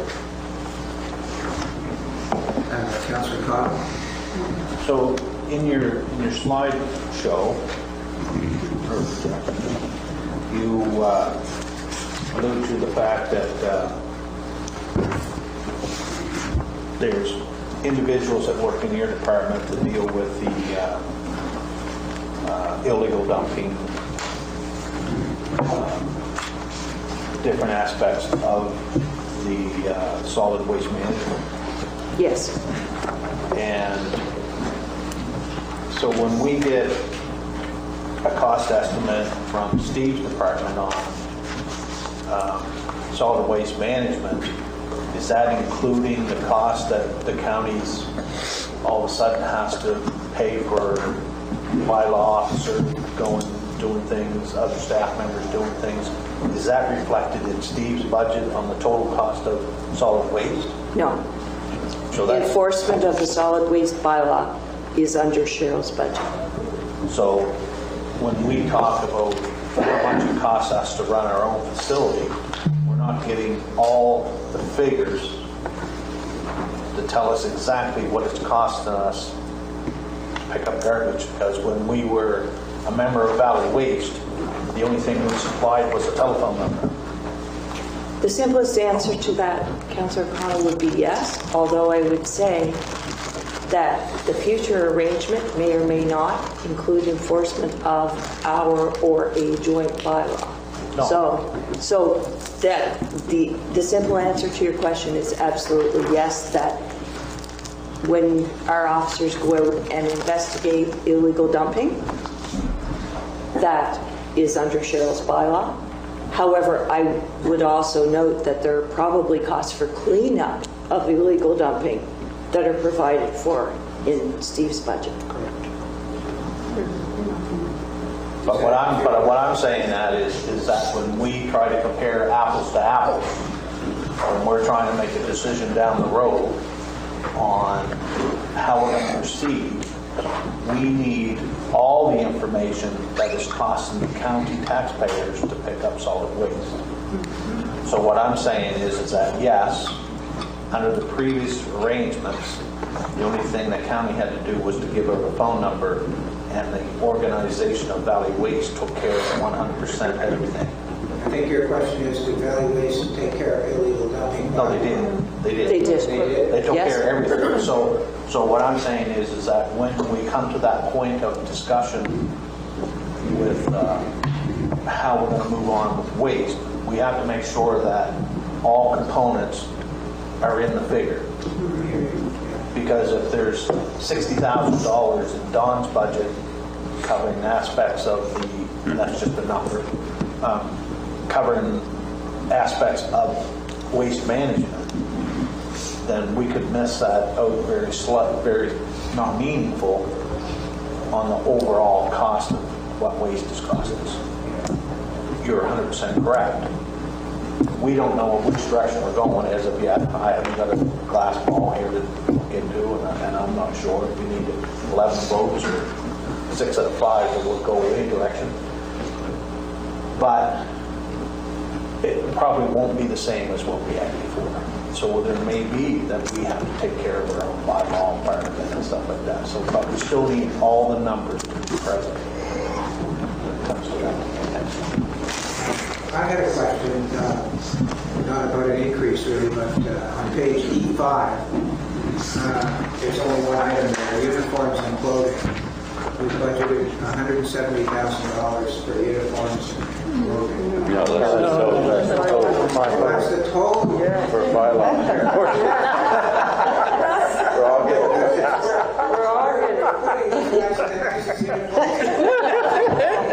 It was COVID year, but we haven't gotten quite there yet. I'm glad you asked rather than assume that. Any other questions? Yes, please. Councilor Morrison. Does page E6 fall within HR? E6? Information, I believe so. Information technology. And other administration? Other administration is not. Whose is that? That would be the CAO. And we'll get a chance to look at that as well. He nods in the affirmative. Thank you. So there are a couple of items of note if we're going to move on to the information technology section. Sorry. Councilor Hudson. Yes, just one line item 8100, that 35,000. What's that relate to? Which page? The budget of... Oh, under HR, 8100 professional services? Yeah. That is a line item for labor lawyers specifically. So for example, when we have QP contract negotiated, it would come out of that. Okay. If we have HR investigations or disciplinary actions, we call upon our labor lawyers often to assist with that. Sometimes with recruitment parameters, we call upon labor lawyers to assist. That's you're asking about professional services under 8100? That's Bartow Law Firm that we retained to do that. Is that the name of the firm? Yes. Bartow, in Halifax. Yeah. When is the union contract for negotiation again? We're about not quite 2 years into it. So 2 to 3 years. We'll start. It's a 4-year contract. Yeah, we'll start again in about 2.5 years, probably renegotiating the next one.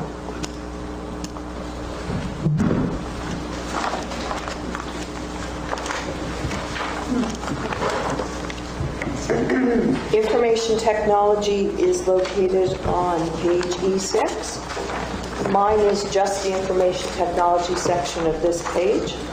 I did want to highlight a couple of significant items for you in that budget. First of all, I would draw your attention to the fact that we try to break down the costs for the various offices. It is expensive from the point of view of technology to run 3 main offices in the municipality.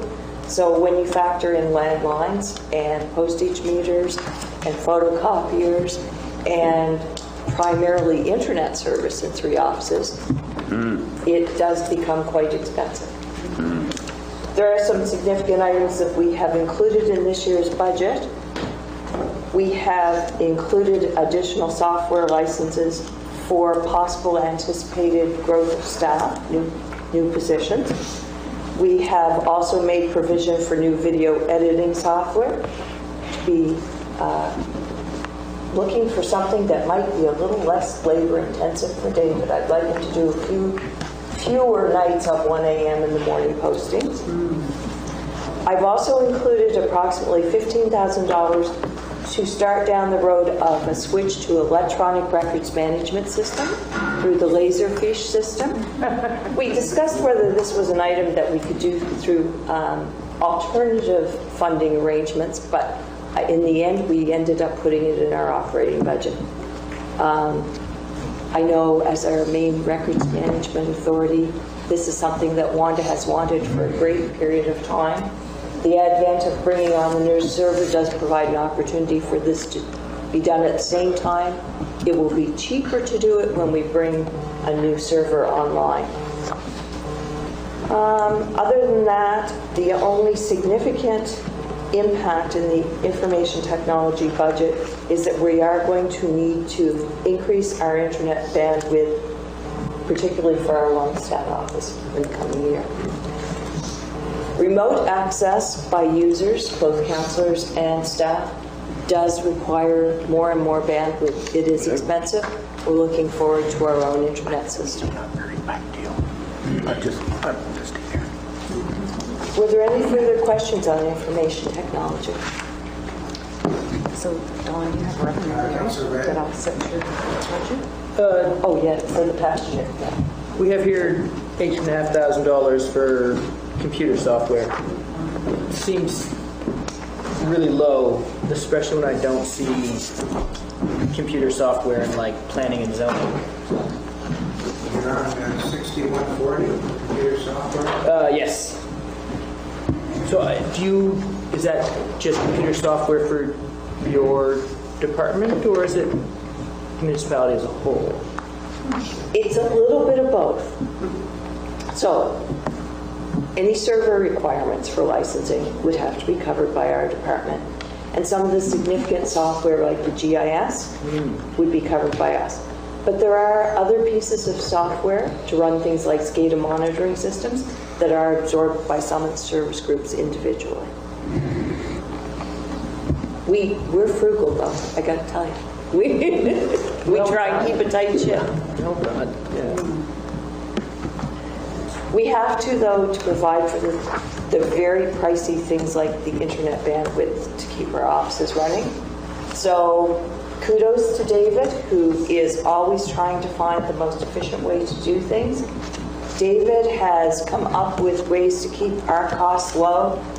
He surprises me each and every week because he'll say, oh, the best way to do this is da-da. And he keeps our costs low. He has done an amazing job, and I congratulate him for it. You did it. You did it. Any other questions on information technology?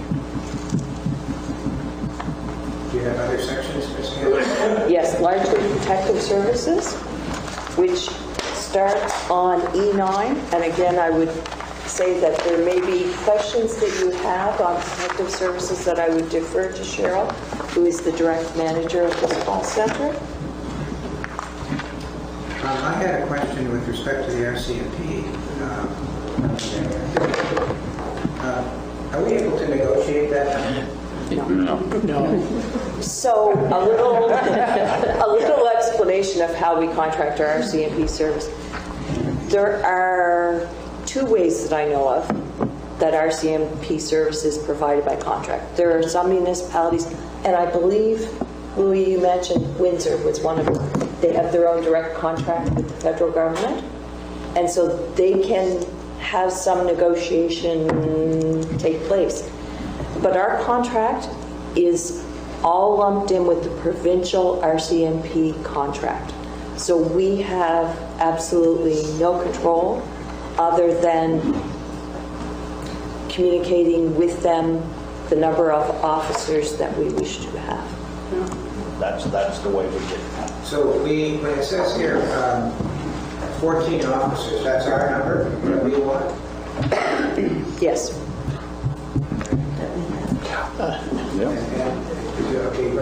And so I know that, in Bridgetown, there's the RCMP station there.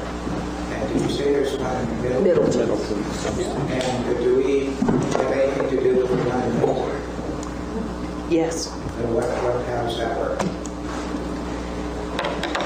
There are several officers that work out of the Middleton office that actually patrol the east end of Annapolis County. So that is also why you saw a section where we cover some of the cost of their office in the town of Middleton. So that it allows for a closer contact with the east end when there is a high population, but we still are also responsible for the officers that work out of the Bridgetown office. And Middleton then would also pay towards the RCMP that operate out of that. So the 14 here, are they all in the Bridgetown office? Some of them are in the Middleton office. And what about down Bear River at Cornwallis Park? How are those people serviced by Protective Service? They are serviced out of the Bridgetown office. Several years ago, we actually looked at, there was a small community office that our CMP had in Cornwallis Park. We looked at relocating them to a different location than the spot that they were in because the building needed work done.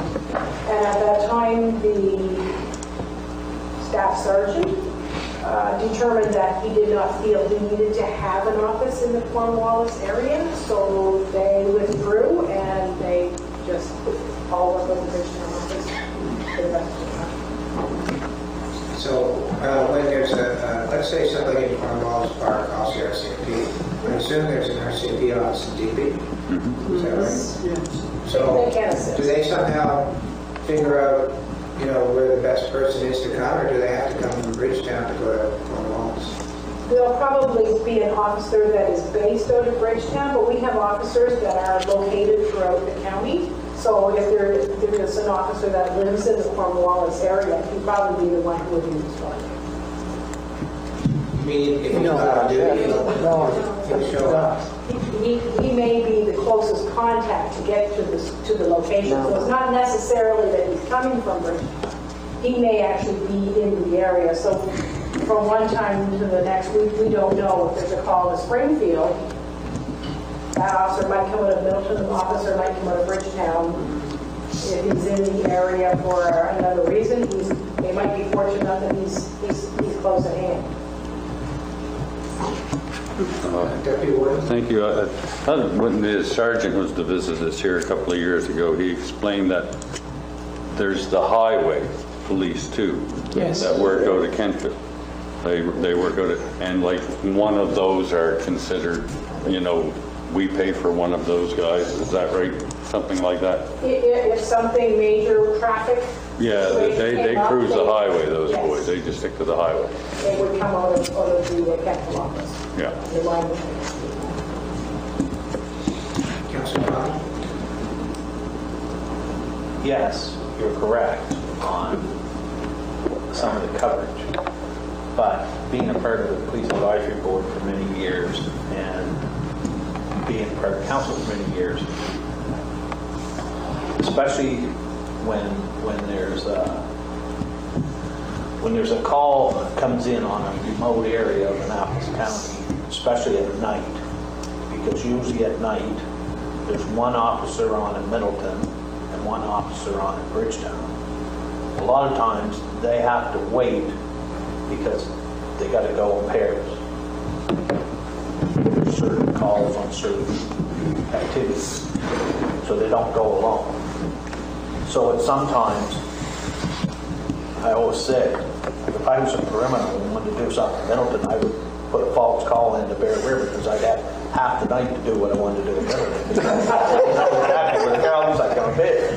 Don't do it. So, but that's what we face with such a outstretched, large county. When at the cost, because I see the cost of one new officer is $162,000. That's for one officer. One officer is $180,000. So 180, so that's more than a cent on the tax rate to include one more officer. And a lot of times, our problem that we've had when I was on council and I saw was that we paid for 14 officers. But during the time period of the year, some of them officers could be off on stress leave. They could be off on maternity leave. They could be being transferred.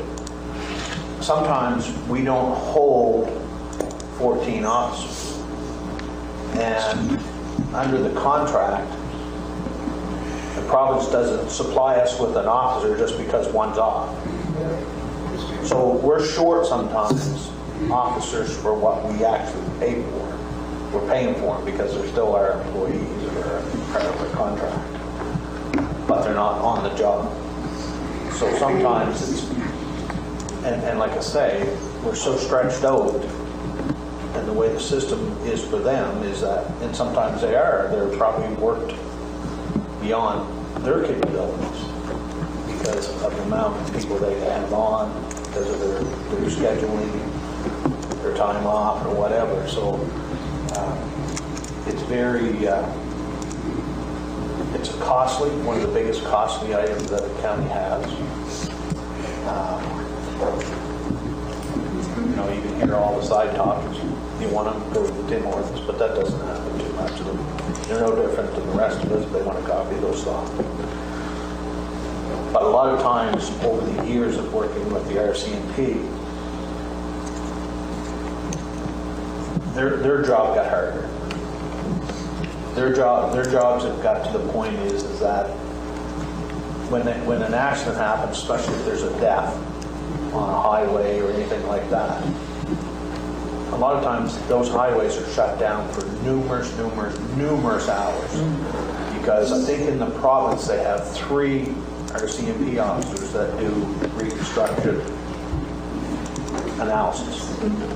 So if you're in the night of a serious accident, and there's already been 2 serious accidents, one in Cape Breton and one in Yarmouth, your section of highway could be closed for 24 hours because you have to wait until they get done the jobs they're on to come do the traffic analysis because of lawsuits, their job, like I say, their court, going to court to try to put blame on somebody or whatever, has gotten a lot harder. So it's a big budget. 5% increase. And I see that there is down for another cost of didn't I see another cost of an officer there? Yeah. So I guess that's the only opportunity we have on negotiating our budget with the RCMP. Do we want to increase our budget tax-wise to supply another officer? How is their record of, have we had 14 officers? Let me ask a few questions in light of that, Councilor Connell. First of all, the 14 officers, is that an increase in the number of officers this year, or is it the same? That is the same. Yes, and I was going to point that out as well. We kept that segregated. That increased officer happened probably 3 years ago, but we segregated when transition occurred to maintain the separate cost of the officer that was attributable to the Bridgetown area. But we have not increased the number of officers for in excess of 3 years. So this budget is not projecting an increase in officers. If we're going to increase the number of officers, that would be additional to what's reflected in this budget. Right, so this is just province that's negotiating. They cut a deal that that the RCMP is going to charge us 5% more even though we're not providing us with more protection. Yes, so the number of officers that they contract with the federal government for, they take their own provincial requirements and the requirements of all the municipalities that fall under the provincial contract. They come up with the number of officers, and they, the province, negotiate with the federal government for the number they want and the increase that they're going to pay to the federal government. Is anybody, I know that Annapolis Royal has their own police force. Now, are there any counties, province that have their own police force other than HRM and Cape Breton? No counties, but most of the rural municipalities have PPSA, which is the provincial contract. And just the towns have, there are just 4 towns that have their own municipal police forces. But, and Windsor had a direct contract with what they call Canada, with the federal government, so we were not dealing with the province. We had to deal with the federal Minister of Justice, the federal. It's a remnant of history that we had, and then we had there were 3 other municipalities in those. To speak to the point that was made earlier by Don. The difference between the PPSA and the MPSA, the MPSA is the Municipal Police Services that the RCMP had. If we had in our budget 10 officers, the RCMP were required to ensure that there were 10 officers there at all times. If there was even one less officer for 30 days, we got a credit for it. In your case, you would pay for 14 officers, and you could have 1 officer here, you'll still be paying for 14 officers. Yes. And that's the model that PPSA has. And the rationale of the RCMP and the province uses is that when you need to have 50 officers here for a reason, whatever it is, they'll be there. So, so they're saying, you're paying 14 now. If for whatever reason there was a murder in your county, you didn't have to pay any extra. They'd bring all the identified people over, and they'd bring the DNA specialists and so on. That wouldn't cost you a dime. But in the one that we had, which was the direct contract, if there was a murder, we'd be hooked. No. Because then all of a sudden now you have to pay for all the additional costs, all of that. So you get the general police service. So there are pros and cons with both. Thank God at my time there wasn't a murder in our town where else we suffer the consequences. But and today it's a dilemma. And if you want to cut an officer, you have to go through the whole process of you have to say why and how you're going to manage it up. And so you need to come up with an explanation. It'll take you the better part of 6 months before you get a response. So if it's something you're looking for next year. So there's no definitive answer as to what's better or what's worse? For us it was better because we had control. So what would you recommend we consider that next time? You don't have that option. Yeah. You don't give them any more. The only option is one way, so they make you go to the PPSA. So if you have a direct contract, the only way now is to go but nobody can go to the direct contract. They've stopped that. Now, there is one way, I think, if you become a regional municipality. So that's the only other way. Can I ask a question there? I saw Councilor Connell first. But across Canada, isn't there parts of Canada that I thought in Alberta they wanted to go back to their own police force? So that is an option that the county has. is that if we wanted to terminate all our CMP and create our own police force, but then you have to weigh the goods and the cons there, because then you're liable for everything for your own department. So it's contract. So, I mean, if Annapolis Royal can do it,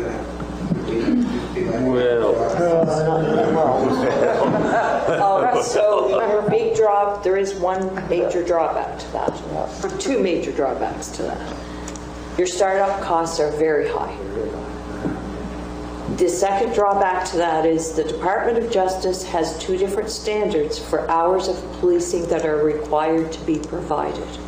The standard of the number of hours to be provided by RCMP has been set lower by Department of Justice than the number of hours that have to be provided by a municipal force. So, even though your per officer cost, for example, might be lower for the municipal police force, you're going to have to cover a higher number of hours. So it means that your savings are reduced by the number of hours coverage that you have to provide. Okay, Councilor Walmart, do you have a question? So, thank you. Is the county ever made aware of how many actual active RCMP officers are working? So, yes? Yes. Okay. So are we always full at 14? No. So how are we made aware of that? We seldom get through a 12-month period with a full complement of 14. The largest part of that, I think, is what Councillor Connell alluded to. Frequently, it's transfers out and waiting for the transfer in to arrive.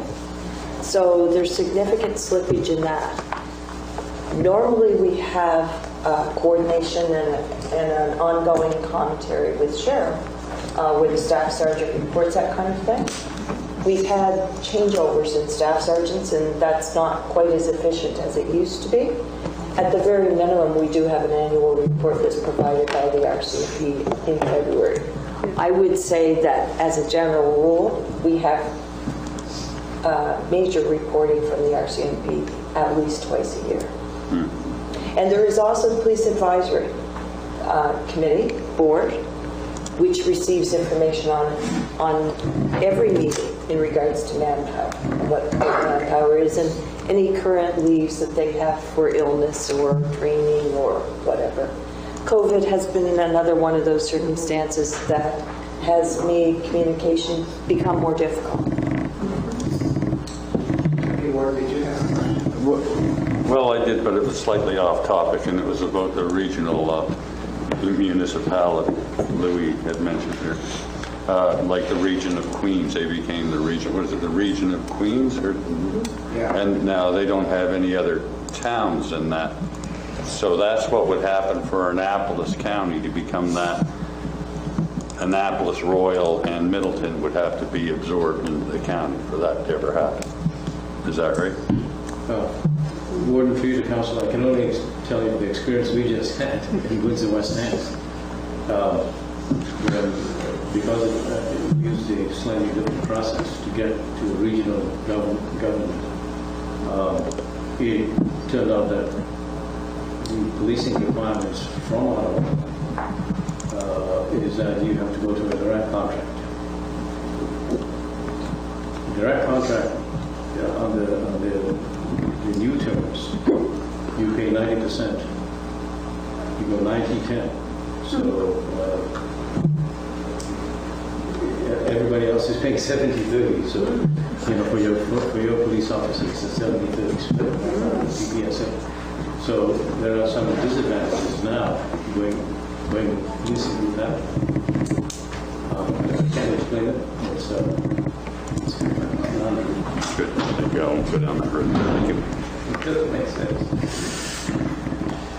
Okay, that was a very good discussion. I have to tell you, I really appreciated it. It's a huge item in our budget, and it was a learning curve for me, so I appreciate it. But we have other items here under protected services. Are there any other questions? Councilor Sheridan? In regards to the fire hydrants that are beside residents' homes, And residents are charged for those. I don't understand the whole process. If somebody could explain how why the residents are charged and how much they're charged, is it based on their assessment, or I have no idea. So I was just wondering if.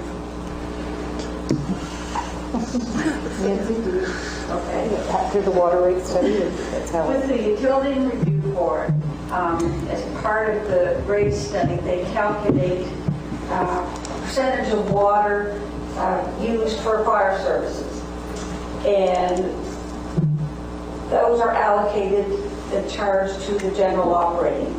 So say $180,000 for the county residents, for the county water utility. So then the taxpayers have to pay back that $180,000. I don't live anywhere near a fire hydrant, so it's not really fair that I pay. They got to go to a lake or wherever to get water.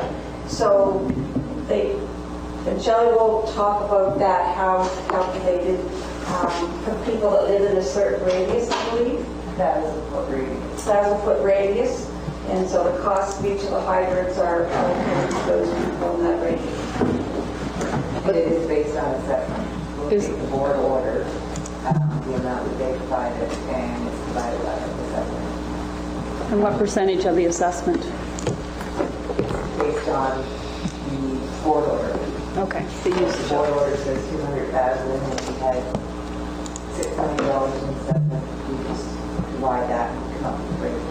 So everybody's treated equally, not one person is overcharged just because of their assessment they would be, but I mean, based on assessment value. Okay, thank you. And there's no effect to the budget. We have the revenue where we bill the area rate, but this is where you see the expense, and that gets paid back to the water utility. And we have two of them, so there's a map for there for Bridgetown and a map for Annapolis County. So it's neutral to the budget. Mm-hmm. Okay, thank you. That's interesting. So, on the outskirts of Middleton, and I know that previously when the town of Middleton lengthened out their water hydrants area, they came into the county without asking the county, and all of a sudden our citizens were taxed for a fire hydrant that even the county councilors, we didn't know it was even there. So we told them that the residents didn't want to pay for it on Junction Road, and I think they shut those fire hydrants off. Yes. And then it's done. But they also extended it up the 362 into where residents or county residents, and they're being charged for a fire hydrant they never asked for. So when they pay for a fire hydrant on the 362 on past the vocational school outside the town limits, do we forward that money to the fire department? Not to the fire department, to the town. To the town? Yeah. So in the same scenario, we requested them to, because we never gave them the okay to do it, to shut the fire hydrants off on Junction Road, which goes by P&A and Derek Wolf's survey in there. If the residents going up to 362, 1,000 yards from the same ones we asked them to shut off because they went into our residence area without asking, do we have the same option? I wouldn't see why not. I think the process was, we've got, if I remember, this is quite a few years ago, we got a written submission from the residents requesting that we do something about it because there were so few PIVs there. They all took a big whack on that one, and so that one was removed. I don't recall any conversation about 362, but I'm assuming the same process is there. We did the same thing on for hydrant in Bridgetown, well, north of the Clarence Road. Same thing. I think they black bagged it. I don't know if they necessarily took the hydrant right out of the ground. We resolved that issue with an understanding, I think.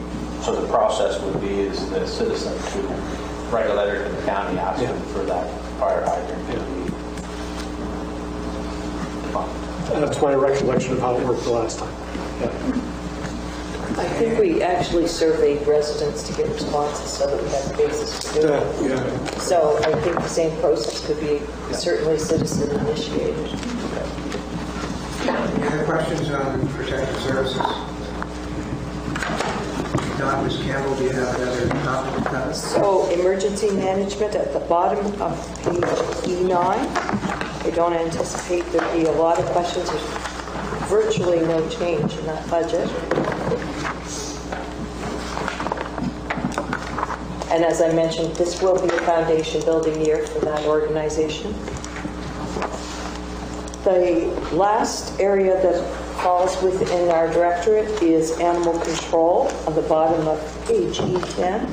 And anticipating Councillor Connell's question, CAPS has retired as an organization. They still exist, but SPCA has become our contract for taking animals from our town.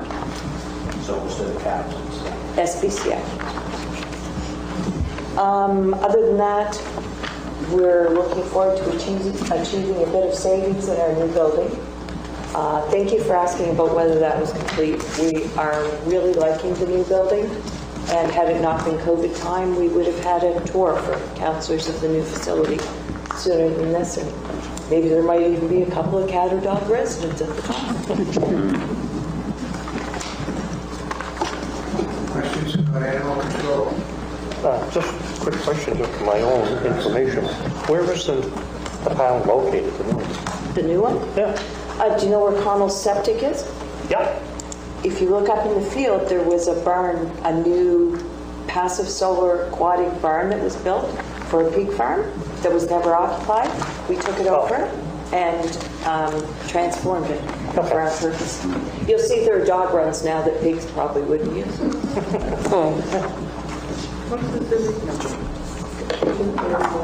Pardon? 6231.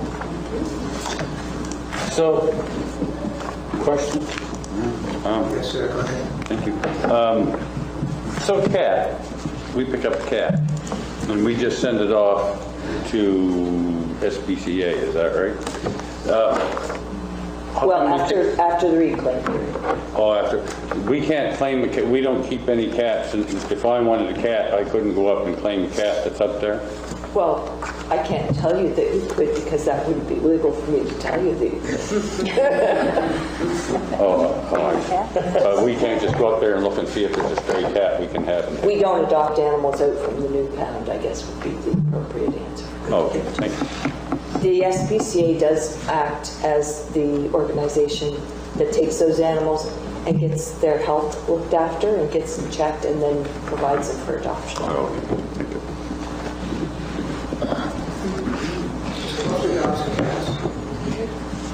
Yes, all the other animals come to my house.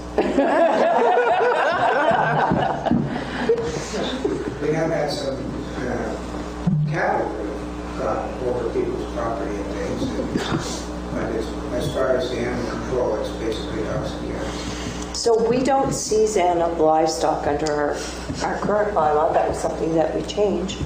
There have been occasions in the past, though, where animals that no one knew who owned them had to be provided for, and in unusual circumstances, we have made arrangements for a farm, for example, put up a pig that has wandered away from home until we can find the owner.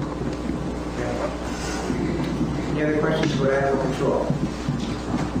Anything else from you, Ms. Campbell? No, I'm good, thank you. Well, thank you very much for your presentation, and I do want to take this opportunity to follow up on what you said, Ms. Campbell, and thank David Hopkins and Eric Wilmots in particular for the wonderful job that they've done for us for the last number of months. Very appreciated. Okay, who's next?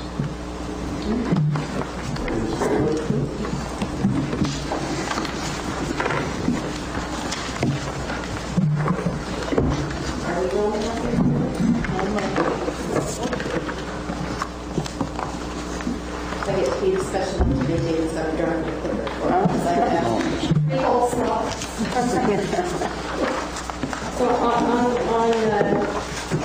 slide number 2 is the org chart. So I don't know how to do it, but David's running. I don't have a department, I'm not a director, but I do report directly to the CAO. So I've got my own little string there, and my support to council is through the CAO. So I'm fairly close to council, and there's that one separation. So the CAO is who I report to. And our office is a team effort, and we have a deputy clerk, and one is also the records management coordinator. I know he's running this. I'll follow the slides first, and then I'll do my talking points. So the overview of the clerk's office is a statutory role under the MGA, and it's appointed by the CAO. We provide day-to-day administrative support to the CAO and support to committees of the council that are made up of all councillors. So when you are all in a room, it'll be me that's taking your minutes. So committee of the whole, council, planning advisory. We don't do the committee support for the other committees of council unless it's all of you. One of the things we do, one of the things that I am responsible for as municipal clerk is the records of the municipality. So you've heard all the departments talk about the records. So Linda manages 11,000. We are responsible for all the records of all the departments. That falls squarely on me. So, and that's a lot of records. It's a lot of records. And our official record is paper. It's not digital. Our official record is paper. And that's, it's not only time consuming, it's space consuming. If you've ever been in the basement of the Annapolis Royal Building, it's all records. And we have also half a room of Bridgetown records that we can't even get to. That we took on. They're part of that's a municipal record that became ours. So records are a major item, which is why we are all very thankful that we have Wanda. She's the doer. I'm the one that signs it, but Wanda's the one that does it. In our office, we ensure adherence to senior government legislation and regulations. You've always heard me say, we're the black and white. We're black and white. We'll tell you, we'll remind you what your policy says. We'll remind you of bylaws. Y'all are gray, and we are black and white. So we have to tell you, you can do the gray. We just have to point out the black and white, like people speaking, sharing microphones during COVID. That's what I do. One other committee that we do provide support for is the nomination committee, the nominating committee. That committee is struck in accordance with the MGA. It is a committee of council, but it's separate, and it starts right the day that the warden and deputy warden are elected. The nominating committee has to be struck at that point because we have to populate the committees of council so that they do work. Normally, that would only happen in normal. There is no normal anymore, I know. Normally, that would happen probably leading in every 2 years people are appointed for 2-year terms, starting with when the new council comes on. So that's our starting point for the first 2 years. And then the second 2 years is when we do our turnover. Except sometimes it gets run on. And there's a lot of background information that has to be collected in order for that committee to be able to efficiently do their job in making appointments to their committees. So that's something about what we do. If we go to the next slide, it says about what you really do. So really, you guys all know what we do for you. What we do for you is we make sure that reports and documents are received for agendas, which I have to go home tonight and compile and copy next Tuesday's agenda for you so that I can bring it to you tomorrow morning. We prepared the agendas for and we circulated to councillors to ensure the meeting spaces are prepared for meetings. So not only is David here early, we're here early. This morning I came in and I sanitized the chairs because they had not been cleaned after our meeting last night. I may do it after everyone leaves tonight as well. So we come early to make sure your space is ready for you. We usually leave after everyone's gone to make sure that the space is left in a good condition. We work under the direction of the CAO to support Warren Council. So while I do speak directly with the warden from time to time, my actual direction comes from the CAO. So he's that neck squeeze, but I'm right on the other side when it comes to council. We maintain the records of the municipality, and although we make strides to provide electronic and digital documents, our final official record is paper, and we still use a lot of it. So I don't really have a departmental budget. There is a section on page E2 under General Administration Services. You won't find the salaries and benefits there. Those are included on page E6 under the Other Administration Office of the CAO. So our salaries and benefits are included under the CAO's budget there. The biggest increase that has happened is office supplies. I go through a lot of trauma, so I have in my parlor, which is my home office, where I've been since March 22nd, most days. I have a full functioning photocopier printer, except I can't get the scanning portion of it to work, which bothers me, but I can do it. It's the same as what we have at CAO office, so I can print everything except these 11 by 14 spreadsheets. I can't print 11 by 14, but so all the paperwork that you get has been generated in my parlor from that day. So you will see an increase in office supplies a little bit.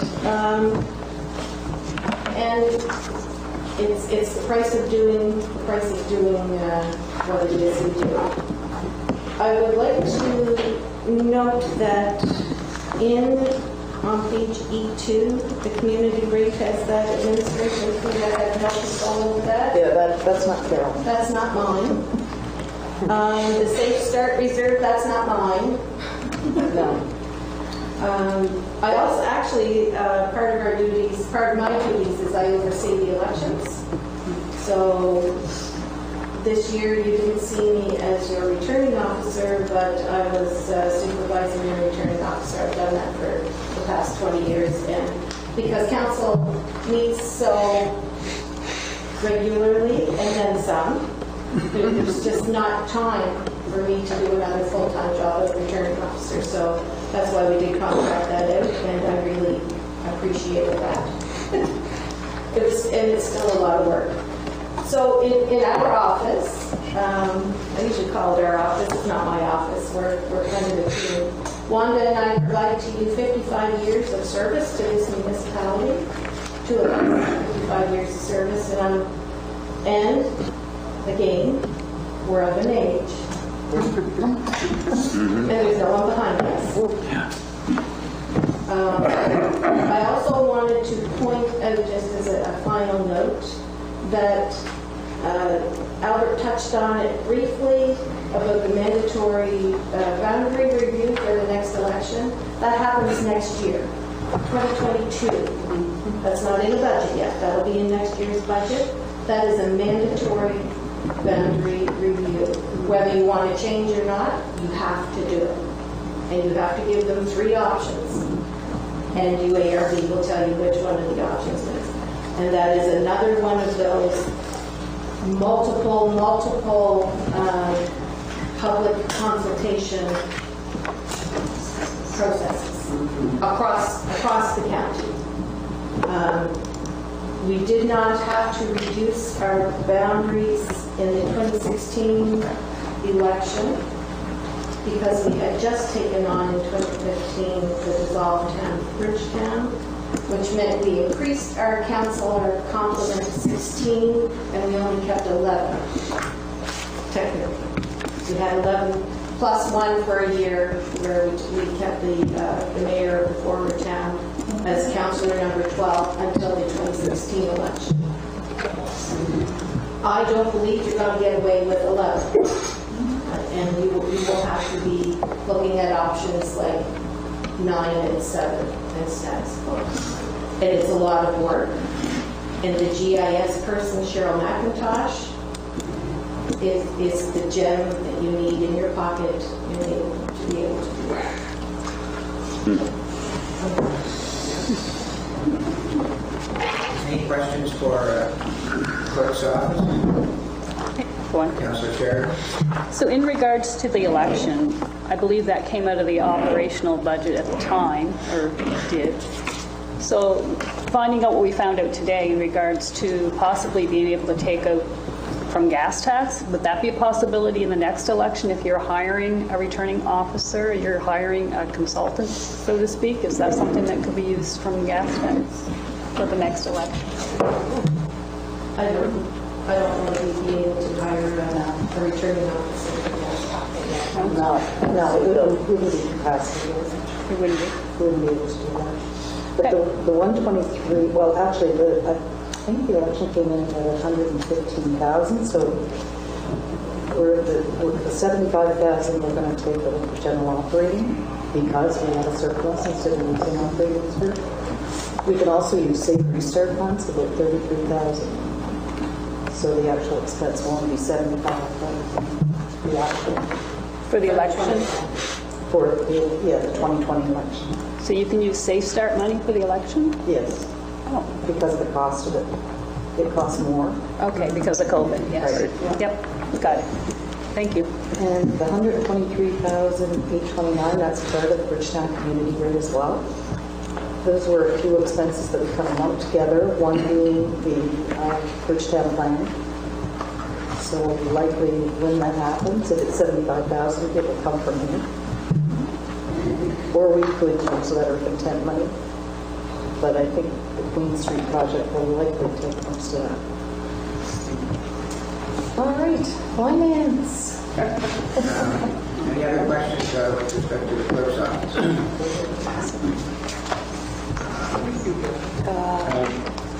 Thank you. Carolyn, did you say that your staff salaries are E6, under other administration, office of CAO. Yeah, under salaries, I see it looks like a person who's moved out of there.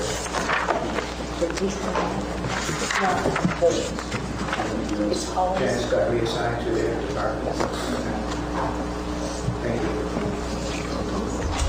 Okay. Just hit the Finance. Oh, just a minute, Councilor. Yes. I just saw on page E6, 9463. I think Councilor Gunn always had a concern with that. That's just sort of a... Yeah, I was going to ask the same question, but it's under the CAO. Oh, that's your... Don't lose track of that, Councilor Hudson, because I had the same question. So we'll get to it. Okay. Are we leaving at 4:30? Beg your pardon? Are we leaving at 4:30? Yes, we are. 4:15. We'll start. We'll go to 4:30. That's okay. Unless there's I detect a feeling that we want to stop now. Might be a good place to take a break for finance, but that's just a thought. No, we'll get you started in this order. Yeah, so it won't take us a minute. Okay.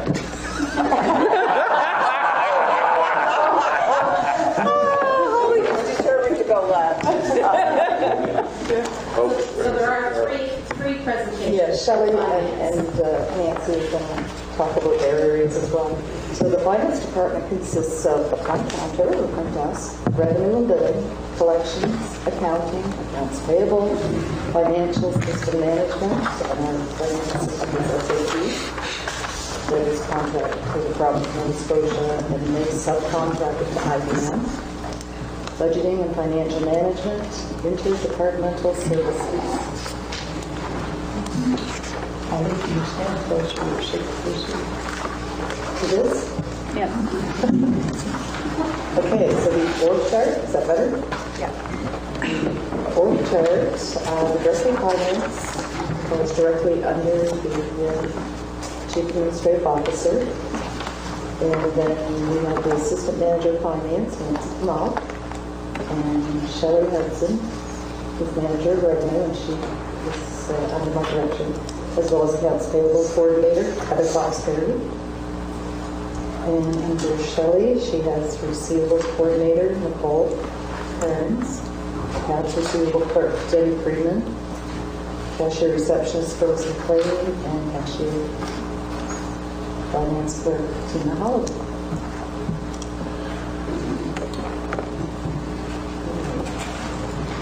So the role of the Director of Finance has statutory authority and responsibilities designated by the Chief Administrative Officer to perform the duties of Treasurer of the municipality as provided in Sections 37 and 38 of the Municipal Government Act. And the only time that we really exercise that would be tax sale notices. So I would be signing those.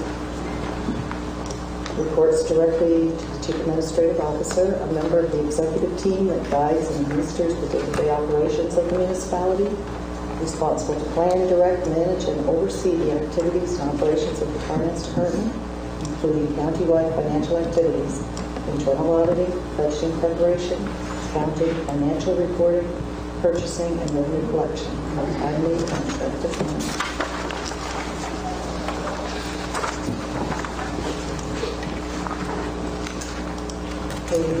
So my direct reports are Heather Fox-Perry, accounts payable coordinator, Shelley Hudson, manager of revenue, and Nancy Kamal, assistant manager of finance.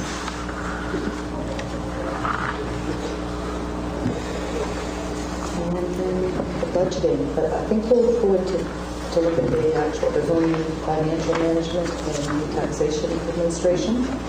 So I'll let Shelley do the presentation of revenue.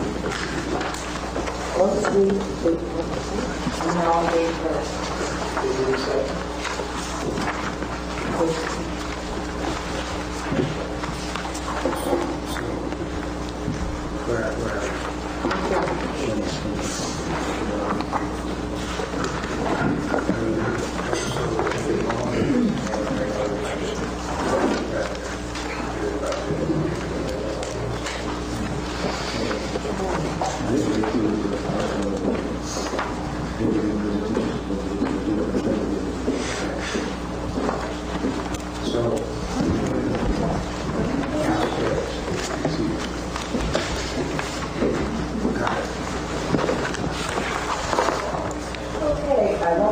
Mine's very short and brief because we've always gone over a lot of things and then we get into great detail when it comes to various positions.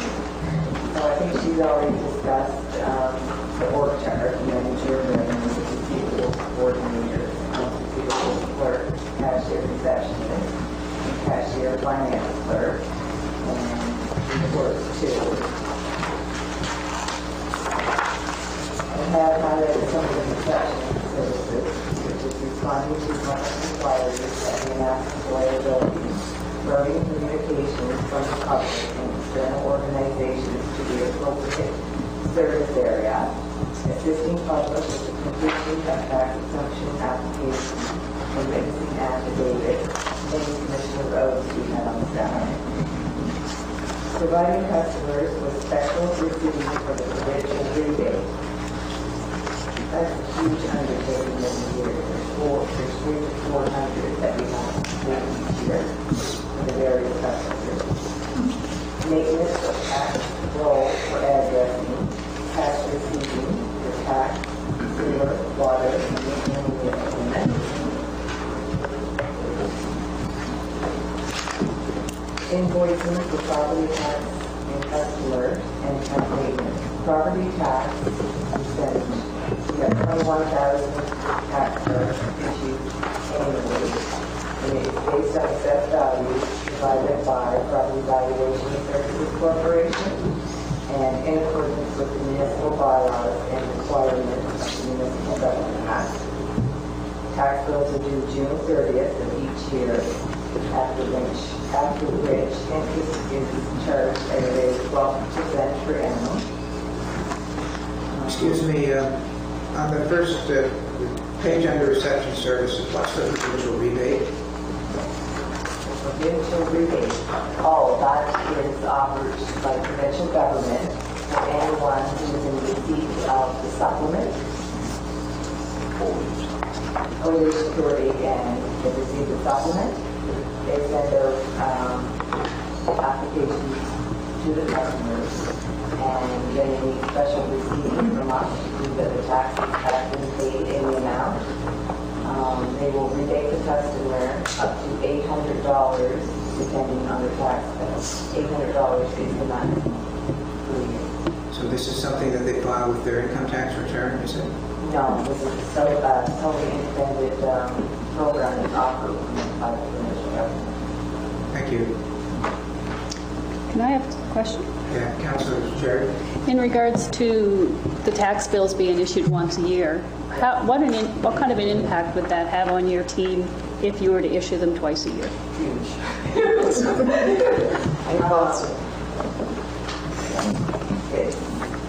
It's a lot of work. It's a lot that we try to pack into 3 months. There's a lot of uncompensated overtime that happens during those 3 months. $30,000 cost? $30,000 or $40,000 extra cost for the printing and postage of the bills, because it's such a large geographical area. And the majority of our revenue is residential. It's not like a town where it's commercial and you may be looking at anywhere from 500 to 1,000 gallons. Those are just things that I can think of.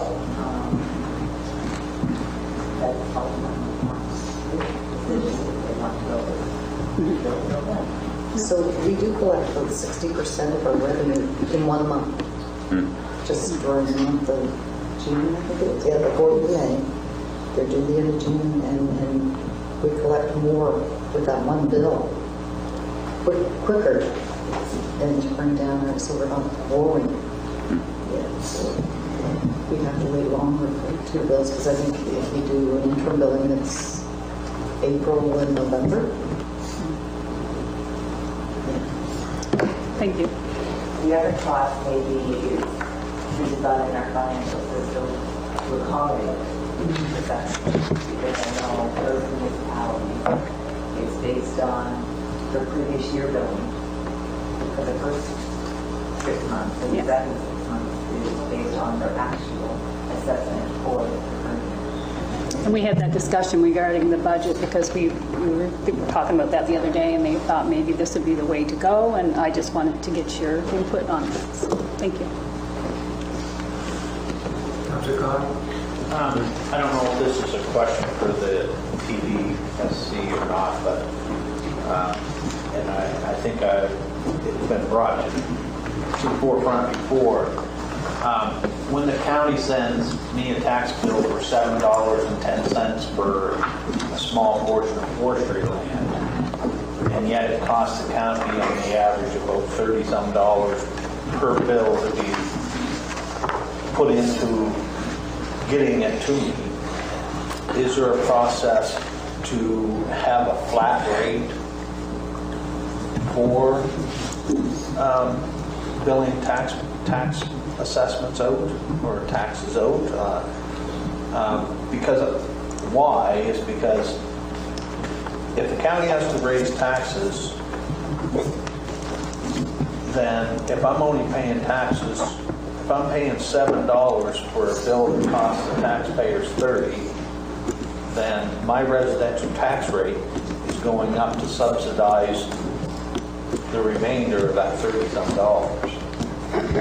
So if it costs, whatever it costs to submit a tax bill to our citizens, is there an avenue for the county to have a flat rate to start with?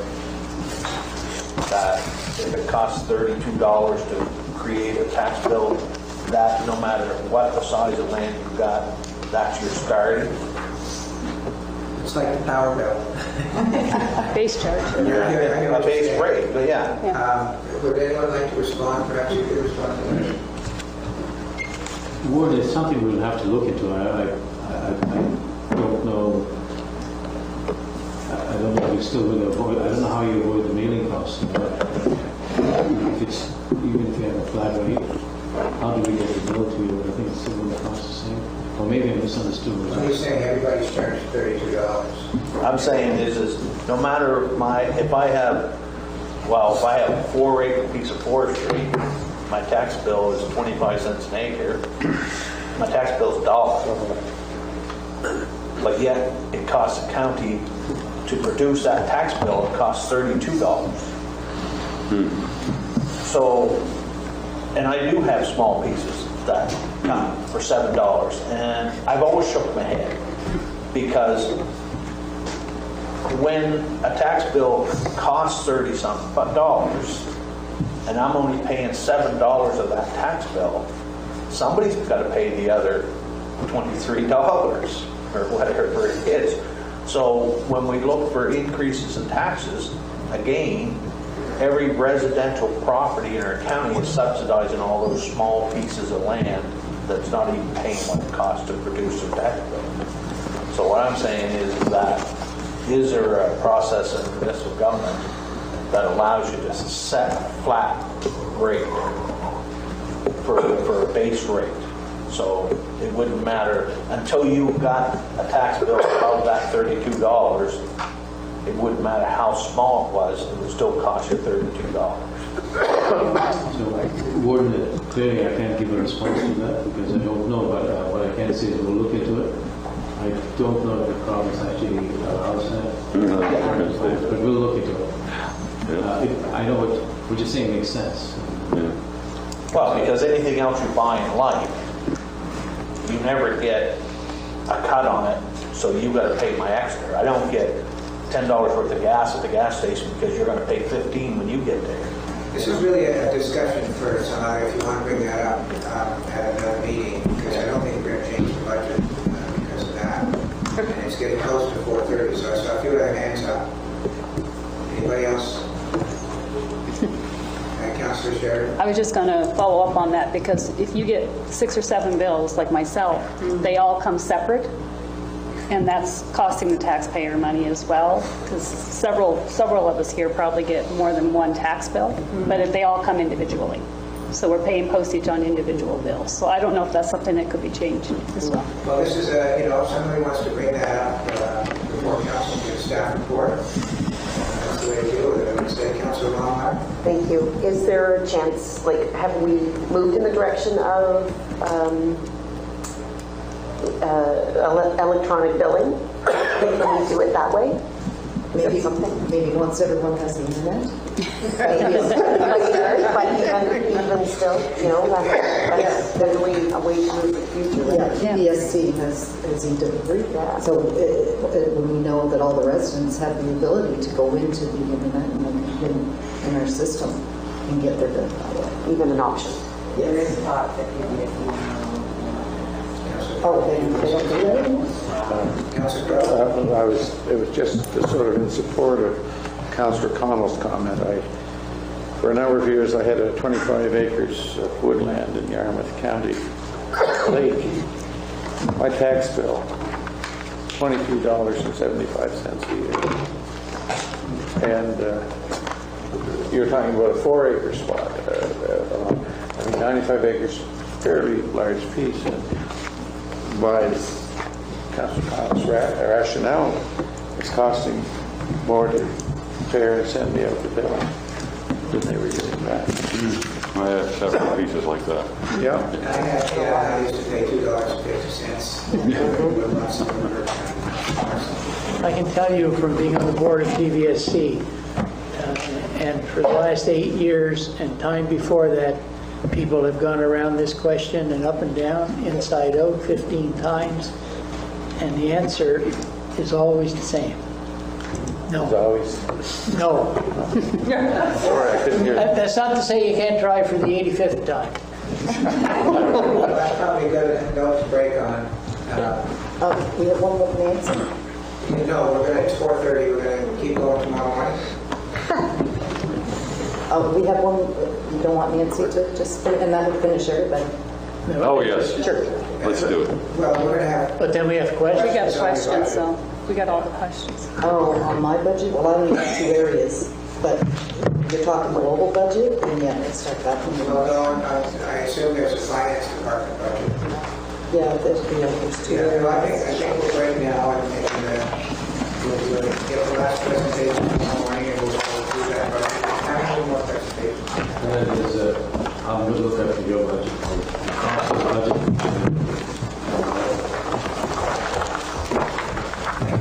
Tomorrow morning,